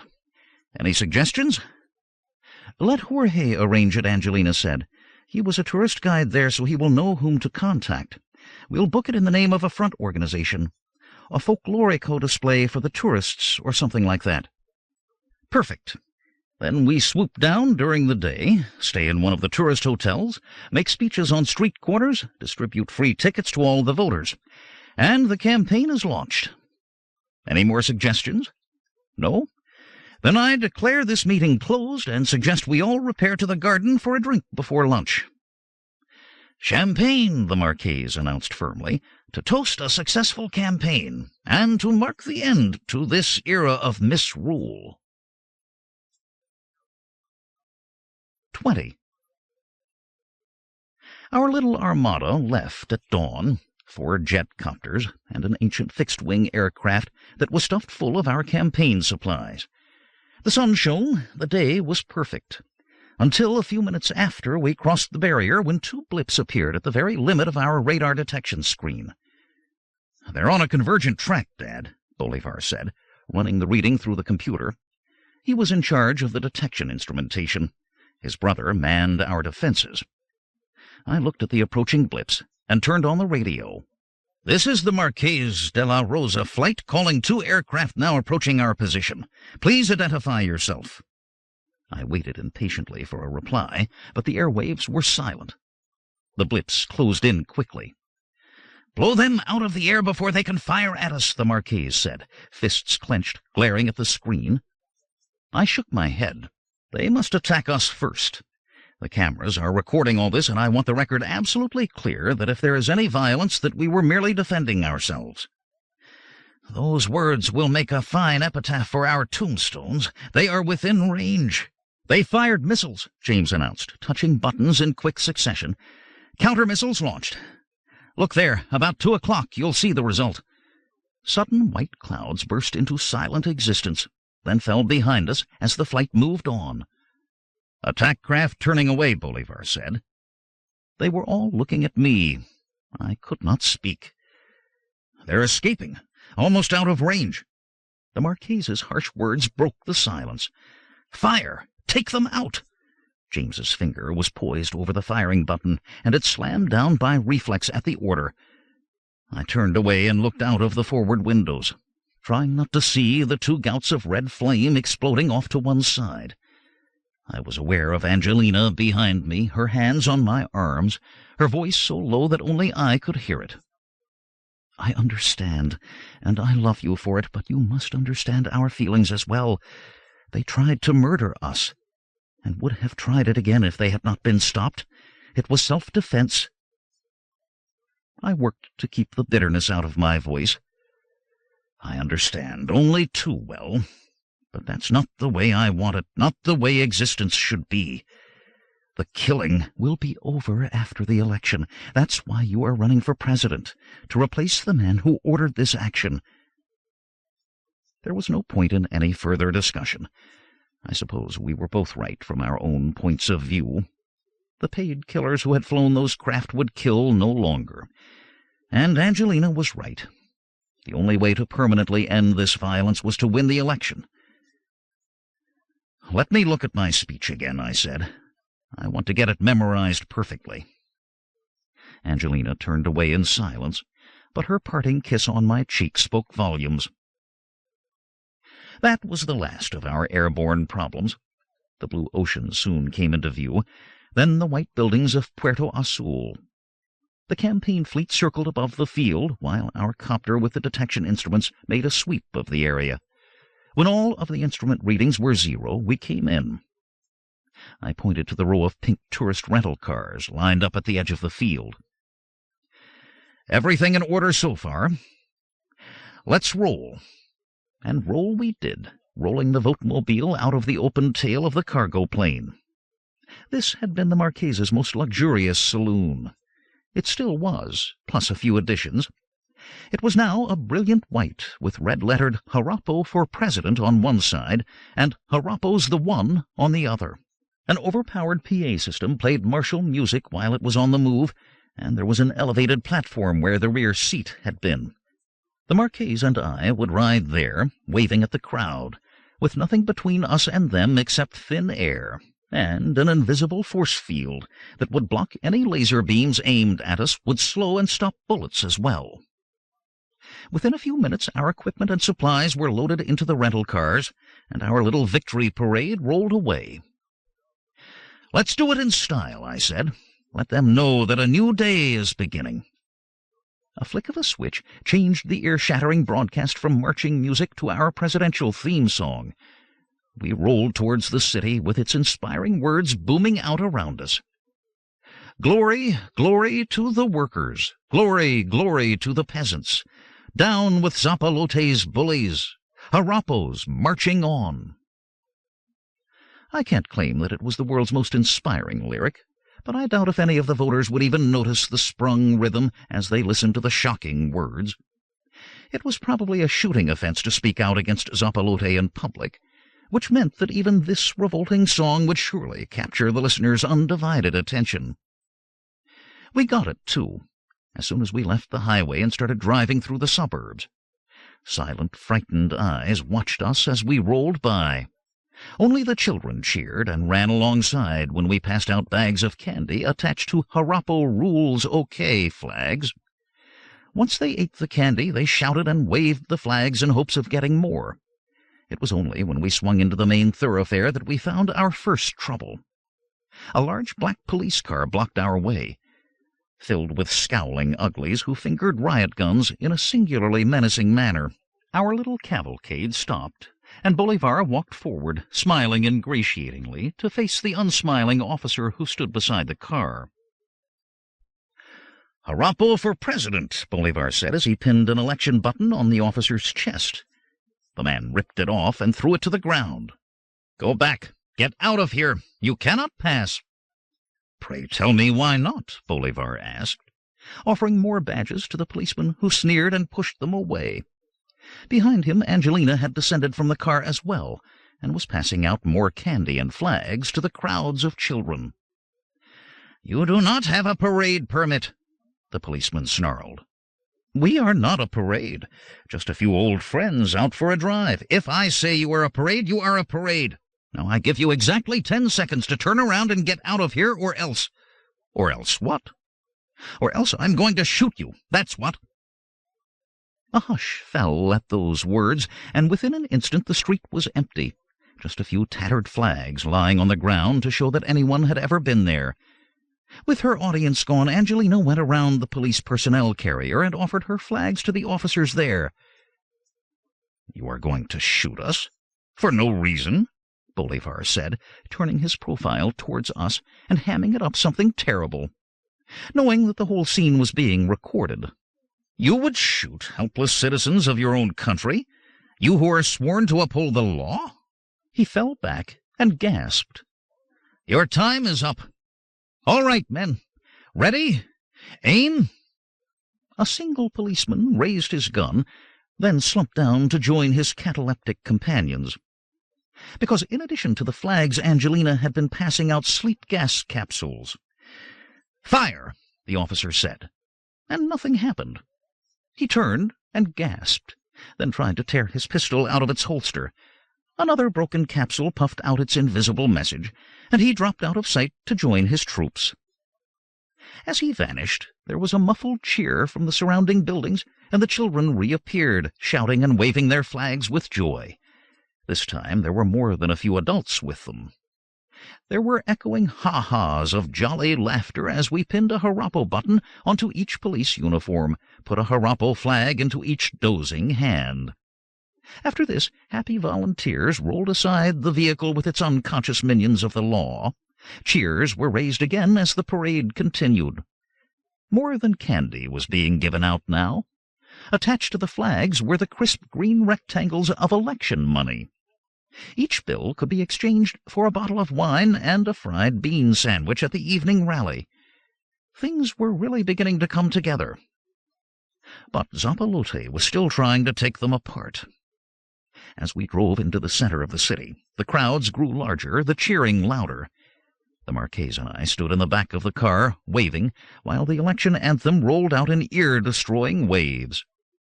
The stalwart form of my watchdog, Rodriguez, walked alongside the slowly moving vehicle, his grim face grimmer than usual, because I had made him leave his recoilless caliber .50 automatic at home. This precaution had been a wise one, because I saw him scratching at his empty armpit, just as a number of bullets impacted the force field. It was disconcerting to see them suddenly appear before my face, moving slower and slower until they stopped. He's in that window on the second floor, Rodriguez said, pointing. I saw a flash of movement that vanished as I looked. Go get him, I said.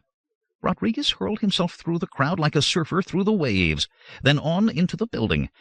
I ordered the car to stop as I reached out and caught the still-hot slugs as they oozed out of the force field, dropping them on the floor at my feet.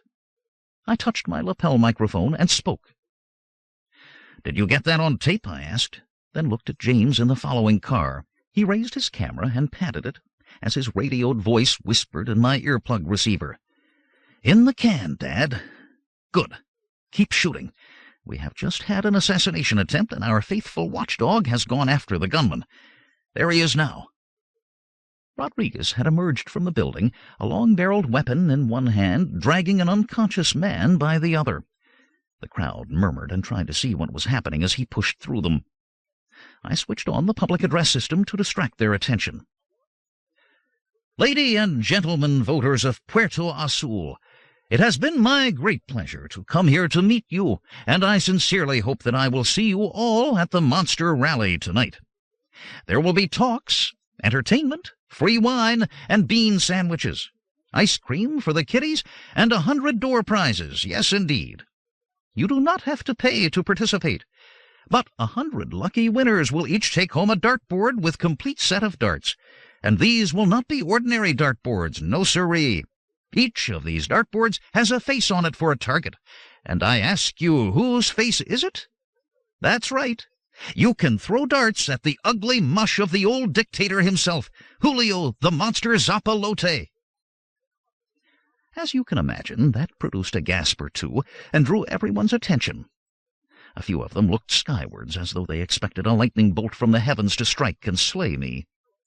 The car door opened, and Rodriguez pushed the assassin and his gun in onto the floor. I nodded when he rolled the unconscious man over and pointed to his dark glasses. My amplified voice rolled out again. "Now you may call that pretty strong talk, but I mean it. I'm hopping mad. I came here to conduct a peaceful election campaign, and what happens? Why, I get shot at, that's what happens." I let the gasp and murmur roll by, then turned up the power. "I'm furious, I tell you. Right here in my hand, I have one of the bullets that were just fired at me. Right at my feet, I have the gunman and his rifle. And you know something funny? Even though he was shooting at me from inside that building, this gunman is wearing dark glasses." The crowd roared and surged forward. I signaled the car to start moving again. "Stop," I ordered, and they obeyed. "I can understand how you feel, but you are going to see justice done. I am going to prefer charges against this man in a court of law, and we will see if the law of the land is still observed in this fair city." As soon as we were clear of the press of the crowd, we picked up speed, then did not stop again until we got to the hotel. The main reason that the Hotel Gran Parajero had been picked was because of its underground garage. Our little convoy hurtled down into it, and all the other cars circled about mine until the area was declared safe. While this was going on, I had gone through the gunman's pockets and had found his identification. He was so stupid that he had actually gone out on this assassination mission and taken this along. I read aloud. "This says that he is a member of the Federal Health Alteration Committee. What in the world is that?" The Marquise nodded grimly. "You would not know, but that is the official name of the Ultimados. Killers. But not too good at it." As though to prove my words, the unconscious Ultimado came to life and pulled a large knife from his belt. I kicked him in the head, and he dropped it and sank back again. I bent and seized him up and threw him over my shoulder. "I'll carry him, de Torres. You bring the gun. The press will be waiting, and we will really give them something to write about." We made an impressive sight as we barged into the main ballroom, which had been set up for the press meeting. Cameras whirled and flashed, and the crowd of newsmen buzzed and stirred like a hornet's nest. They were all there, newspapers, radio, TV, everything. Now the campaign would really begin. I dropped the Ultimato onto the floor at my feet, then turned to face the press. I raised a clenched fist over my head and glared out ominously as I leaned close to the waiting microphones. Do you know what is in my hand? Bullets. Bullets that were fired at me just a few minutes ago. I threw the slugs down and pointed to the limp figure. And this is the man who fired those bullets at me, from the very gun that the Marqués de la Rosa is waving angrily over his head. He is as angry as I am. We have just begun this peaceful and democratic campaign when we have been shot at, and not by any common assassin. I have this creature's ID here. Do you recognize it? He is an ultimado, one of the criminals employed by the dictator Zapalote. Now you know why you must reject this evil dictator at the ballot box and vote for me. For I will bring peace and freedom to Paraiso-Aqui at last. Vote for me, and this planet will finally live up to its name. Vote! Vote! Vote! The campaign had begun, and when the news came out, the entire world would know what was really happening. 21. Not a mention of any kind, Angelina fumed. Nothing in the evening papers, nothing on television, not a single word on the radio. There is a complete news blackout. Of course, I said, nodding sagely as I brushed bits of dinner from my beard. We expected nothing less. Did you have any doubts at all that the press was compromised? But doubts are one thing, proof another, and now we can prove it. We'll see if we can make tomorrow's news just a mite more interesting, but for the moment we must think about the rally. How is it going? The stadium has been filled to overflowing for the last hour, and we are running out of bean sandwiches. Viewing screens and loudspeakers have been set up all around the stadium for those who couldn't get in. Any tourists in the crowd? A lot of them. They seem to think that the whole thing is a lot of fun. It would be a lot less fun if they weren't there. Zapalote must be getting desperate by now. I doubt if he will do anything drastic during the rally with the tourists present. But afterwards, you watch your step. My love, I have every intention of doing just that. Shall we go? We went, with all the defensive screens of the vote-mobile full on, and other precautions as well.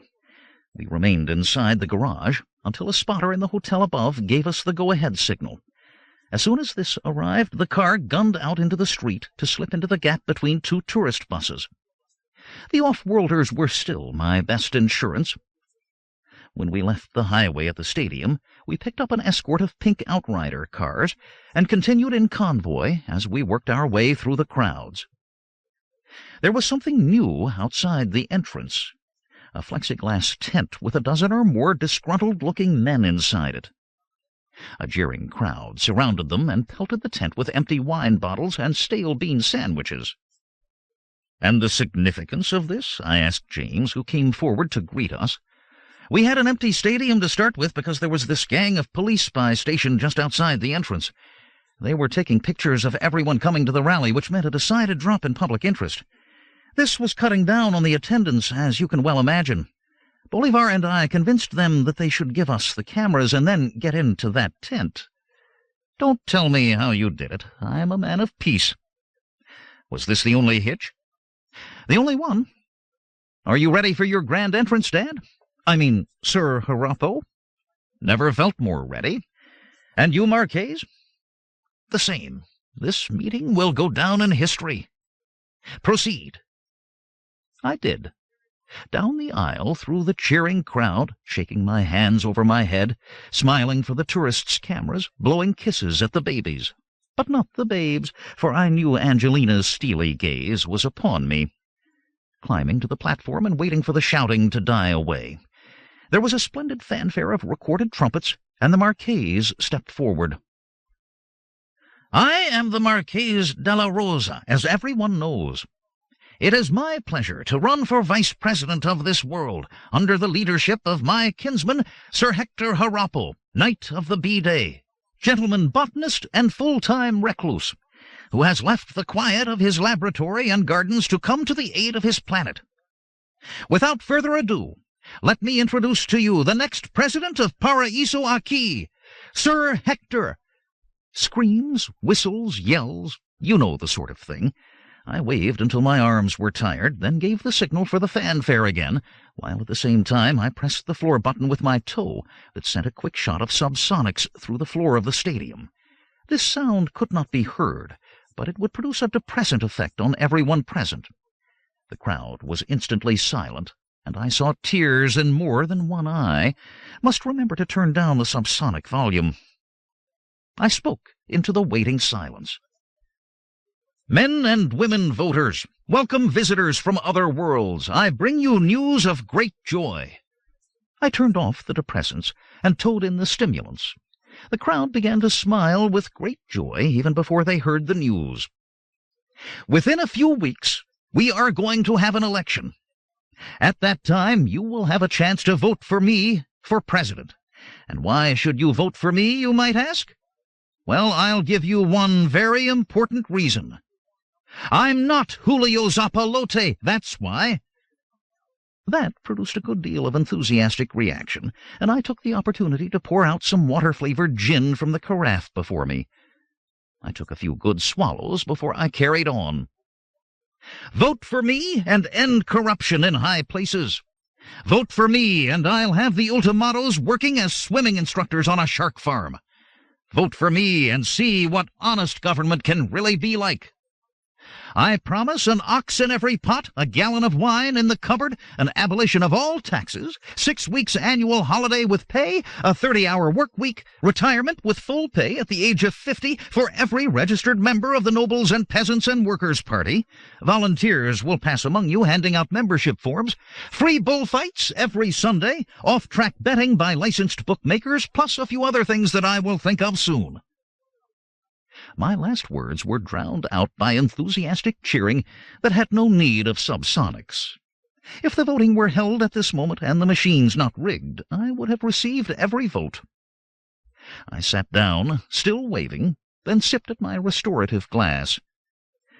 "Didn't you promise a few things you can't deliver?" Angelina asked. I nodded.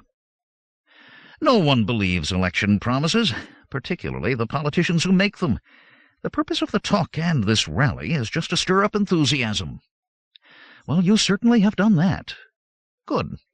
A few more speeches and we call it a day, because we have a busy night's work ahead of us. And busy indeed it was. The rally finally ended. We fought our way through the enthusiastic crowds to the cars, then moved out onto the highway with the other traffic. The return trip was happily uneventful, and no sooner had we entered the hotel suite than the action began. "Are you ready, boys?" I asked, tearing out great handfuls of beard in my enthusiasm to get into action. "We are," they chorused. "Then report." I slipped out of my formal clothes and into my fighting gear. Bolivar read from his notes. "All major news items are issued by the Ministry of Information to the various media. Resident censors monitor the final copy at each newspaper and at the broadcasting center. Pre-recorded news goes from there to the satellites for rebroadcast on radio and television." "How many satellites are there?" 18 of them in geostationary orbits. They blanket the planet. Their signals are either received by personal dish antennas or communal piped systems. "That's the news I have been waiting to hear," I chortled as I zipped up my soft-soled shoes. "We will just have to forget the newspapers for the moment. It would be too much trouble to sabotage each and every one of them. In any case, I'm sure the broadcast media are the most popular and vulnerable.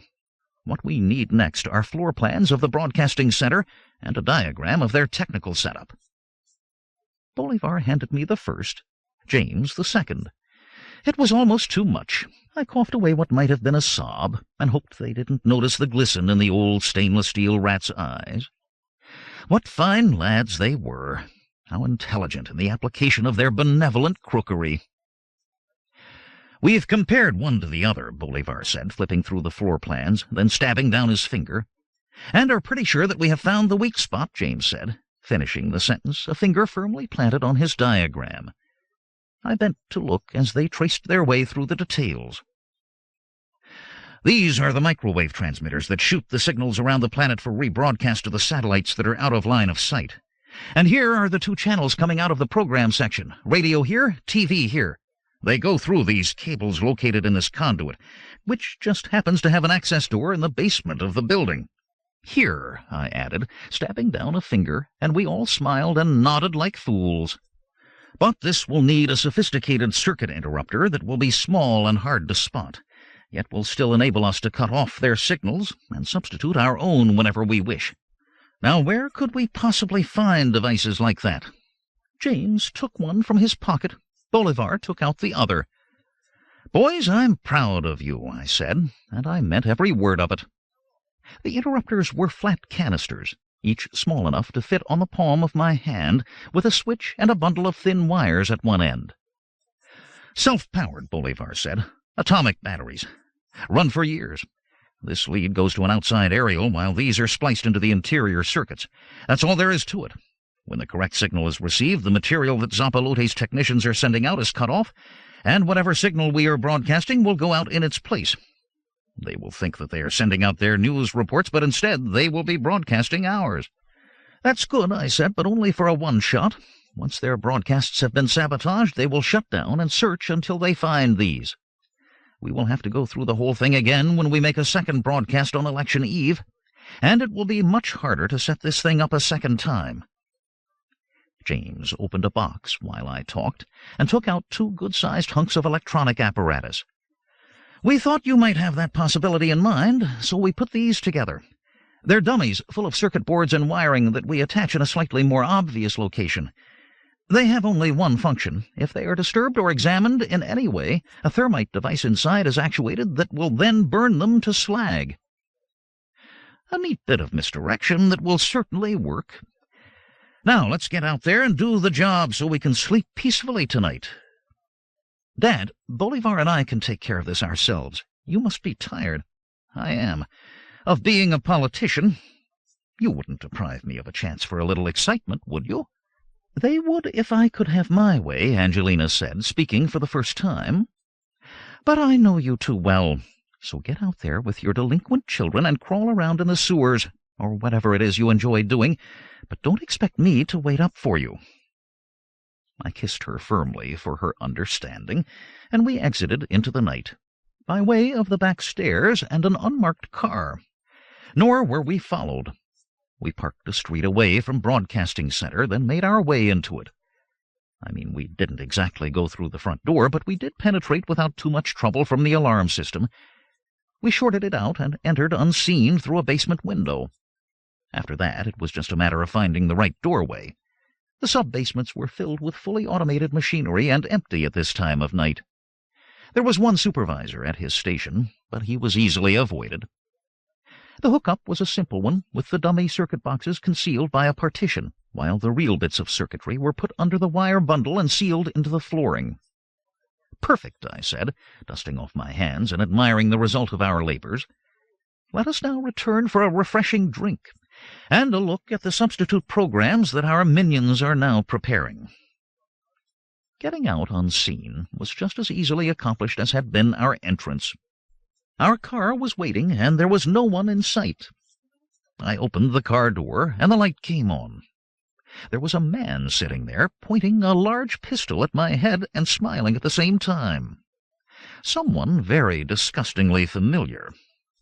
"So, you are Hector Harappo now, and no longer a simple off-world tourist," Captain Oliveira said. "I warned you at our last meeting not to return to this planet. Now that you have been so rash as to come back, you can only blame yourself for the consequences." 22. As he spoke these words, the street was bathed with eye-searing light. It was a trap, and well sprung. There were searchlights on top of the buildings, and troops pouring out of the doorways. All we could do was surrender. "Please don't shoot," I shouted. "We surrender. Surrender, my men. That is an order. Duchan Kunbula." I hoped that the boys would remember this repellent alien language, and they did. Although their hands were in the air, like mine, they could still actuate their smoke bomb releases by crossing their wrists, which I had just ordered them to do. The last thing I saw was the cheering sight of them vanishing in the roiling clouds that sprang up all around them. I hurled myself aside just as Oliveira fired. The bullet whistled by so close that I felt my hair stir in the breeze of its passage. Before he could fire again, I flipped one of my own smoke bombs into the car, following it instantly with a sleep capsule. I doubt if 10 seconds had passed since the moment that I had opened the car door. In that brief time, things had changed drastically. The street was filled with vision-obscuring smoke and loud with shouted orders, whistles blowing, the roar of engines, and the hoarse cries of attacking men. "Add more smoke and mix it with sleeping gas," I called out in the same alien language. "I'm going to start a diversion with this car. Then you both make a break for it." If I could draw all the attention to myself, the boys might have a chance. I groped my way into the car, pushed Oliveira's limp body aside, then started the engine. As I kicked it into gear, I twisted the wheel away from the boys and stamped down hard on the accelerator. The car jumped forward, picking up speed. The smoke thinned, then vanished to be replaced by searing light. I squinted against the glare and saw that I was about to run down a squad of terrified soldiers. I dragged on the wheel and missed them by centimeters, still moving at top speed, to plow headlong into an armored car. It made quite an impact in more ways than one. I found myself bouncing off the windshield and dropping back into the seat. My nose had taken a good knock and was bleeding nicely down the front of my shirt. My brains had been thumped just as well as my nose, and I felt that my head was wobbling on my neck. Thinking was difficult, and I had just about enough intelligence left to realize that more smoke and sleeping gas would be a good idea. I was hurling the bombs out of the window when the door to the armored car opened just before me. I threw a few smoke and gas grenades in there by reflex, and all the while I was holding my breath. I had stopped breathing the instant the rush of blood had washed out my nose plugs. If I took a single breath now, I would be just as sound asleep as the soldiers and police. But unlike them, I would probably wake up dead. The burning in my chest drove away the groggy sensations as I crawled out of the car on my hands and knees. As I stood up, I banged my injured nose into something very hard. It took every effort of will not to gasp in a lungful of the gas-filled air. The object moved as I touched it, and I realized that it was the open door of the armored car. Transportation. I climbed painfully into it, pushing aside the invisible body that was blocking the entrance. There were more slumped bodies underfoot, and I had to climb over them, and I had to breathe. But I didn't dare. I groped forward and slammed my head against hard metal. It took an endless period of running my fingers over it before I realized that it was the base of a seat. The driver's seat, mounted high in the front of the car. My groping fingers found the floor-mounted gear shift. It was vibrating. The engine was still running. I jammed it into gear. The armored car heaved itself forward and began to grind my car into bits. I cursed and pushed and managed to get the thing into reverse. Everything shook about like crazy. Then we started moving backwards. I had to breathe. There was light again. I stuck my head out of the door and hoped that the sleeping gas had been left behind with the smoke.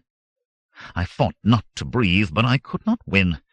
I sucked in a shuddering lungful of air. Nothing happened. Nothing bad, that is. The air itself was pleasure beyond description. We were out of the gas, and things were going very well outside, I saw, as I slammed the door shut. Smoke and confusion, men and vehicles moving in all directions. My own armored car just one among many drawing away from the smoke and gas, moving backwards, slowly and steadily out of the area. The driver fell to the floor with a satisfying thud when I hauled at him. I was still gasping in the life-restoring air as I climbed into his seat and took over the controls. My sons were out there in the smoke and confusion and would need every bit of help they could get. I stopped the armored car and checked over the maze of controls before me. One was labeled Forward Turret, which sounded optimistic. I actuated the circuit, swung the guns to maximum elevation, flipped off the safety, and pressed the trigger. It made a very satisfying roar. The car bucked, empty casings rattled down by my feet, and I saw troops diving for cover. Perfect. Now for an exciting exit. Still in reverse, I jammed down on the accelerator. A rear vision screen showed the street behind me, rushing forward at an incredible pace. It was hard to steer in reverse, and I found the car weaving from side to side. I jammed down on the horn, flashed the lights, and made what I hoped was an interesting exit. A A squad of soldiers appeared on the screen, diving for cover as I roared by. Then I was past them and at a crossroads. I cut sharp on the wheel, skidded to a stop, then jammed the thing into forward gear. Before I could move, 3 more armored cars charged by in front of my car. I smiled at the interesting skidding and crashing as they collided with another vehicle that had been trying to follow me. Before they could sort themselves out, I stepped hard on the accelerator and drove happily away from all the chaos I had caused. And all of this time I kept my thoughts away from James and Bolivar back there in the darkness. They would be all right. They had to be all right. I had heard no gunfire from the cloud of smoke. The boys were conscious while the enemy was not.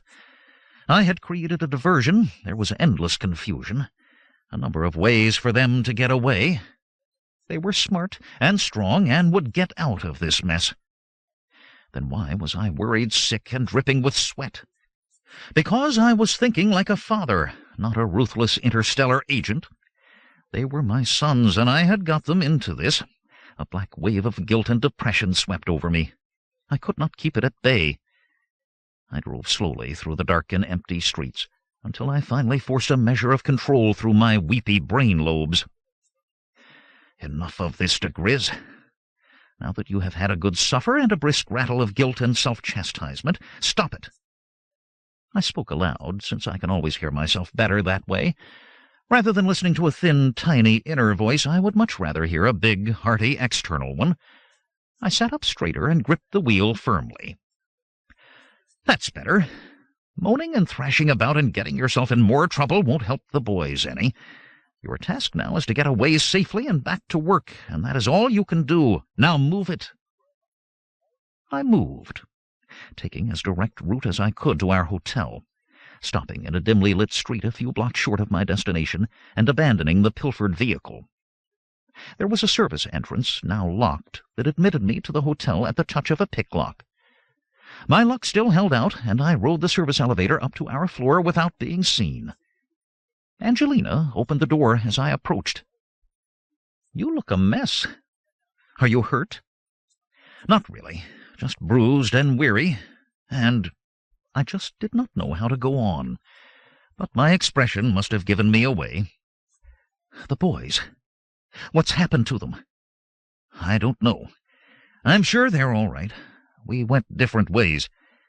Let me in, and I'll tell you what happened." I told her, slowly and accurately over large sips of well-aged Rhone. She sat in cold silence as I talked, not moving or speaking until I had finished. Then she nodded. "Racked with guilt, aren't you? It oozes out of your pores like perspiration." "I am. My fault. I did it, got them into it." "Shut up," she suggested, then leaned forward and kissed me on the cheek. "We are all adults, and we go into these things with our eyes open. Not only didn't you lead them to destruction, you put yourself in the enemy's gun sights to give them a chance to get away. You did all that you could. Now all we can do is wait. After I patch up that repulsively bloody nose of yours. I was putting off taking care of it until you had enough Rhone inside of you." I said ouch a few times while she cleaned and bandaged my nose.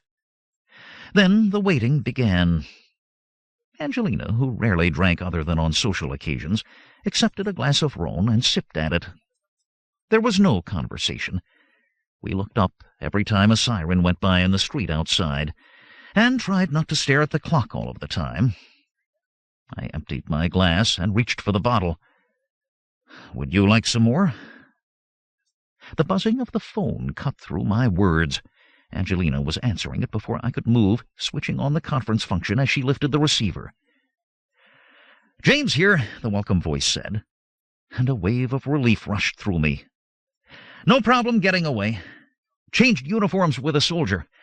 But I can't come back to the hotel looking like this." "We'll pick you up," Angelina said. "How is Bolivar?"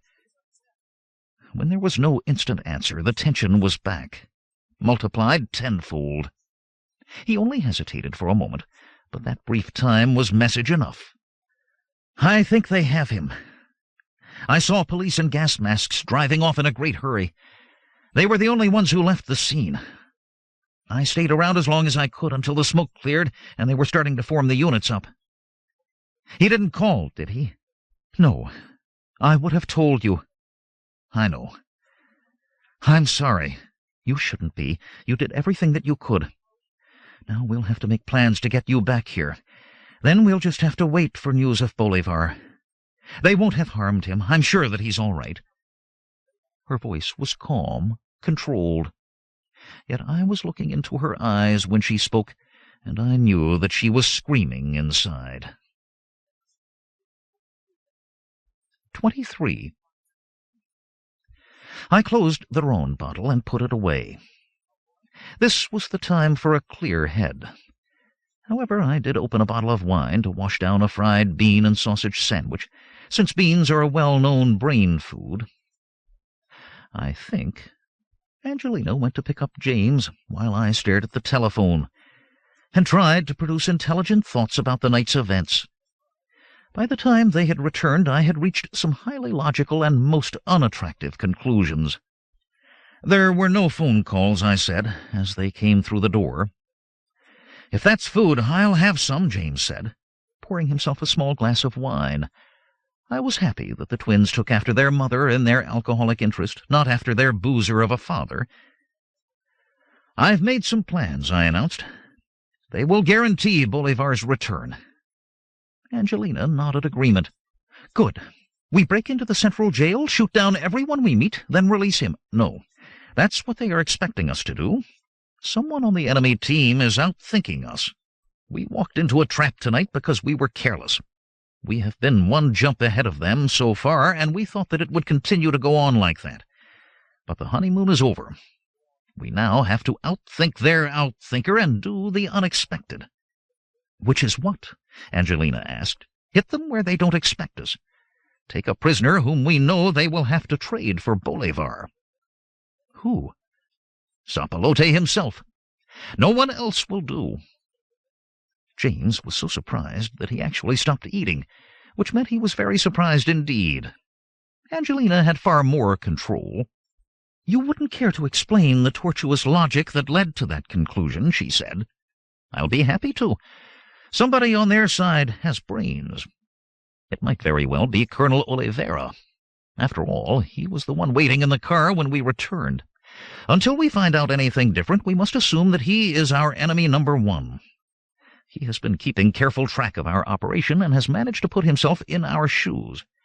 He knows that we must publicize our campaign if we are ever going to get the votes. Nothing of our first meeting with the press was reported, so logically we must then take steps to see that the future will be different. He had no idea of what we would do, but he guessed very accurately where we would strike. Broadcast center. Then he laid a trap that worked, because he succeeded in capturing Bolivar. If he has been right so far, he will still be right in assuming that an attempt will be made to free the prisoner. Therefore, we can be sure that Bolivar will not be in the local prison. And we can also be sure that the building will be one big trap. We shall stay away from it, and change all the rules of the game. With Zapalote as a hostage, Bolivar will have to be released, and the score will be 0-0. All right so far, Angelina said. But have you given any thought about ways and means of getting our hands on Zapalote? I have. I am going to get a few hours' sleep, so I will be fresh for the morning. I will then make certain preparations before I pop over to the capital and look in on the General President. You're insane, Angelina said calmly. I won't let you do it. She shifted position, and a gun suddenly appeared in her hand, aimed at me. That blow on the nose must have addled your brains as well. Go get some sleep, while James and I work out another plan that won't be quite as suicidal. You would shoot me to save my life? While not denigrating the process in any way, I am forced to admit that the operation of the female mind continues to baffle me. Now put the gun away and relax. It is not suicide I am planning, but a well-thought-out operation that will extricate both Bolivar and myself from their clutches. Some details are still vague, but I'm sure that they will be clearer after a night's rest. They were. I woke up at dawn with a flowchart of the operation firmly printed on my frontal lobes. It could not fail. My good humor continued through my shower and breakfast and the flight to Primo Rosso, and right up to the moment when I was strolling across Freedom Square. It only left me when I entered the grim gates of the Presidio and was stopped by the guard. It was far too late to back out now, so I bashed on, good humor or no. "Where's your pass?" he growled. "Pass? I need no pass, you microcephalic moron. I am here to see the General President at the specific request of Colonel Oliveira." "I am sorry. The Colonel left no orders when he came in." "Oliveira is here now? Better and better. Get him on the phone, and quickly, if you value your life and sanity." He was shaking as he punched a number into the phone.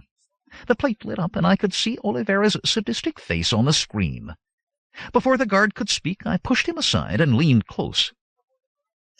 "Oliveira," I snarled, "I'm at the front entrance. Aren't you interested in seeing me?" He did a beautiful take.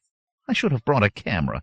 He had undoubtedly expected a number of possible reactions to the events of the previous evening, but this one was certainly not included. He finally got his eyes back in his head, and the blood back into his skin, and screeched into the phone, "Hold that man!" I broke the connection, and sat down in the guard's chair. See how delighted he was? I took out a cigar and lit it, and had barely puffed out the first cloud of smoke before Oliveira came plunging down the stairs with a squad of soldiers at his heels. "You took one of my men last night," I said, blowing smoke into his face. "I've come to order his release." As can be easily imagined, he did not take kindly at all to this treatment. I made no resistance when the soldiers seized me and hustled me deep into the bowels of the building. Oliveira personally supervised the security procedures, watching closely as I was stripped, searched, x-rayed, body-scanned, and purged. He knew that there had to be method in my madness of surrendering to him, but he could not figure out what it was. Then he had the entire security procedure done a second time, just in case. Of course, they found nothing. When it was all finished, I was given thin slippers and a paper prison suit, then chained heavily at my ankles and wrists. Only after this had been done did he have me dragged to the interrogation room and thrown into a hard chair. He stood over me, slapping a weighted club against the palm of his hand. "Who are you?" he asked. "I am General James diGriz of the Paramilitary Organization of Political Investigation. You may call me Sir." He struck me sharply across the shin with the club. It should have hurt a good deal. I didn't even notice it. One thing that the examination hadn't shown was that I had been filled to the gills with neocaine, a very potent painkiller. I might not feel very good when it wore off, but for the present nothing could get through. "No lies, and no more of your not-so-funny jokes. Who are you? The truth this time." "I've already told you. My name and organization. We of Poopy make it our life's work to right wrongs, to aid in the political growth of backward planets, to help honest politicians like Harappo, to supervise the downfall of criminals like Zappalote." He struck me again, and I just sat there and watched him. "Does it give you pleasure to do that?" I finally asked. "If so, you must be a very sick man." He raised the club higher, then threw it away. What good is it to be a bully and a sadist if your victim doesn't even notice it? I nodded approval. "Now that you have stopped, we can converse like adults. My organization is giving aid to Harappo, as I told you. Last night you succeeded in capturing one of my operatives. That will not do. I want him released at once." "Never. We have him, and now we have you, and you are both as good as dead." "More threats? You really are a stupid man." I stood up, very slowly, since it took a great deal of effort because of the heavy chains. "I shall just have to go over your head. I will see Zappalote now." "I'll kill you," he frothed, grabbing up the club again and raising it over his head. "If you do, Zappalote will have you shot on the spot. My organization will continue to work without me, and he will lose the election. Because of your stupidity. Is that what you want?" He stood there, club raised, trembling, lusting to beat my brains out, but knowing that if he did that he might very well be dead as well. In the end he had to lower it. I nodded approval. That's better. We will now go to see the General President so I can tell him of a compromise plan that I am sure will please him. What is it? You will discover that if he permits your presence during our discussion. Call him. Oliveira was neatly impaled on the horns of a dilemma, and I enjoyed watching him twitch there. He wanted to kill me, or at least to maim me, but he didn't dare. What I had said about Zappalote was true. In the end, he realized that and stamped out of the room. I dropped back into the chair and looked gloomily at the bruises that were beginning to appear on my body, and tried not to think what I was going to feel like when the neocaine wore off. There was a suspicious soft spot on the side of my chest where a rib or two was broken.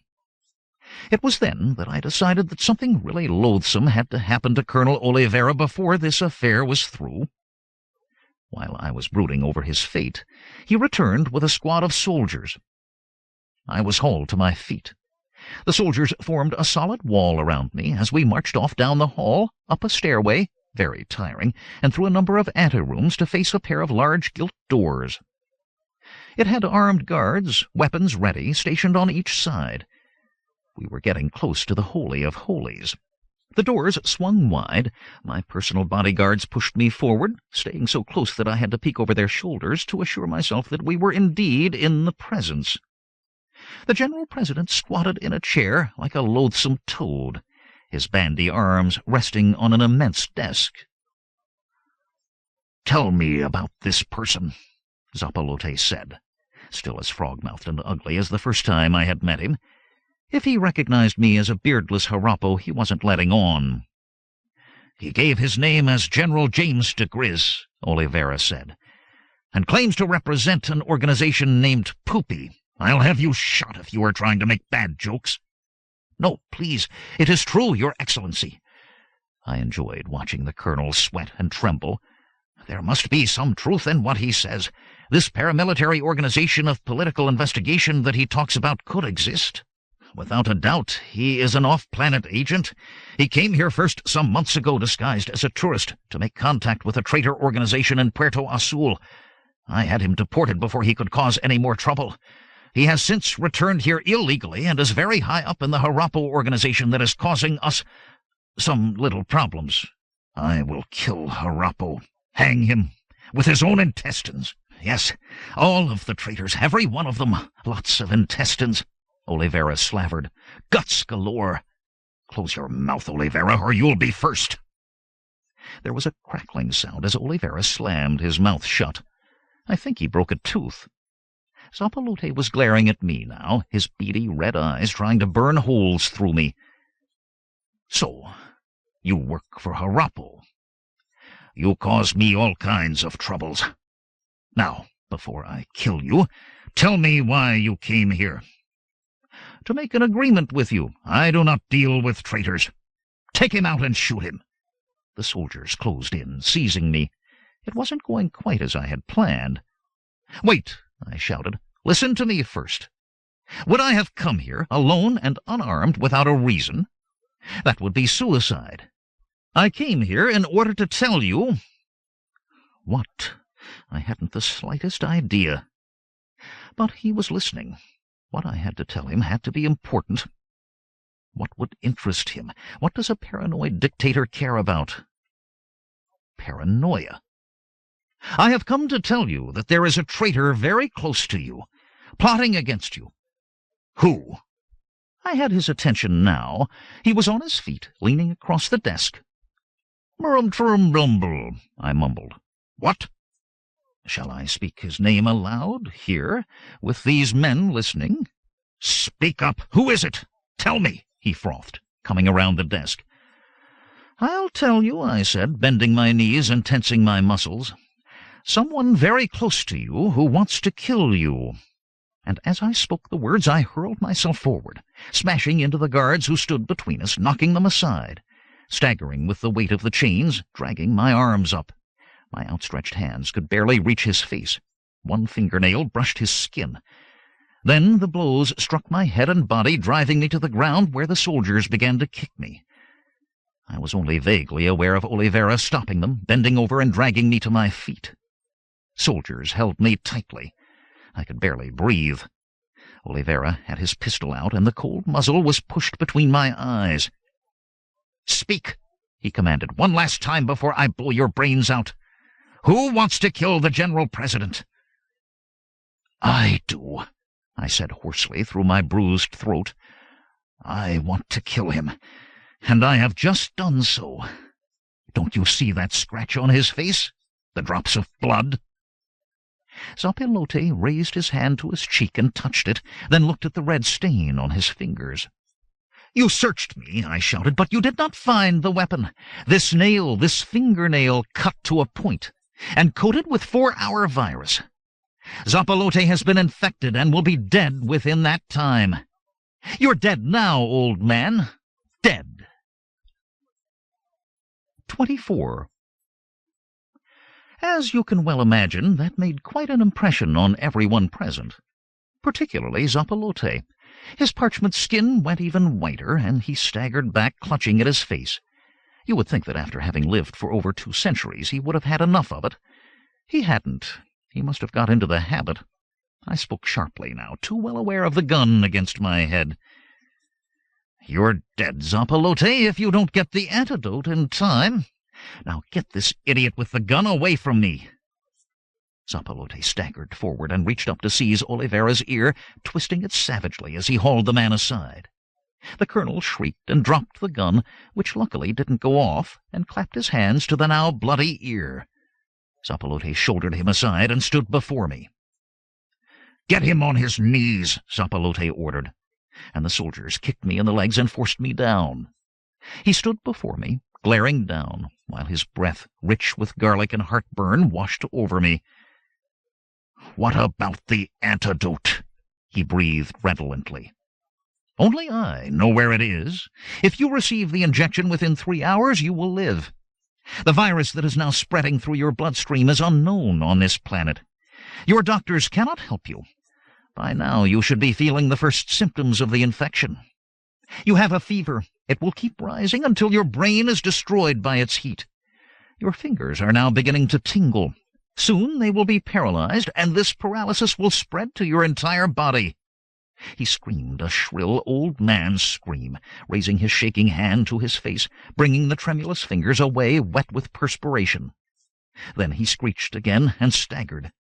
2 soldiers seized him before he could fall and half carried him to his chair behind the oversized desk. "Tell these men to release me," I ordered. "They will take these chains off me, and then they will leave. The creature Oliveira will stay in order to carry out your commands. Issue your orders." Zapilote's voice quavered as he spoke. The chains dropped away, and I dragged myself to a chair and dropped into it. Oliveira stood, dazed, his hands still over his torn ear. "Here are your instructions, Oliveira. You will get on the telephone at once and issue orders to release the prisoner you captured last night. The prisoner will not be harmed. He will be taken to Harapo's suite at the Hotel Gran Parajero in Puerto Azul. When he is safely there, he will be given a phone number that will connect directly with this office. When I have received a phone call from him that I find satisfactory, we will discuss the antidote. The longer you delay—" "Do it!" Zapilote screeched. He turned to me as Oliveira worked frantically at the phone. "The antidote! Where is it? I am burning up." "You won't die for over 3 hours yet, though you will be very sick. The antidote is nearby. It will be delivered when a message is telephoned. That message will not be sent until I am safely out of here." "Who are you?" "Your destiny, old man. Your nemesis. The power that will bring you low. Now send for my clothes so I won't have to waste any of your lifetime later on. See, Oliveira is off the phone. Order him to take care of it. How can I believe that you will do this, that you will send the antidote? You can't, but you have no other choice, do you? Now issue the orders." The entire operation took almost 2 hours. 2 hours in which Zapilote almost sank into a coma due to his rising fever. 2 doctors kept his temperature down with antipyretics. But they could not stop the paralysis of his extremities.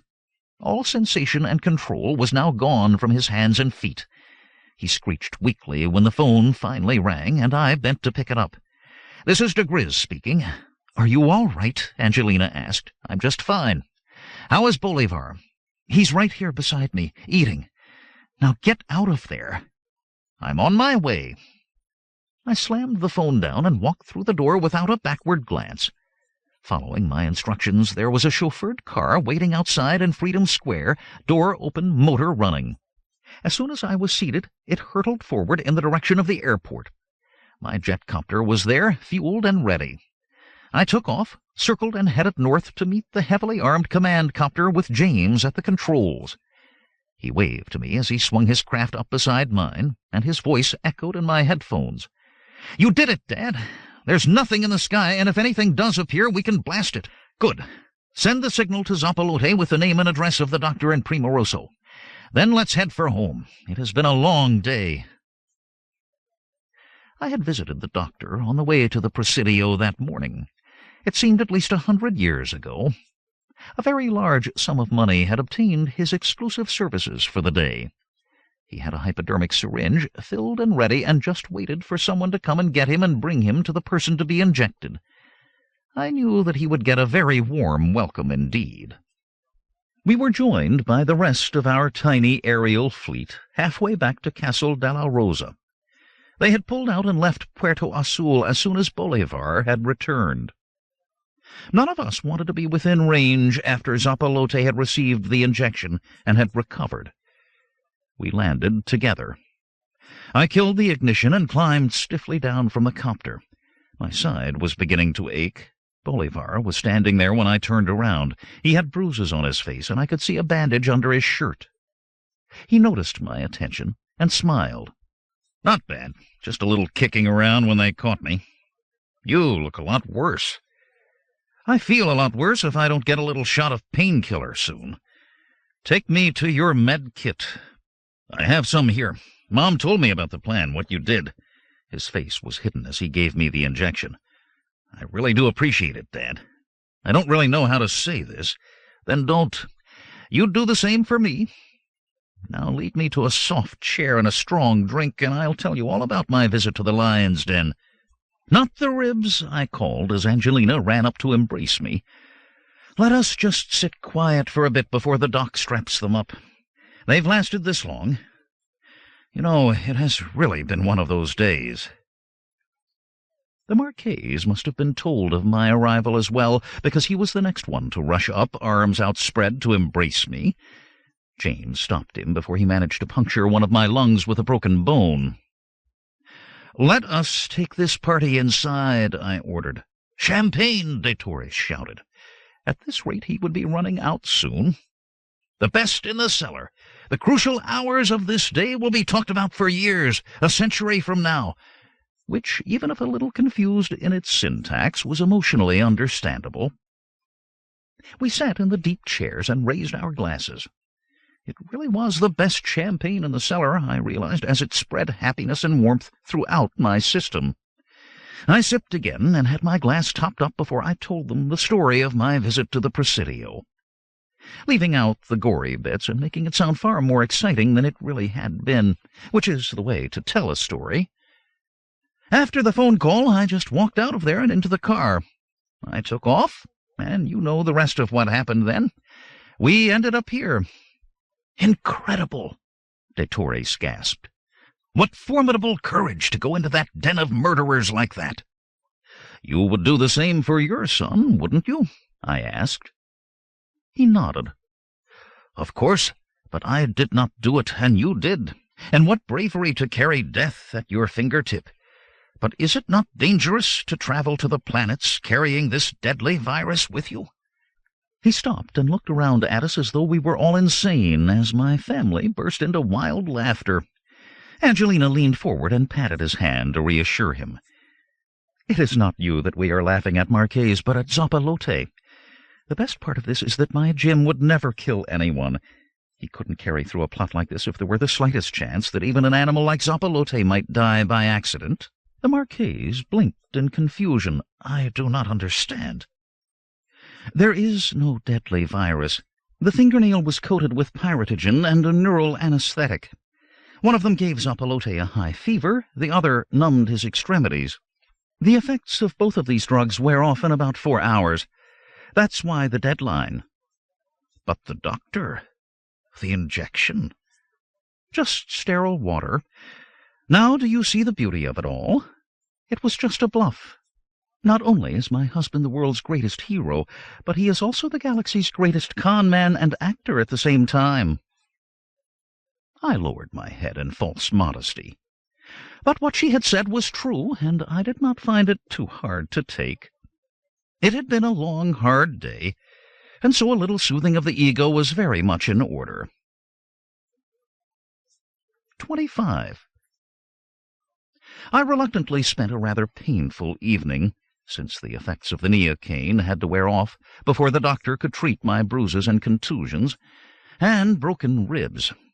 3 of them had been fractured by the colonel, and I sat there and cursed and thought evil thoughts about him, while the medic shot bone rejuvenator into the rib marrow, then bound me up. When he was finally finished, a small shot of neocaine and a large ron kicked me off to dreamland for some well-deserved rest. Angelina let me sleep late the next morning, and did not look in until I was taking my second cup of coffee from the bedside dispenser. "And how are we feeling today?" she asked cheerily. "I don't know how we are feeling, but I are feeling like I have been drawn through a knothole." "Poor dear," she said, brushing my tousled hair and kissing me lightly on the forehead. "The boys have prepared a surprise that should take your mind off your troubles." Even as she said this, the door opened, and James entered, carrying a projection TV set. Bolivar was right behind him with the screen. I scowled with instant distrust. I hate the box, I animositied. Particularly moronic morning cretin fodder. Angelina patted my head soothingly. There, mustn't get irritated. It is not morning TV because it is no longer morning but early afternoon. The traditional time on this planet for the big midday meal, which is also traditionally followed by the news broadcast, watched by almost everyone as they relax comatose, fingers laced over distended stomach. My fingers are clutched to my starving stomach, and I hate news broadcasts. "Here comes the maid with your 9-course breakfast," Bolivar said, stepping aside so the laden table could pass. "And this is no normal broadcast, either. After the trap that was laid for us outside of the broadcasting center, we can be pretty sure that we were backtracked, which means that the dummy interrupters were surely found. But James ran a circuit check last night, and the real interrupters are still in place. It took us most of the night to get the tape ready, but we think that you will really enjoy the news today." I will, I enthused through a mouthful of food, and I take back all of my earlier, surlier suggestions. I should have known. Angelina, my love, sit beside me and help yourself to a chop, and we will enjoy the show together. The program that preceded the news was just ending as I ended my meal. It was a romantic opera of the kind that mental cripples are said to enjoy, with all kinds of fat people singing into each other's faces, clumsy stabbings with collapsible swords, followed by hearty songs from the deathbed. Happily, it ended just as I was reaching for something to throw at the set. A series of repulsive commercials followed, of which only the Ron advertisement was bearable, all dewy glasses and clinking ice cubes. But even the most dreadful commercial must come to its sodden end. An off-key fanfare heralded the news, and a smart-looking girl swam into focus. "Good afternoon, ladies and gentlemen. This is the afternoon news that is brought to you every day at this time. We have been getting reports from the capital that General President Zappalote is feeling much better after the mild attack of food poisoning he suffered yesterday. Dear General President, all of us here, and I know all of you out there, join in wishing you the speediest of speedy recoveries." At this point, James pressed the button on the radio control box he was carrying. The screen shimmered for a second, and the girl was replaced by a photograph of me, complete with beard, waving enthusiastically and flashing pearly teeth. The Marquise stood at my shoulder. A woman's voice continued the narration, but not that of the previous speaker. I recognized Angelina's voice in an instant and gave her hand a squeeze. But let us not dwell on the psychosomatic illnesses of this sordid little dictator. Let us instead meet the noble man who will be our next president. I refer to none other than Sir Hector Harappo, shown here with the vice president-to-be, the Marqués de la Rosa. These handsome and noble gentlemen have just held their first election rally in Puerto Azul. It was an enormous success, despite the attempts of Zapalote's corrupt police force to prevent it. The first attempt occurred. It was a snappy production, and I enjoyed every moment of it. All the film had been edited to show the opposition in the worst possible light, while our team were unto gods. I clapped enthusiastically when it came to the end. Well done! My congratulations to you all, and I would pay 1,000 credits to see the expression on that poxy dictator's face at this very moment. But enough. Having finished the first part of the campaign, we must look forward to the final stages. We have 3 months until Election Day, and every moment must be taken up with bringing our message to the people. Without any of us getting shot or blown up, Angelina said firmly, I could not agree more. But our message must be carried by the news media, and I would welcome suggestions on how that will be done. We can assume that our little TV tap is now being tracked down and destroyed. Once they find out what we have done, our chances of fixing any other interrupters into their circuitry are less than zero.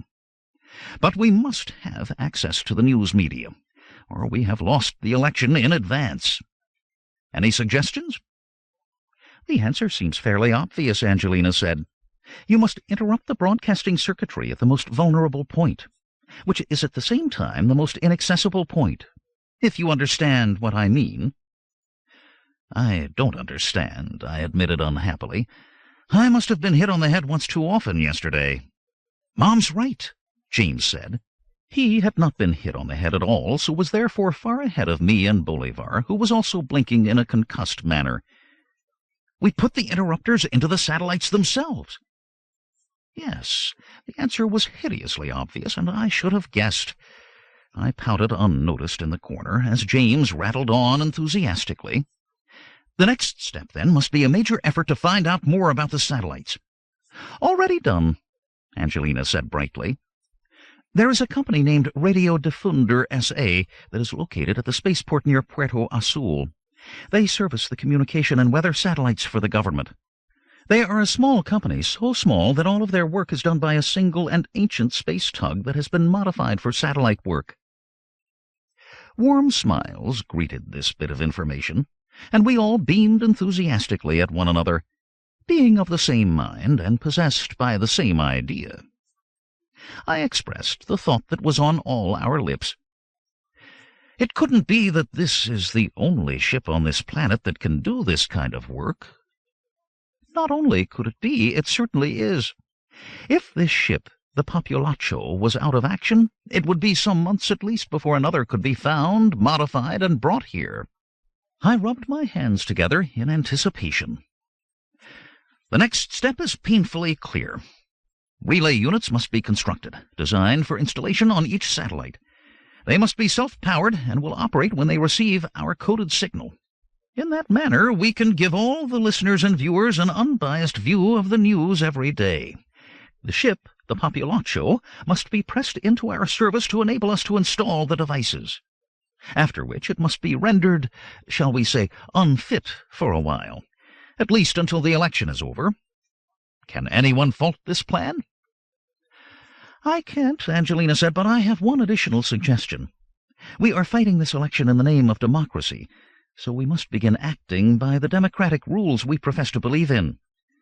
We must not repeat what we did tonight, canceling their news program and substituting our own.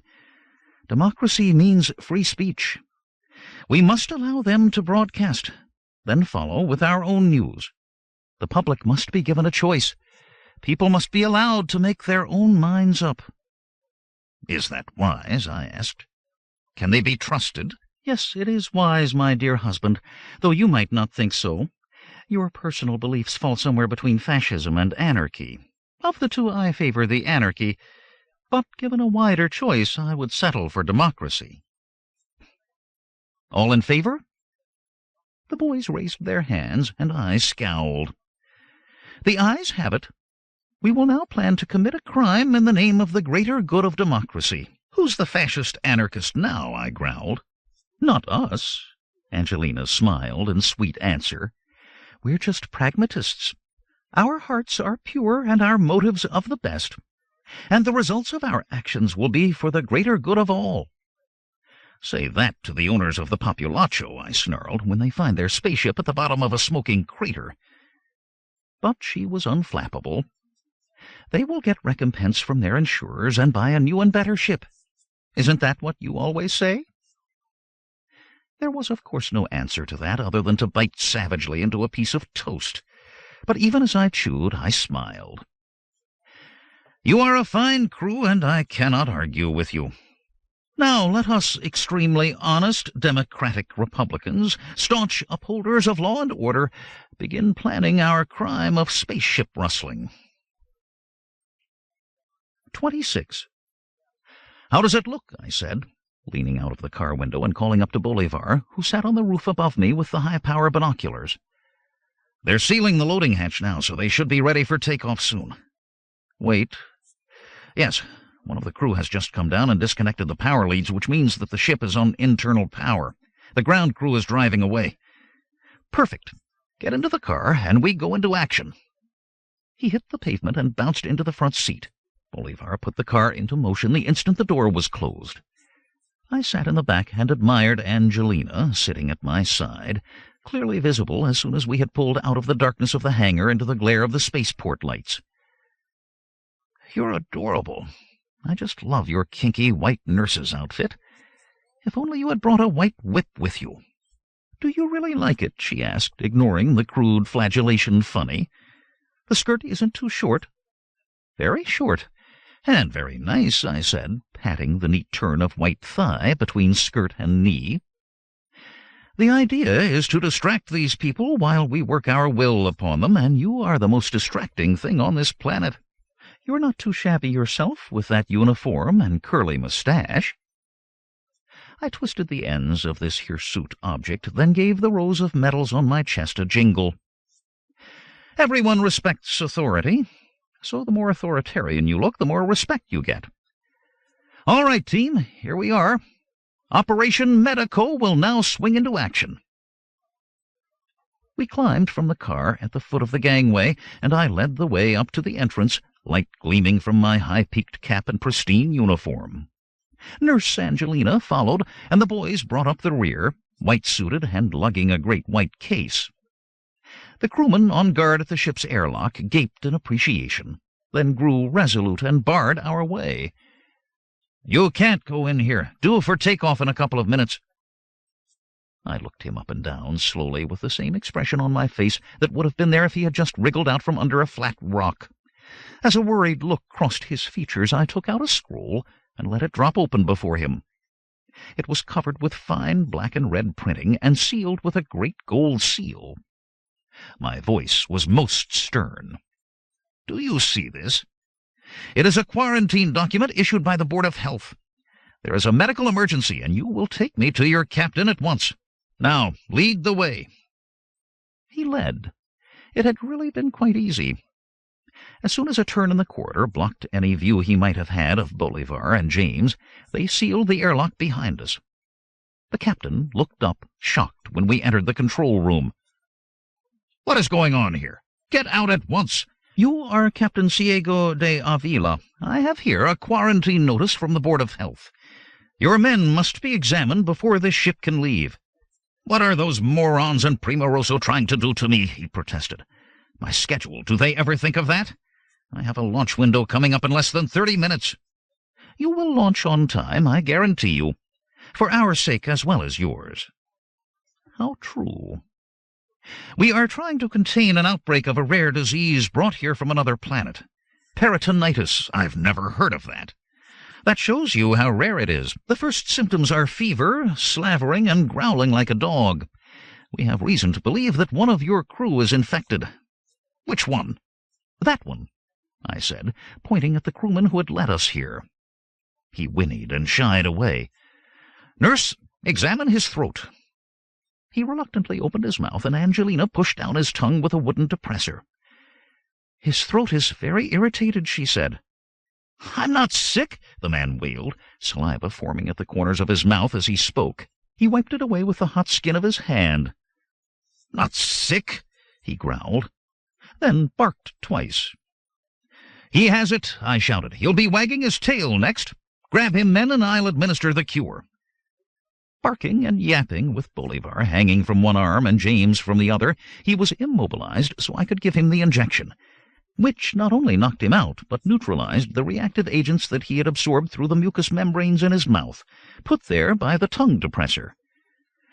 "Caught in time," I said, looking down at the unconscious body while I put the hypodermic back into its case. "He will recover after he regains consciousness. Now, Captain, order the rest of your crew here at once for examination. If it is done quickly, you will make your launch on time." It was done quickly. Within 5 minutes, most of the crew had developed symptoms and were stretched unconscious on the deck. It was not by chance that only a skeleton engine and control room crew remained. I nodded approval, then took out a large pistol and pointed it at the captain. "I am now taking over your ship. Long live the revolution!" "You can't do this. You're mad." "No, we are not mad, just incredibly vicious. We represent the Black Friday Afternoon Revolutionary Party, and we will kill you to make you free. We fear nothing. You will operate this ship in its normal manner, or we will murder your crew one by one until you agree to cooperate." "You're all nutcases. I'm calling the police." He reached for the radio, but I moved faster, seizing him by the arms and spinning him about. "Kill the first one," I called out. "Freedom and liberty!" Bolivar shouted, as he pulled a large butcher knife out from under his jacket. He leaped upon the unconscious figure at the far end of the road, kneeling on the man's chest. Then he bent forward and cut the man's throat with a single vicious swipe of the sharp knife. There was a gurgling cry as the blood spurted out of the awful wound. It was very realistic.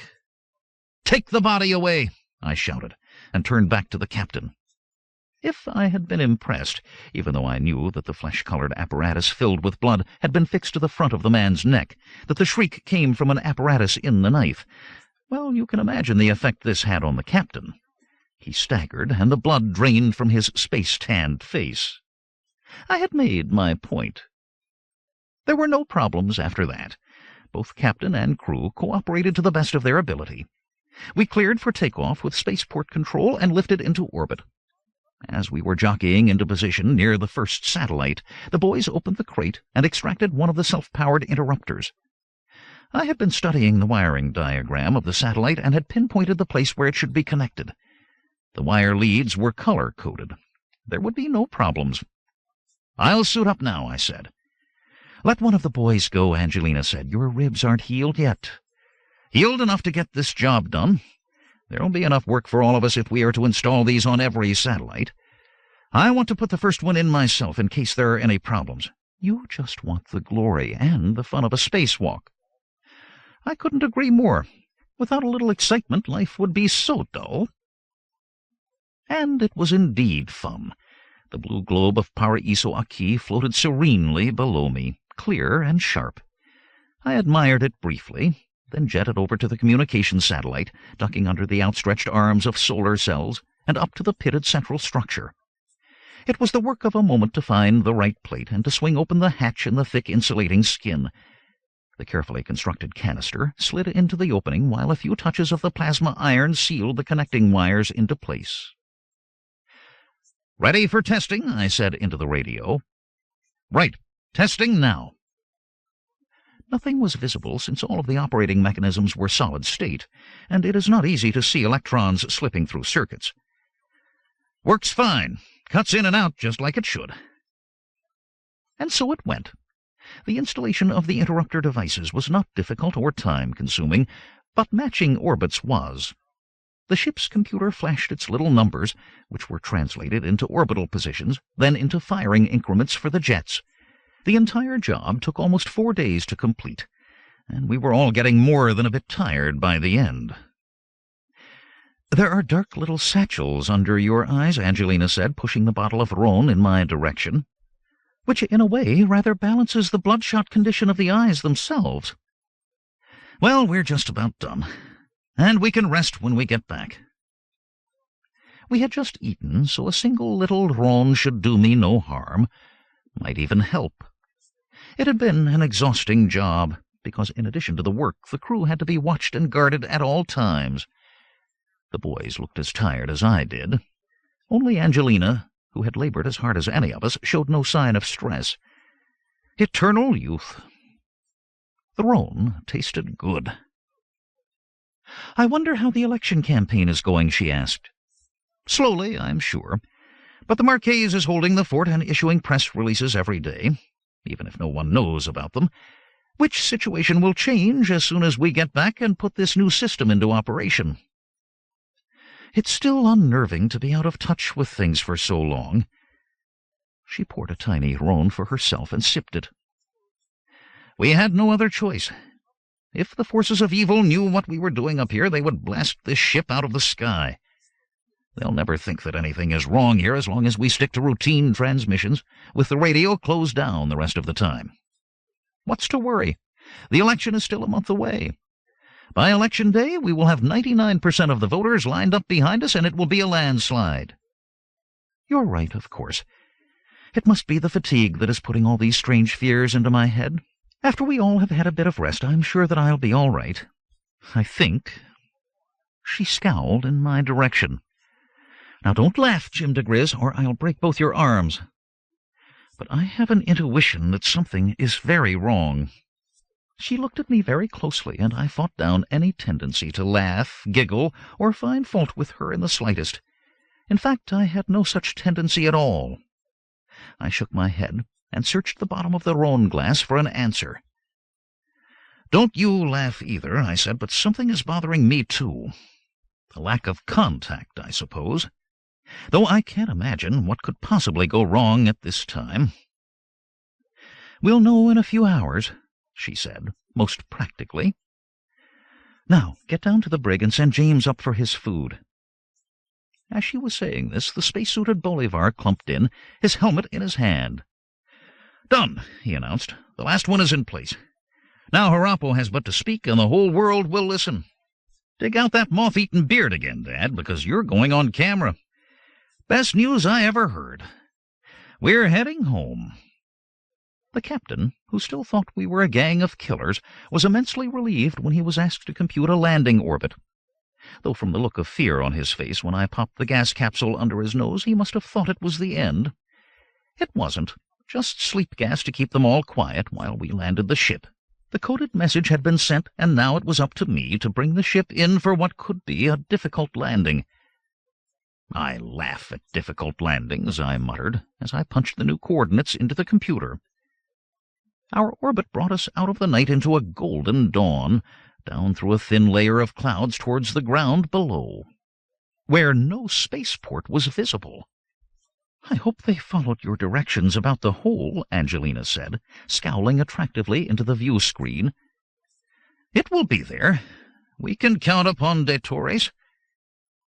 I was right. The dark mouth of the opening yawned in the middle of the field near the castle. A radio beacon guided us in, but I cut it off when we were 200 meters up and made the delicate part of the landing myself. Jets flaring, my attention on the radar and lower screens, I dropped the ship down into the immense hole in the ground. We touched with the slightest of bumps, and I killed all the power. "Done," I announced. "When the dummy barn is put over the hole, this spaceship will have disappeared. Until after the election. Though the crew will not have their freedom, I am sure they will appreciate the hospitality here." We were climbing up the bow port while I talked. It swung open at the touch of a button, and sunlight streamed in. A construction crane was just swinging a gangway into place so we could make a graceful exit. We strolled across it to greet the Marquise himself, who was waiting at the far end. But instead of joy and welcome, his face was a study in darkest gloom. "It is terrible," he said. "A painful tragedy. The end is upon us." Angelina and I exchanged a single glance. Had our premonitions of doom been right? "What's wrong?" I asked. "You wouldn't know. You were out of touch. All the work wasted. Ruined. You wouldn't like to tell me why, I grated through clenched teeth. The election. Zapolote has declared a state of emergency and changed the date. It is taking place tomorrow morning. There is nothing we can possibly do in the little time remaining. He is sure to be re-elected again. 27. If you're holding your breath, why, then a day is a long time. But if you are trying to fix an election, then a day is no time at all. And a day was all that we had left. It is hard to admit defeat, particularly for one like myself, who, if you will excuse me saying so, has never been defeated. Nor was I going to be this time. It won't work, I announced loudly. That putrid Politico is not getting away with it. They stood in awe of this statement, so forcefully and firmly declared. It was only after some hesitation that Bolivar asked the all-important question. How are you going to stop him? How, indeed? I hadn't the slightest idea. That will be revealed tomorrow. It takes a bigger man than Zapolote to put the skids under slippery Jim diGriz. I turned and marched resolutely away before there were any more embarrassing questions. What was I going to do? That vital question flickered about in my frontal lobes, and occasionally dropped into my temporal lobe, and once even into my cerebellum, without producing an answer. I returned to our suite, where I bathed in perfumed water and scrubbed myself until every pore gleamed. Then I shaved and brushed my teeth, took an upper, then a downer to get myself off the ceiling, and still no answer was forthcoming. As a last resort, I tucked into a healthy breakfast, then washed it down with countless cups of black coffee, followed by even more coffee laced with ancient Rhone. The results were no better. "Face it, Jim," I said, sitting on the balcony and staring out at the view. "You have lost the election." It was almost a relief to come to that conclusion. It cleared the air. He who fights and pulls his freight lives to fight another date. Count your losses and get out. Lick your wounds, then return, because there was just no way that the planet-wide election system could be fixed in a single day. As things stood now, it really didn't matter how many people voted for Jarapo. Their votes went in one end of the crooked voting machines, and votes for Zapolote came out the other. As soon as I faced this indisputable fact, the glimmerings of an idea began tapping faintly for attention. But why? What was important about this bit of bad news? I paced the floor, smoked a cheroot, scratched my head, poured some Rhone, rubbed my chin, and did all of the other things that are supposed to make the brain tick over. One of them must have worked because I was suddenly electrified, leaping into the air and clicking my heels together. Or rather, thudding them together, since I was barefoot. I grabbed for the phone and punched in de Torres's personal number. It took a moment for the call to go through, and when his face appeared on the screen, it was bouncing up and down with the sky in the background. "What is it?" he asked. There was a regular thudding sound, beating time behind his voice. Then I realized that he must have gone riding and that the telephone pickup was in the pommel of the saddle. "Just a question, if you don't mind. This planet is now theoretically an established democracy, isn't it?" He bounced and nodded. "Theoretically is the right word. We have a constitution that promises everything, though of course we receive nothing. Our motto should be that there are no fixed rules. Anyone can be bribed, anyone corrupted. On paper, yes, we are a democracy. Well, that paper is what I am interested in. Where can I see a copy of this Constitution?" "In my library. It is in the memory banks, but there is also a bound volume on the stand between the windows." "Why do you ask?" "All will be revealed very soon. Thanks." I pulled on some clothes and hurried down to the library, tiptoeing past the tall windows that opened out onto the balcony, because I could see Angelina and the boys having coffee there. It wasn't quite time for explanations yet. The Constitution was just where the Marquise had said. I opened it and groaned. There were over 9,000 pages of fine print. I obviously had my work cut out for me. There was no point in going through the massive thing page by page and scribbling out handwritten notes. Never keep a dog and bark for yourself. That's one of my mottos. I turned on the library computer, dredged the Constitution up from the memory stacks, and punched it into current memory. I then wrote a simple search program and went to pour myself a drink while it began dredging through the massive thing for some nuggets of gold. It wasn't easy. There did not seem to be much coherence to the Constitution. It was written in a half-dozen styles, all of them obfuscatory, of course, and contained repetitions and redundancies galore. After a while I began to see why. It soon became obvious that Zapolote had not written the thing, but instead must have clobbered it together from a number of other documents. This was both good news and bad. Bad in that I had to scan almost every page myself. Good because there was such a variety of material. There had to be something I could use among all this legal rubbish. The shadows were lengthening across the floor before I did. A secondary reference to a subclause in an appendix relating to additional addenda. I read it once quickly, and as I did, I felt a warm glow suffuse my body. Then I went through it again, more slowly, dancing a little jig as the glowing letters moved across the screen. "Eureka!" I cried, unable to contain myself any longer. Then, "Eureka!" again as I keyed in the computer's voice simulator, then actuated it to say Eureka too, and to repeat itself in a number of different voices and melodies. Within moments, a chorus of booming Eurekas was filling the air. Angelina appeared at the doorway and lifted one quizzical eyebrow. "I thought you might have something to do with this insane chorus. Dare I guess? Does it have any bearing on our little problem?" "Big problem, my sweet," I said, seizing her hands and dancing her around the room. "A large problem that appeared insoluble until this very minute. Though don't tell anyone else that. I would not want to spoil my reputation for infallibility. I have come up with an answer that is so simple I dare not breathe it aloud to any other than you, in case word might reach the forces of evil that oppose us.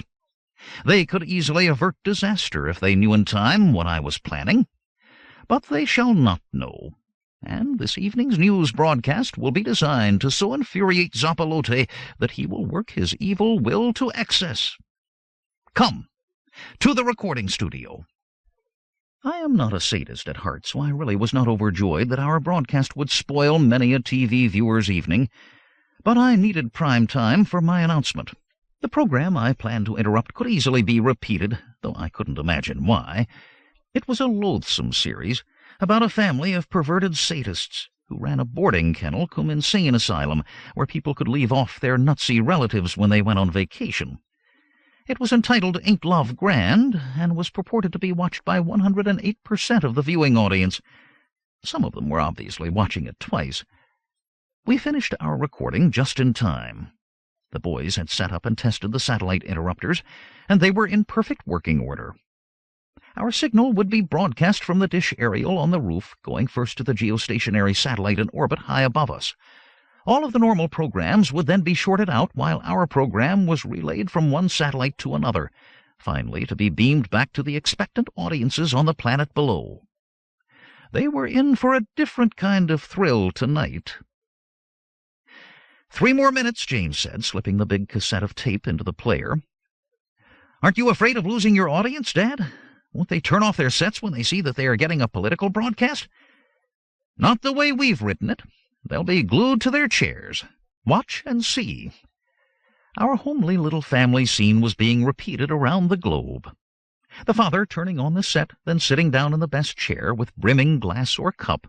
The mother at his side, doing something domestic like knitting booties or fiddling the tax returns. The children at their feet, the servants in their hovels huddling around their battered machines. All the world awaited breathlessly its favorite program. It began, and was ruthlessly interrupted just as it got into full sadistic swing. The picture blinked and sputtered and was replaced by a view of Angelina clutching at a microphone. She was wearing the same uniform as those of the regular announcers, while the background was an exact duplicate of the national news studio. "I have terrible news to bring to you," she said, in a horror-filled voice. "There has been an assassination. No, not the loathsome Zappalote. That is almost too much to ask. Presidential candidate Sir Hector Harappo will now tell you what has happened. After his brief talk, the regular program will be resumed. Sir Harappo." My bearded image appeared, fist raised for banging down on the table before me. "Assassination!" I banged. "Do you know what has been assassinated? I'll tell you what. Your free choice, guaranteed under our sacred Constitution to elect the presidential candidate you think is best. That choice has been assassinated. By whom, you ask? By that little worm Zappalote, who has eaten away the core of our noble republic, that's who. I have always spoken well of my opponent in this presidential race. I shall do so no longer. I shall name him as the gray-furred, long-whiskered, foul-breathed rat that he is. A rodent gnawing away at the supports of our heroic republic. He flaunts our laws. He tried to prevent me from running for office by secretly closing all nominations, but I outthought him there. Easy enough to do with a creature that has the IQ of a retarded cockroach. Since his first attempt to stop me was foiled, he has tried again. He has moved forward the election date in an attempt to prevent me from meeting you good voters out there, to stop me from telling you of his sins and my abilities. But that shall not be so." I stopped for breath, and recorded cheering echoed loudly. It faded when I raised my hand. "You noble voters will have your chance tomorrow. Get out there and vote. Vote for Harappo and de Torres, because every vote for us is a vote for liberty, and will bring a bubble of froth to the demented lips of Zappalote the dictator, soon to be deposed. He cannot win. It shall be a landslide for Harappo. Let us sweep the board in order to sweep that loathsome maggot into the dustbin of history. Thank you." The announcement ended with martial music and snapping flags. "I get a feeling you don't like this guy, Dad," Bolivar said. "You're going to make him angry. If he has his way, you won't get a single vote," James added. I stood and went over to my discarded doctor outfit and removed the most ornate medal from it. I bade James rise and pinned it to his broad chest, and we all cheered. "That is an award for clear-eyed vision, my son. You have, as they say, hit the nail squarely on the head." "Well, thanks. I'll wear it always, even in the shower. But would you like to clarify a bit just how you can win by losing massively? I'm afraid that must remain a secret between myself and your mother for at least a little while longer. No word of my plans must be breathed aloud, even within these castle walls. You shall know first thing after the returns for the voting come tomorrow. If you can figure out by then just what I am up to, why, you get another medal." 28. Election Day began with a bang. The explosion blew out a number of windows in the castle and jolted me in an instant from a deep slumber to a painfully wide-awake condition. I stood by my bed, alertly poised on the balls of my feet, my hands extended in the best karate position. "Aren't you cold just standing there like that?" Angelina asked from the warm depths of the covers. "Yes, now that I think about it, I am." I shivered and dived back in. As I was reaching for her, the phone rang, and I reached for it instead. "Must have been a big one," Bolivar said, "because the defense screen is set to take out any offensive action when it is 5 Ks away. Aerial bomb, big as a house. Computer backtracked its trajectory, then launched a missile at whatever dropped it. The second explosion was too far away to be heard." "Thanks for the info," I said, smacking my lips at the sudden bad taste in my mouth. I stood up and wearily pulled on my robe. "You didn't expect him to exactly send flowers, not after all the awful names you called him, did you?" Angelina said. "No, but I didn't want any more lives lost." I looked out at the gray of dawn and felt rather gray myself. The new president will stop all the killings forever. That's the way you have to look at it. Now order up some food. It's going to be a busy day." As indeed it was. After a satisfying but rapid breakfast, followed by a quick check that my beard was firmly in place, I was off to the level meadow behind the castle. All of the cows had been ejected to make room for the tents. The Marquess himself was supervising the operation as they were unloaded from the trucks. "Good morning, Hector. As you have ordered, the tents are here and are being erected. There is much wonder among the workers, on my part as well, just why we need a carnival at this time. Is it to celebrate the election? Do you think we will win?" "All will be explained in a few hours, my dear Marquise, but I dare not breathe a syllable now. But you can tell your men that they can make the job easier by not bothering to erect the grandstands." "Just empty tents?" "That's it."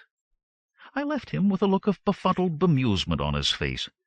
I was to see that expression more and more as the day wore on. Though they were all too polite to say so, I had the feeling after a few hours that most of the people on the castle staff thought that I was mad. Crazy as a rat, that's what. I laughed a quick chuckle under my breath, and went on with the preparations for the day. The first order of official business was, of course, registering my own vote. The polling place for the district was in the small town of Tortosa, a few kilometers outside the Marquess's estate. We went there in a convoy of polished cars, election flags flapping in the breeze of our passage. Our arrival was timed for 9 in the morning, when the polling booth was to be opened. We drove into the central square just as the clock in the town hall was clanging out the hour. A line of prospective voters already stretched across the square. "A good turnout," de Torre said. "A good turnout of ward heelers as well," I said, pointing.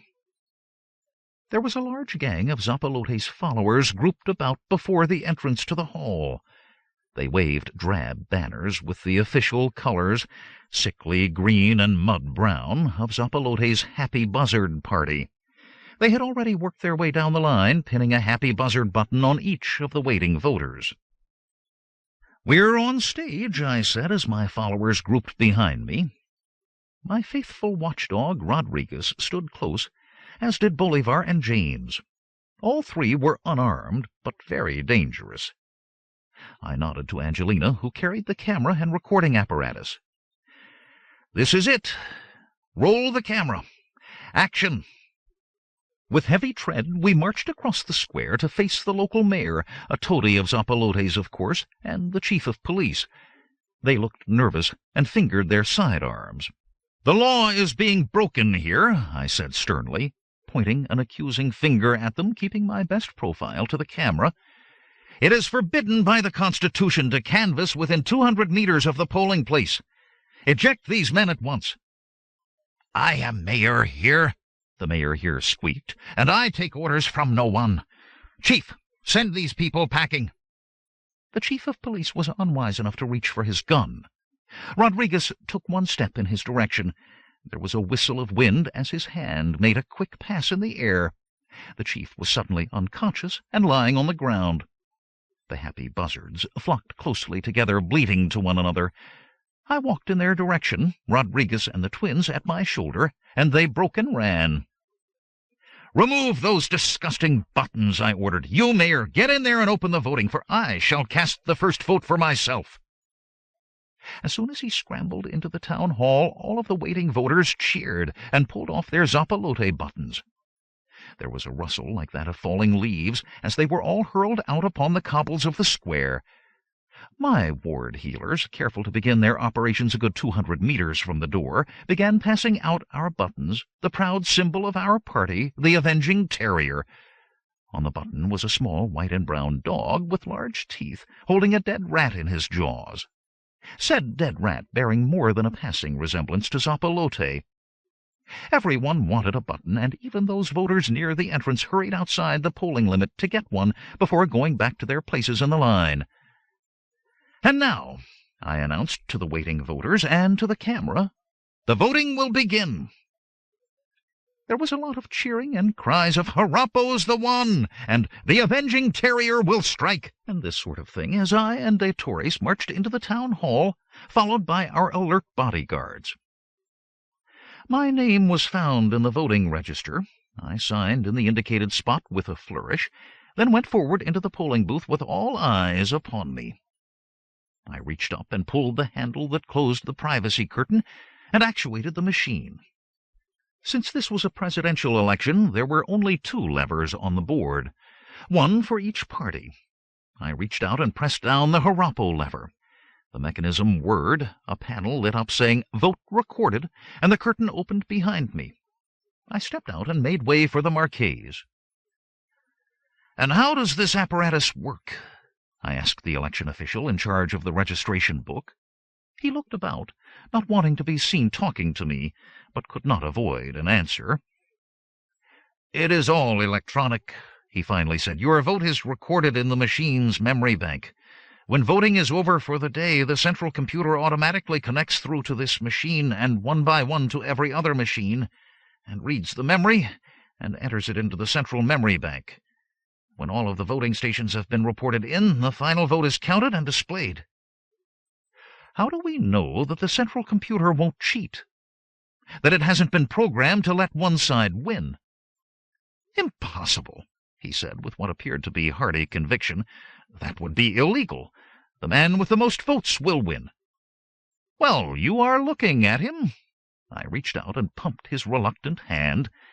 "This is the day when a new broom sweeps clean the foul nest of dictatorship that has locked a slimy metal hand on the bloodstream of the country. Victory!" Cheered on by this masterpiece of mixed metaphor, I exited with de Torres to the cries of the happy voters.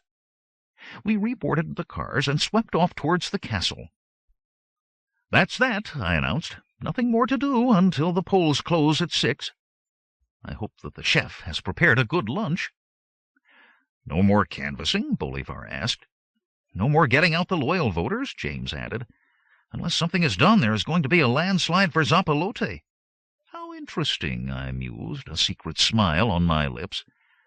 "I do hope that there will be a fish course. It goes so well with the white wine." It was indeed a wonderful lunch, and I must admit that I dozed a bit after the liqueurs. Politics can be so trying. The sun was low on the horizon when I opened my eyes to see Angelina silhouetted most attractively before its radiant disk. "You're a vision," I said. "What time is it?" "Time for you to wake up. I have told the boys everything." They greeted the plan with great joy and left with the convoy at the appointed time. "The polls are just closing now." "Wonderful," I said, standing and stretching. "Let us go listen to the results."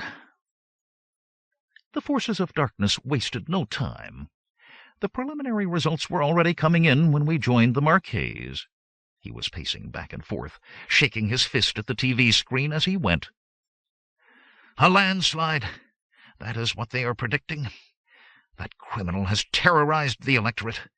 They are afraid to vote against him. I think the answer is really simpler than that.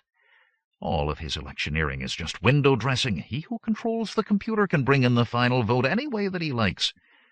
That's why it would have been a waste of time to do any more campaigning." "Then we have lost." "I think perhaps we are going to win. It all depends on how angry Zapalote is. Look, this might be the news that we have been waiting for."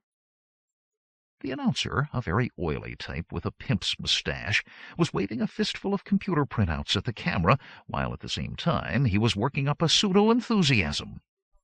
"This is wonderful, absolutely wonderful. A landslide for our dear General President. A spontaneous outwelling of loyalty from the people he holds so dear, an affirmation of their faith, despite the efforts of wreckers and other vermin to undermine this grateful affection that has grown with the years. Wait, just a moment. Yes, the final results have just been handed to me, the results that we all have been waiting for." "You can say that again," I said, then said it again. The announcer smiled greasily and held up a sheet of paper, then lowered it and read from it. The results just in from the town of Tortosa in the central region. This town is next to the estate of an individual named de Torres, the so-called Marqués de la Rosa. Charges are being pressed against this malignant individual for defamation of character and treason. But meanwhile, his name has remained on the voting machines as a vice presidential candidate, along with that of a sick deviant called Hector Harapo, who is so misguided that he thinks he has a chance of being elected president. But we live in a democracy, ladies and gentlemen, where even the lowest can lust for the highest position, and these two are the lowest, let me tell you. In fact, let me prove it. Figures don't lie. He waved the paper again, and I muttered, "Get on with it, you cretin." He must have heard me.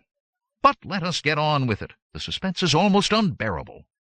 In the town of Tortosa, where these thugs voted and used dire threats on the happy villagers to make them vote for them in what they thought was their very own territory, the results are quite amazing. They are: General President Zapalote, 5,312, while the vote for the traitors Harapo and de Torres is... He extended the silence for long seconds before screaming into the microphone, 2! They voted for themselves, and no one else, not a single person, voted for them. This is loyalty indeed. The landslide marches on, and there is no doubt now that our dear president will be re-elected by acclamation. The swine! De Torres shouted as he kicked the TV set to bits. We saw them vote. We know how they voted. Lies. Just lies. Of course, I said. I wouldn't want it any other way. I thumbed on the command radio at my elbow, and Bolivar's voice issued from it. All ready here. Then roll it. The results were even better than we expected. The Marqués crunched a few last TV components underfoot and looked at me as though I were mad. We are going to make a broadcast to the world very soon, just as soon as the convoy returns. Convoy? Let me explain.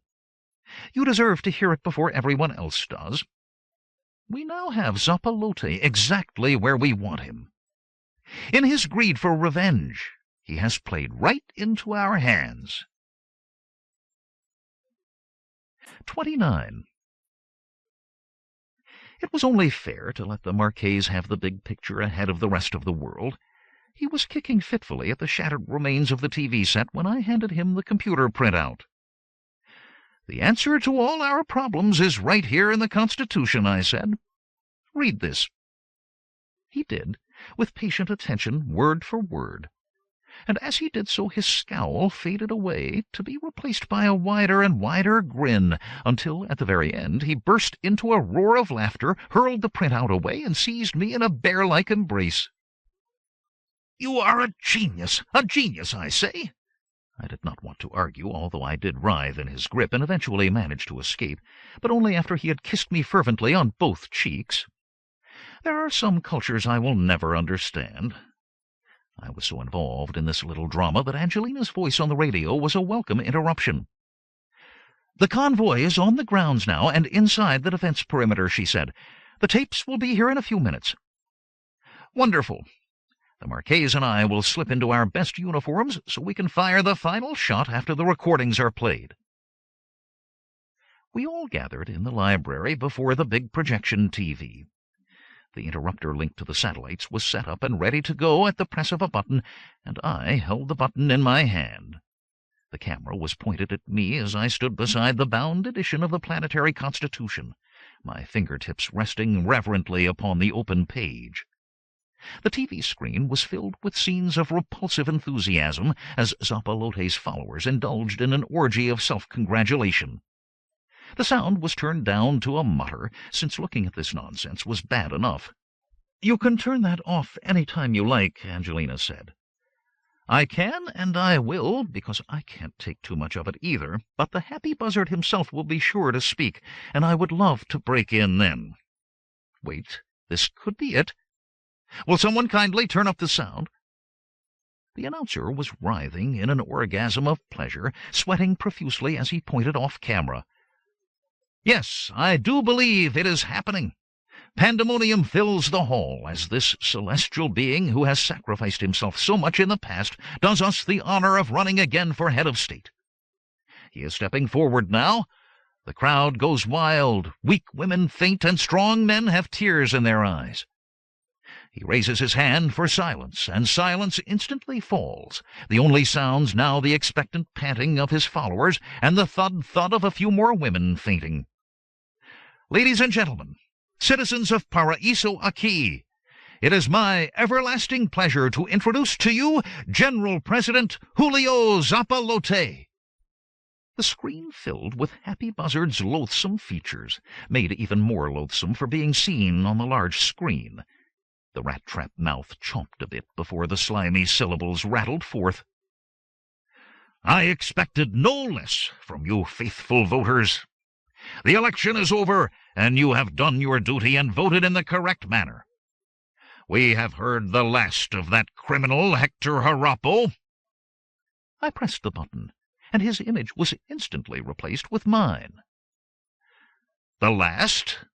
You treacherous little lying louse. The fight has yet to be joined. Do you think you can cheat the voters of this fair world by dropping their sacred votes out of the bottom of your crooked voting machines in order to substitute your own illegal results? It shall not be so. You are condemned out of your own mouth. Justice will be done. In your greed, you have committed the serious crime that will lay you low. The world will now watch as we take you to the little town of Tortosa. The time, as you can see by the clock in the town hall, is just a few minutes after the polls closed earlier today. My form did a slow dissolve to be replaced by the town square. James was doing the voiceover. The polls are now closed, and the citizens of Tortosa are gathering to hear the results. For some reason, perhaps because they are Zapalote supporters, the mayor and the chief of police tried to slip out of town a few minutes ago when they thought they were not being watched. The chief of police is still unconscious, but the mayor is dying to talk to us. The mayor looked decidedly unhappy as he faced the camera, but Rodriguez's grim presence at his shoulder guaranteed his cooperation. Please tell us, Mr. Mayor, was the voting orderly, and were all the votes carefully recorded in the voting machine? Yes, of course. All was in order. He looked up in concern as the square behind him began to fill with people.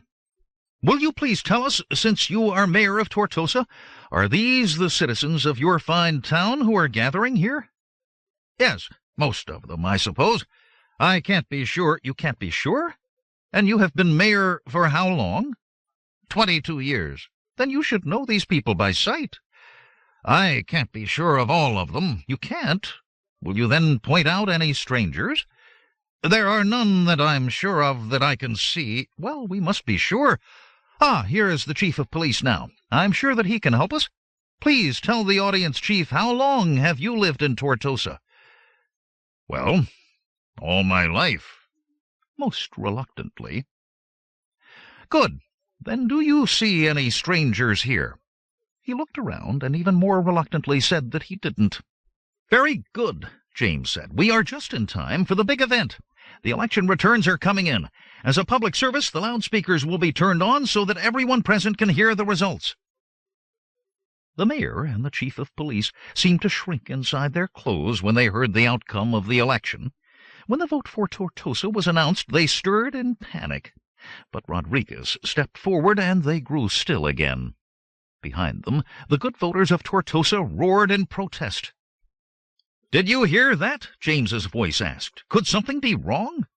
Just 2 votes for Sir Hector Harappo, and every other vote for Zapalote? Let us find out for ourselves. A switch was thrown, and his voice boomed from all of the loudspeakers.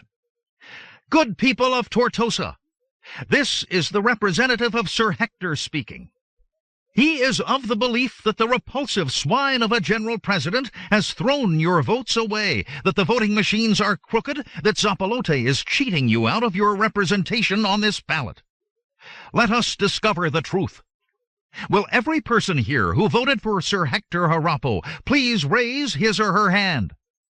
Thank you. Silence filled the square as the hands went up. Slowly, firmly, proudly. A sea of hands, an uplifting demonstration of the truth. Very good. Thank you. Will you please lower your hands? Now I ask for the hands of those who voted for Zapalote. All of the hands dropped. Not one hand lifted.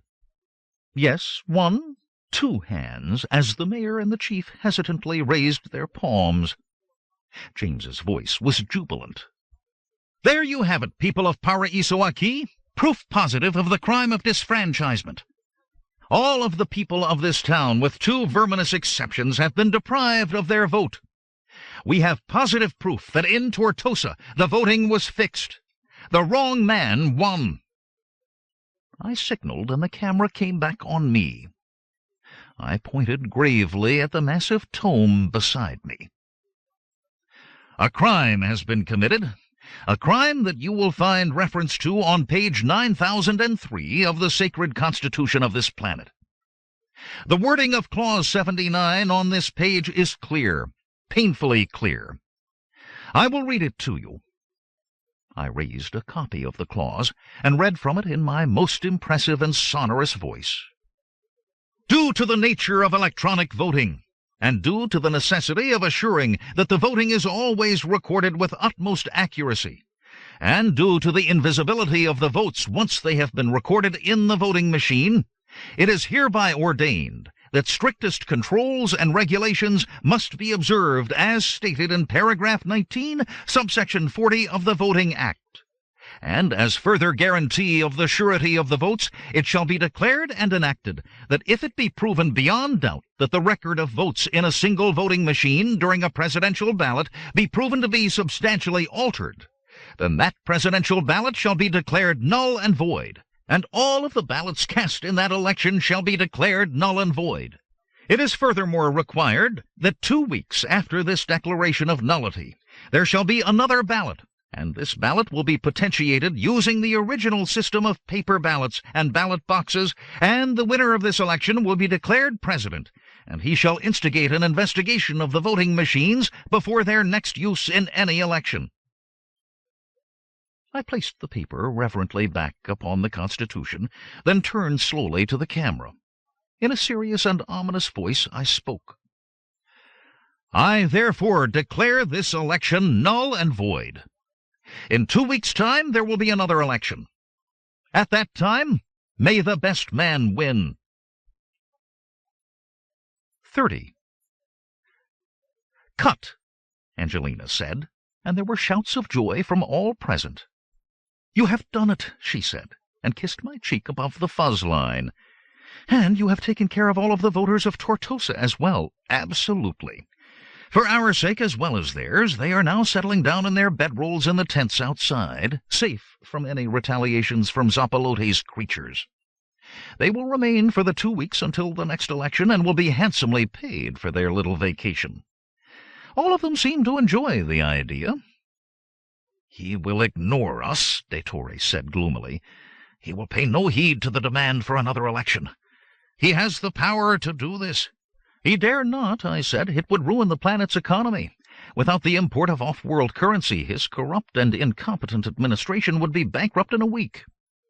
I have sent full details on the election to every planet supplying tourists to this world. They will be watching the result with close attention. Then we have won, De Torre said, striking a victorious pose. Not yet, I told him. We have still to fight the battle of the ballot boxes, but this time we will be ready. For every dirty trick he knows, I know 3. It will be a conflict every step of the way, but at least now we stand a chance. It was a very busy 2 weeks. The official ballot boxes were manufactured and sealed under the strictest supervision. But we had little trouble extracting a sample from their warehouse in order to go into the ballot box business for ourselves. We did the same thing with the ballots, and very quickly had printed as many as had the government presses. I didn't know what kind of dirty tricks they would be trying, so we had to be ready for everything and anything that might come our way. Nor were we being tardy on the organizational front. Jorge, once a tourist guide and now in charge of our recruiting campaign, had flying squads visiting every polling district. Local volunteers were formed into secret committees, then issued with scrambler radios so we could be in constant touch with all of them. Campaign brochures poured forth from printing presses right around the planet, and we saw to it that there were 2 news bulletins on radio and television every night. First came the lying government one, then ours followed immediately afterwards. We kept the news factual and accurate and free of political bias. That was enough. It was a breath of fresh air after the drivel that had preceded it. We knew that their technicians were doing everything they could to jam or trace our signals. To no avail. Freedom of information had come to the planet. If the ballot could be kept relatively honest, Zappalotti's regime was surely doomed. We had real proof of this when the government car approached our perimeter defenses on day 11, just 3 days before the election. It was stopped by the guards, who put a call through to me. "Excuse me, Sir Hector, but the party in the car will speak to no one but you." "What's the security status?" "Detectors reveal only small arms. No bombs, no radiation devices of any kind. 1 passenger in the back, a driver and guard in the front." "Sounds good so far. Who is the passenger?" "We can't tell. The windows are opaqued." "Let them through. I don't think we'll have any trouble looking after them." Nor did we. The car was stopped among the trees well away from the castle. Rodriguez and Bolivar had a squad with them. They had the 2 men who were in the front of the car disarmed and whisked away within seconds. I strolled into sight and looked at the dark windows. I was quite relaxed, possibly because of my superior combat ability, but truthfully because of the portable force field generator that protected me. "You can come out now," I said. The door slowly opened, and Zappalotte poked his head through, then climbed down. "What an unexpected pleasure," I said. "None of that nonsense, Harappo. I'm here to talk business." He reached behind him in the car and removed a metal box. When he turned back with it in his hand, my pistol was trained between his little beady eyes. "Put that away, you moron," he snarled. "I'm not here to try to kill you." He threw a switch on the box, and it began to hum loudly. "This is a white noise generator. It blacks out any kind of recording equipment, and sets up air tremor patterns that make photography and lip-reading impossible. I want no record of this conversation to exist." "Fine by me." I put the gun away. "What do you want?" "A deal.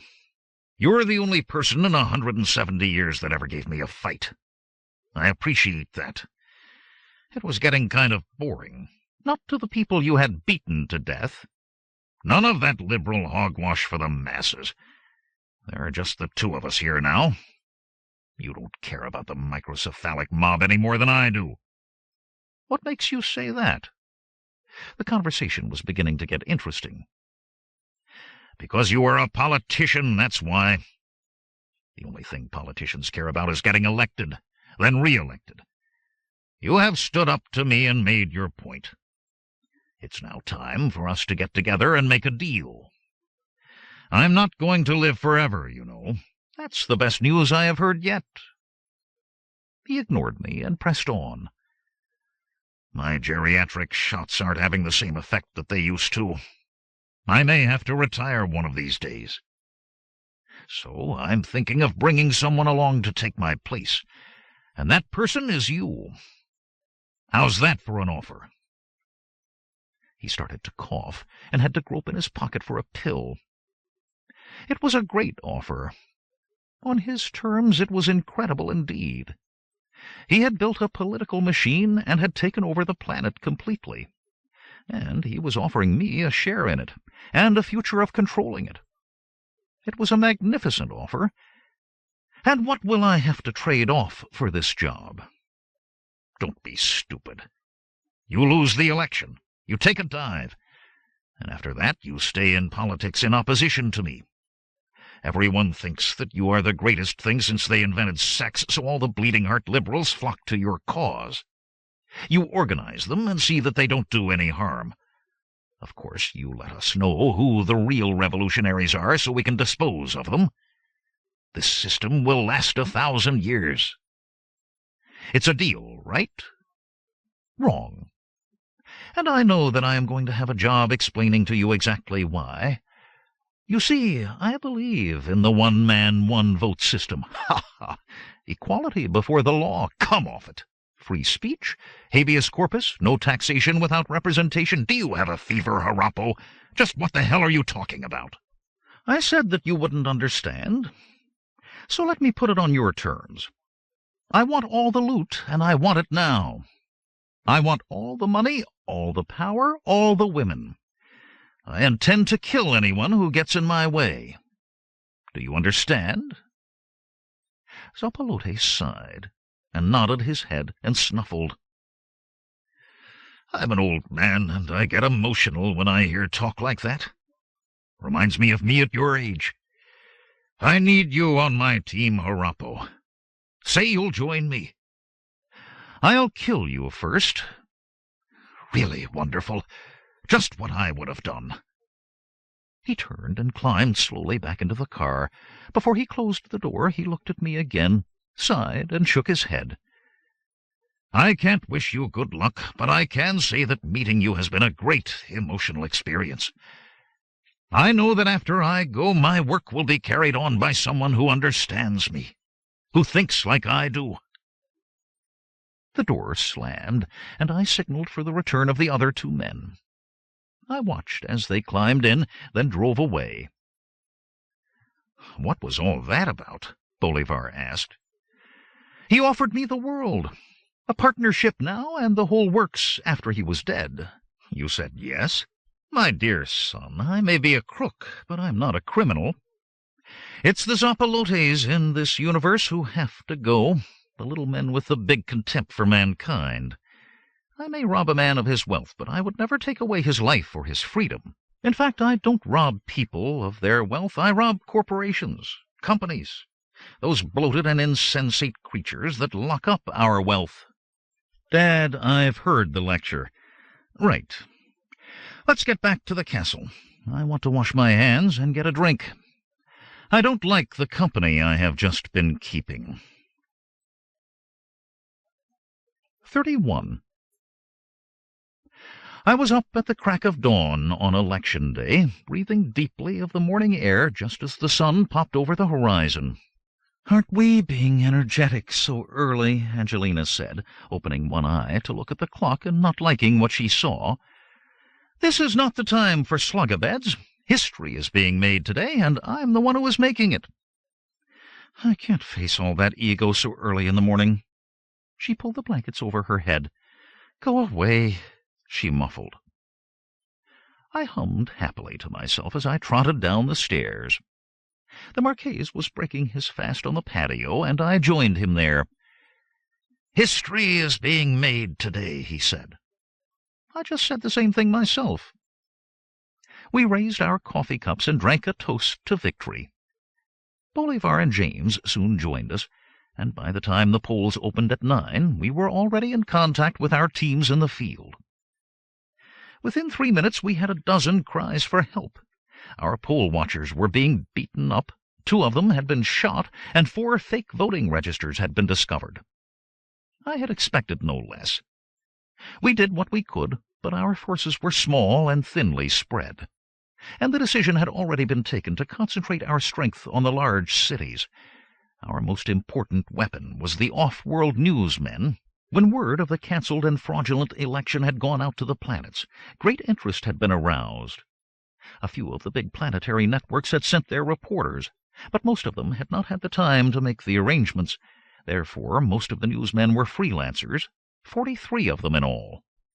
It's working, Bolivar said, as he finished a call on the radio. That was the 10th Precinct in Primaroso. We caught them packing the ballot box. One of the newsmen got it all on tape, and there's going to be a recount. We're really lucky that so many newsmen came for this election. Luck, my son, is never a matter of chance. I humbly averted my eyes. There are 43 freelance newsmen here because that was the most I could hire at short notice. Their fares have been paid, they are enjoying their holiday, and anything they may make by selling their material is found money. I should have known, he said. If there is any crooked way of getting a thing done, my dad will think of it. I slapped him on the shoulder and turned away, too filled with emotion to speak. Praise like this is more precious than pearls. By mid-afternoon the fat was really in the fire. We were fighting a rearguard action and barely holding our own. In some of the smaller towns, we knew that we had lost since Zapalote's supporters had simply closed the polls at gunpoint and substituted their own stuffed boxes. We had to let them get away with it. It was the big population centers that counted, and we were still managing to hold our own there. With any luck, it might be a fairly honest ballot with a final vote that represented the will of the people. As the reports came in, the Marquis began to grow more and more depressed. He cracked his knuckles pensively and shook his head in anger. "This is no way to go about it. We do nothing on our own. Our people just sit around looking at the wall until it is too late. Only after the illegal acts have been committed do they go into action. We can never win unless we hit them first and hit them hard. Why don't we just shoot all the Zapalote supporters? My dear Marquis, we have to win in the way we are doing it now. Otherwise it would not be a democratic election. I'm beginning not to like this democracy of yours. It is too much work. It is much easier to tell the peasants what to do. They like it that way. We know that you will make a better president than that piece of filth Zapalote, so let's just make you president and let it go at that." I sighed deeply. Gonzales de Torres, the Marqués de la Rosa, had an attitude towards the world that went with his name. He would never understand the reality of democracy. I had to count upon his kindness and personal code of values to get his cooperation. I'll explain some other time. Meanwhile, we have to set up the automatic ballot box stuffers. The what? The machines that will return whatever vote we like in the districts we choose. You can do this? And if you can do it, why aren't you doing it for all the districts and save a lot of time and effort? Because we must have what at least appears to be an honest election. If our new world starts corruptly, it is going to go on being corrupt. However, if we have to give it a little corrupt help, I intend to keep that a secret from the electors. We want them to think that democracy works, and it will work after the election. So what we are doing is keeping track of every ballot box that has been rigged, stuffed, or falsified in any way, and we are not interfering with the boxes themselves. Then we will lose. No, we will win. That is guaranteed in each of those districts, because it is not the boxes that will be interfered with, but the information about those boxes. "You have lost me," he said, then poured some Rhone into a glass. "This is said to help the mental processes." "Well, help mine too, thank you. It is really very simple. We are attaching one of these devices to the phone lines of each of the vote-counting officers in each of the affected districts." I held up a compact metal box with wires coming from it. He looked at it dubiously. "A miracle of microcircuitry and applied chip technology. With this, we monitor all calls to a selected number. Eventually, the ballots will be counted and a phone call made. The official will then read out the results. As he does this, his call will be intercepted and relayed to your big computer here on another phone line. The computer will take the image of the speaker and his voice, break them down into bits, restructure them so the speaker will then give the results we want and send the corrected image back down the telephone line. This process will take a small amount of time." "How small?" "The deception will be detected not in 4 milliseconds, 4,000ths of a second, which is all it will take. You have a good computer." "We should do it for all the ballot results?" "No, that would be immoral. What we are doing is moral but illegal. It is a fine point upon which I base my entire existence, which I will attempt to explain to you some day when we have more time. Just a drop more Rhone." "Fine, thank you. Then back to work." The results of the ballot would be declared in the Primoroso Opera House, a giant hall that had been designed for this occasion. Every 4 years it was packed with Zapalote's followers, who would do no more than greet the rigged vote with wild applause, then hail victory just one more time. This year there would be 2 candidates on the platform, and the results, hopefully, would be a lot different. We kept working and put off leaving as long as possible, until Angelina and the Marchesa forcefully dragged us out to the waiting copter. "Isn't that a little ornate?" Angelina asked, pointing to all the gold braid and jingling rows of medals on my uniform. "Not in the slightest. People appreciate a good show, and they like a president to look like a president. Let's go." We flew to the city in an armed group, and equally well-armed cars met us at the airport. Zappalotte would love to assassinate us if he got a chance, so all precautions were taken. Once we entered the opera house, we would be all right, since by mutual agreement no weapons would be allowed inside. Zappalotte was just as careful of his skin as I was of mine.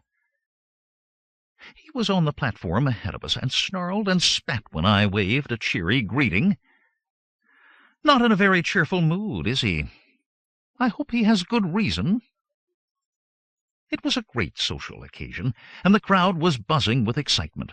Champagne was being drunk in great quantities, though between sips all eyes were on the great screen over our heads where the results would be displayed.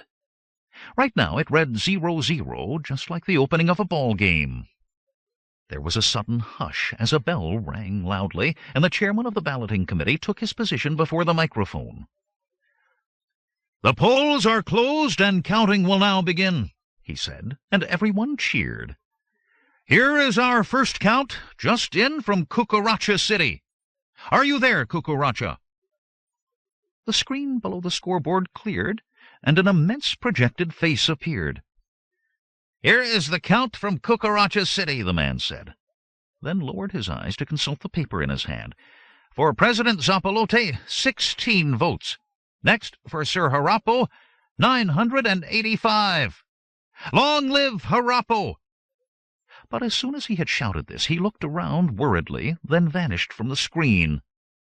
The Marquise leaned over to me and whispered behind his hand, "Very good.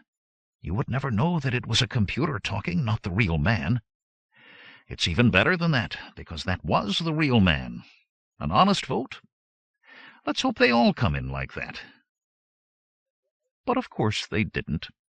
Zappalotte's henchmen had done their work well, so that a number of counts were just as skewed as the first one, only in the opposite direction.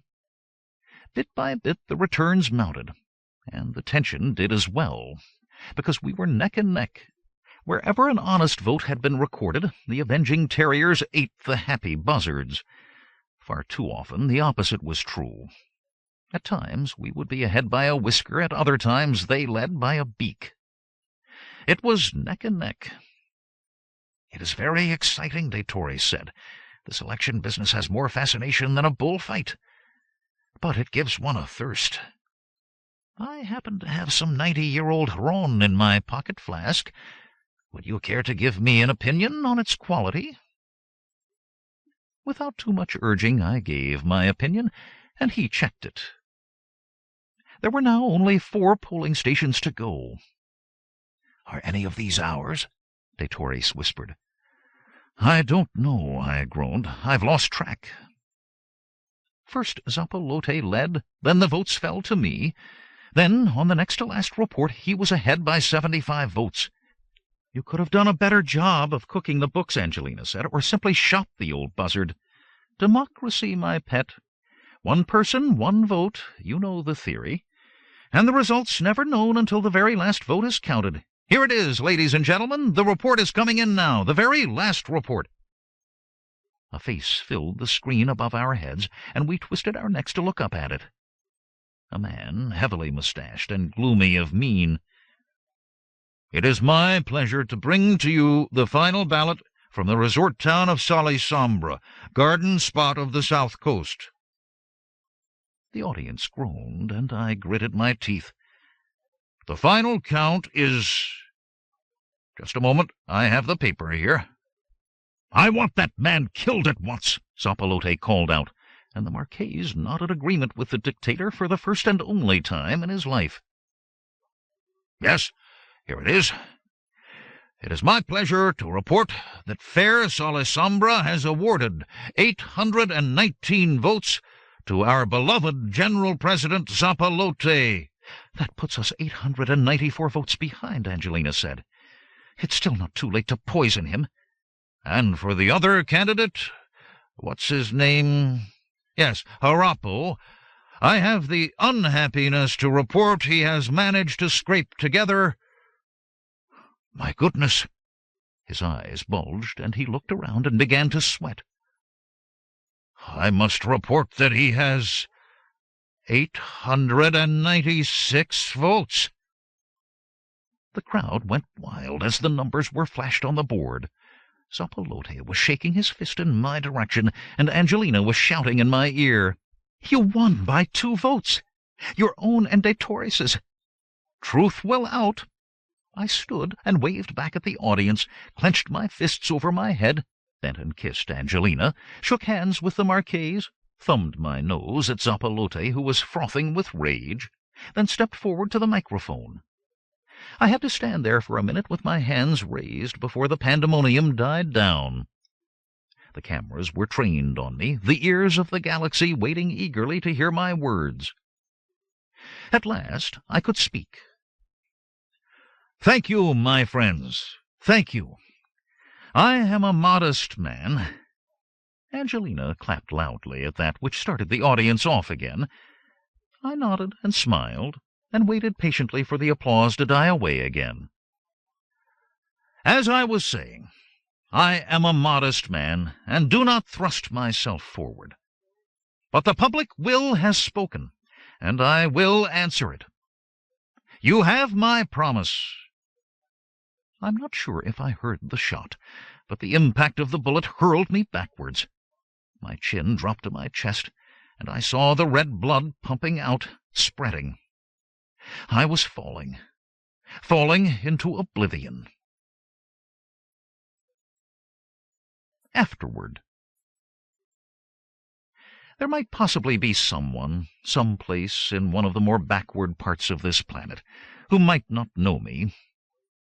My name is Ricard Gonzalez de Torres y Alvarez, Marqués de la Rosa. I have been asked by the official historians of Paraiso-Aqui to record the events of that black day. Though I am no writer by trade, I consider it a repulsive and degenerate occupation for a grown man. I nevertheless agreed, since I am the person obviously best suited to the task. The men of the de Torres family have never shirked their responsibilities, no matter how onerous they might be. Therefore I begin at the beginning, where I am told all stories should begin. I was sitting just behind that wonderful man, that paragon of all virtue, the noble Sir Hector Harappo, knight of the B-Day, gentleman, scientist, and loving father. I cannot praise him too highly. But I digress. I was sitting next to him when he spoke to the audience, to the world, the entire galaxy, at that moment of our greatest joy. That repellent slug Zappalote had been defeated in an honest and democratic election. Hector was president, and I the vice president-elect. The world was going to be a better place. Then the shot was fired. It came from high in the building, from one of the small windows at the rear, I believe, used by technicians or things like that. I saw this dear man's body quiver with the impact, then fall. I was at his side in an instant, and the light of life was still in his eyes. But it was growing dimmer. I bent over him and seized his hand, and could barely feel the feeble grasp that he returned. "My friend," he said, then coughed, and his lips turned carmine with his very life's blood. "My dear friend, I am going now. It is up to you to carry on our work. Be strong. Promise me that you will build the world we both wanted." I promise, I said, my voice hoarse with emotion. His saintly eyes were closed, but he must have heard me, for his dying hand gave one last tremor as it tightened on mine. An instant later it went limp. Then his loyal wife was pushing me aside, seizing him up with a strength I did not know she possessed. Then others rushed to her aid. "It cannot be," she cried, and my heart went out to her in her moment of pain. "It cannot be. He cannot be dead. Doctors! Ambulance! He must be saved!" They hurried him off, and I did not stop them. She would know soon enough. I dropped into my seat and looked down in despair, then saw for the first time his noble blood upon my hand. Reverently I took my handkerchief from my breast pocket and pressed it to the red droplets, soaking them up, then carefully refolding the linen to preserve them forever. And that I have done. The handkerchief is before me now, under a glass dome filled with a neutral gas that will preserve its fabric intact for eternity.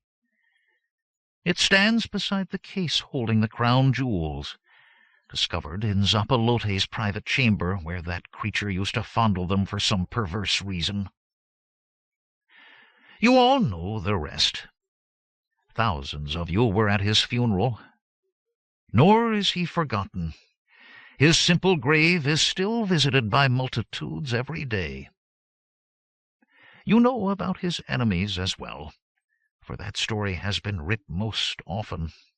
How the crowd surged to their feet and cried, "Death to the despot!" and were about to throw themselves upon that monster Zappalotte and tear the flesh from his body with their fingers. How he quailed before their wrath, and how he looked upon death and was possessed by fear. It was then, at that very moment, that Harappo's noble wife returned, and stood before the quailing creature, and raised her hand, and the crowd was silent, and she did address them. "Hear me, O people of Paraiso-Aqui, hear me. My dear husband is dead. It is over. But do not throw away the world that he died to give you. Abide by the rule of law, even when dealing with pieces of filth like the wicked Zappalotte. Condemn him for his crimes, but do not kill him. My husband did not believe in murder, so do not commit it in his name. I thank you." I am not so proud that I would deny that there were tears in my eyes when she spoke. There was not a dry eye in that immense hall, for even Zappalotte was weeping with relief. His widow left Paraiso-Aqui the very next day, for his memory was everywhere here. I saw her walk into the spaceship, turn and wave once, then go on. Behind her were the two brave young men, James and Bolivar. She left all of her possessions behind. There were just the few bags that the steward carried into the ship behind her. The space lock swung shut, and I have never seen her since. The rest is history. Though I had no wish to serve in the high office of president, I could not refuse that good man's dying wish. I have labored for you to the best of my abilities, and the majority have declared that I have served you well. I am satisfied. The scoundrels who terrified this world are no longer with us. They were condemned at public trial and found guilty. Our appeal to the Interstellar League of Justice was answered, and you all know how they were removed to the prison planet of Calabozo. Every corrupt judge and policeman went. Every last one of the ultimados who terrified this planet for 2 centuries, all gone.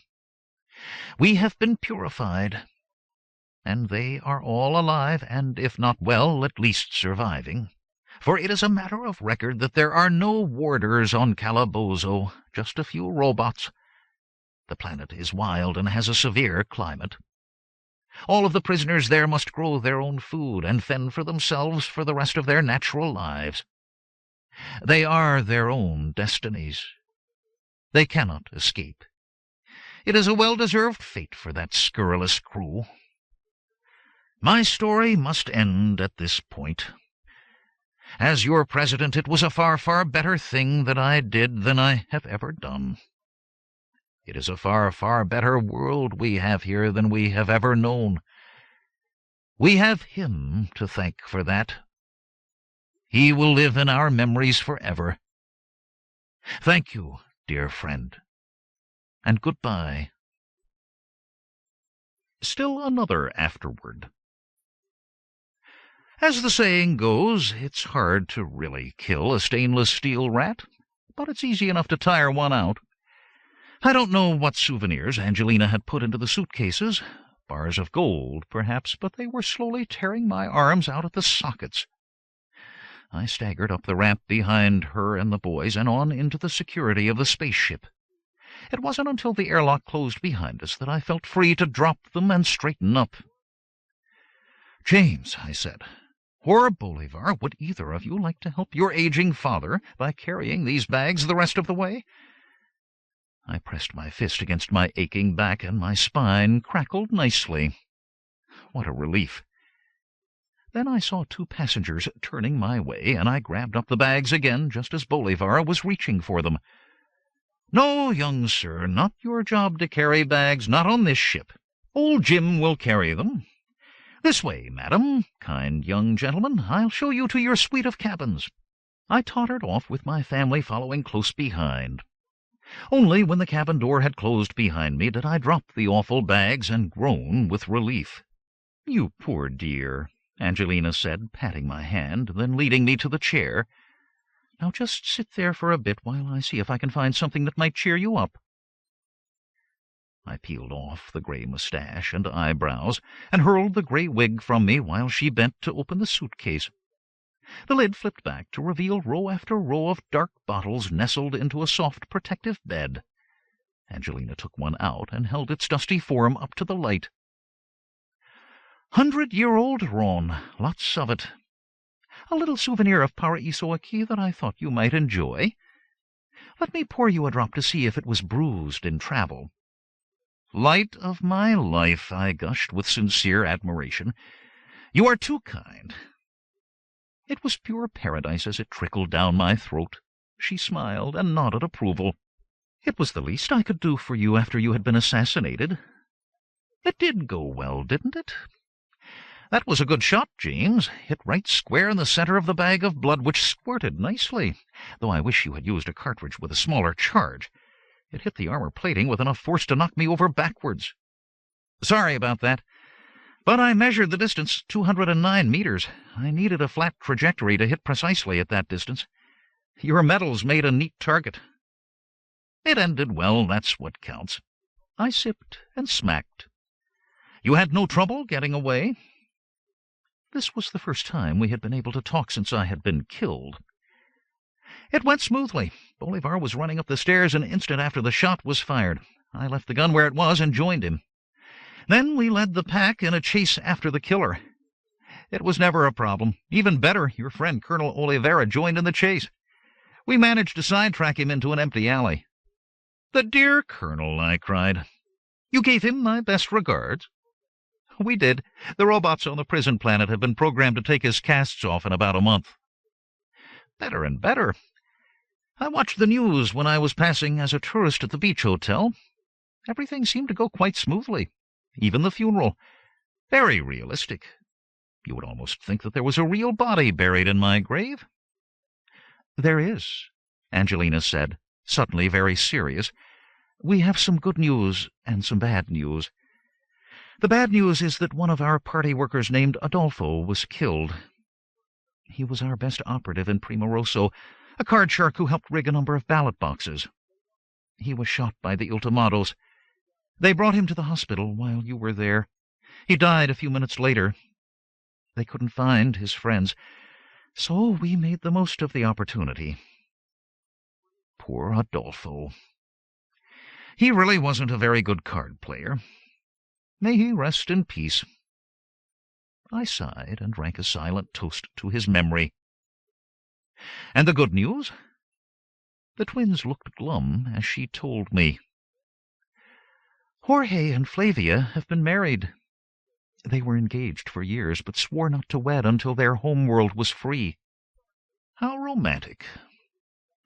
Sorry, boys, but there are other girls in the galaxy. Now please tell me, what about the real Sir Hector?" "We followed your instructions," Bolivar said, "pumped him full of Zappalote's expensive geriatric drugs, shaved off his beard, and gave him a facelift. He looks 30 years younger and can easily pass for his own son. Right now he is back at work on his research, taking up his father's work where the old man left off. He still is not quite sure what happened to him, but the faithful family retainers are taking care of him. Well, if I must say so myself, that was a very neat operation. All of the ends tied up, the bad guys knocked out, the good Marquets running the whole show, peace and prosperity now the rule on Paraiso-Aqui. A little episode in the battle against injustice and boredom that we all can be proud of. "I'll drink to that," Angelina said, popping the cork from a bottle. "One last glass of champagne before we all go on the wagon." "It will hold down the Rhone," I said, accepting with thanks. We raised our glasses on high and drained them. It was a joy to be alive in this pleasant universe, particularly with a family like mine. Then the champagne hit the aged Rhone, and I felt a mild rumble in my midriff that was followed instantly by a quick blast of gastric fire. Angelina was right. It was time to go on the wagon. After this bottle was finished, of course. The Final Afterword, from the author. A number of readers from a number of countries have written to me asking if there really is such a language as Esperanto.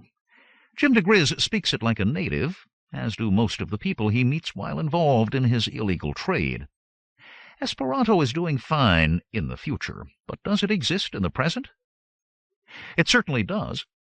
It is a growing, living language with millions of speakers right around the world. It is easy to learn and fun to use. There are many books, magazines, and even newspapers published in Esperanto. If you are interested in more information, the Stainless Steel Rat's advice, and mine as well, is to write a postcard to the following address: Esperanto, P.O. Box 1129, El Cerrito, California, 94530. It will change your life. Harry Harrison. End of The Stainless Steel Rat for President by Harry Harrison. Harrison. Read by John Polk in the studios of the American Printing House for the Blind, Louisville, Kentucky, for the Library of Congress, September 2002. Published by Bantam Books, Incorporated, 666 Fifth Avenue, New York, New York, 10103. Further reproduction or distribution in other than a specialized format is prohibited. End of book.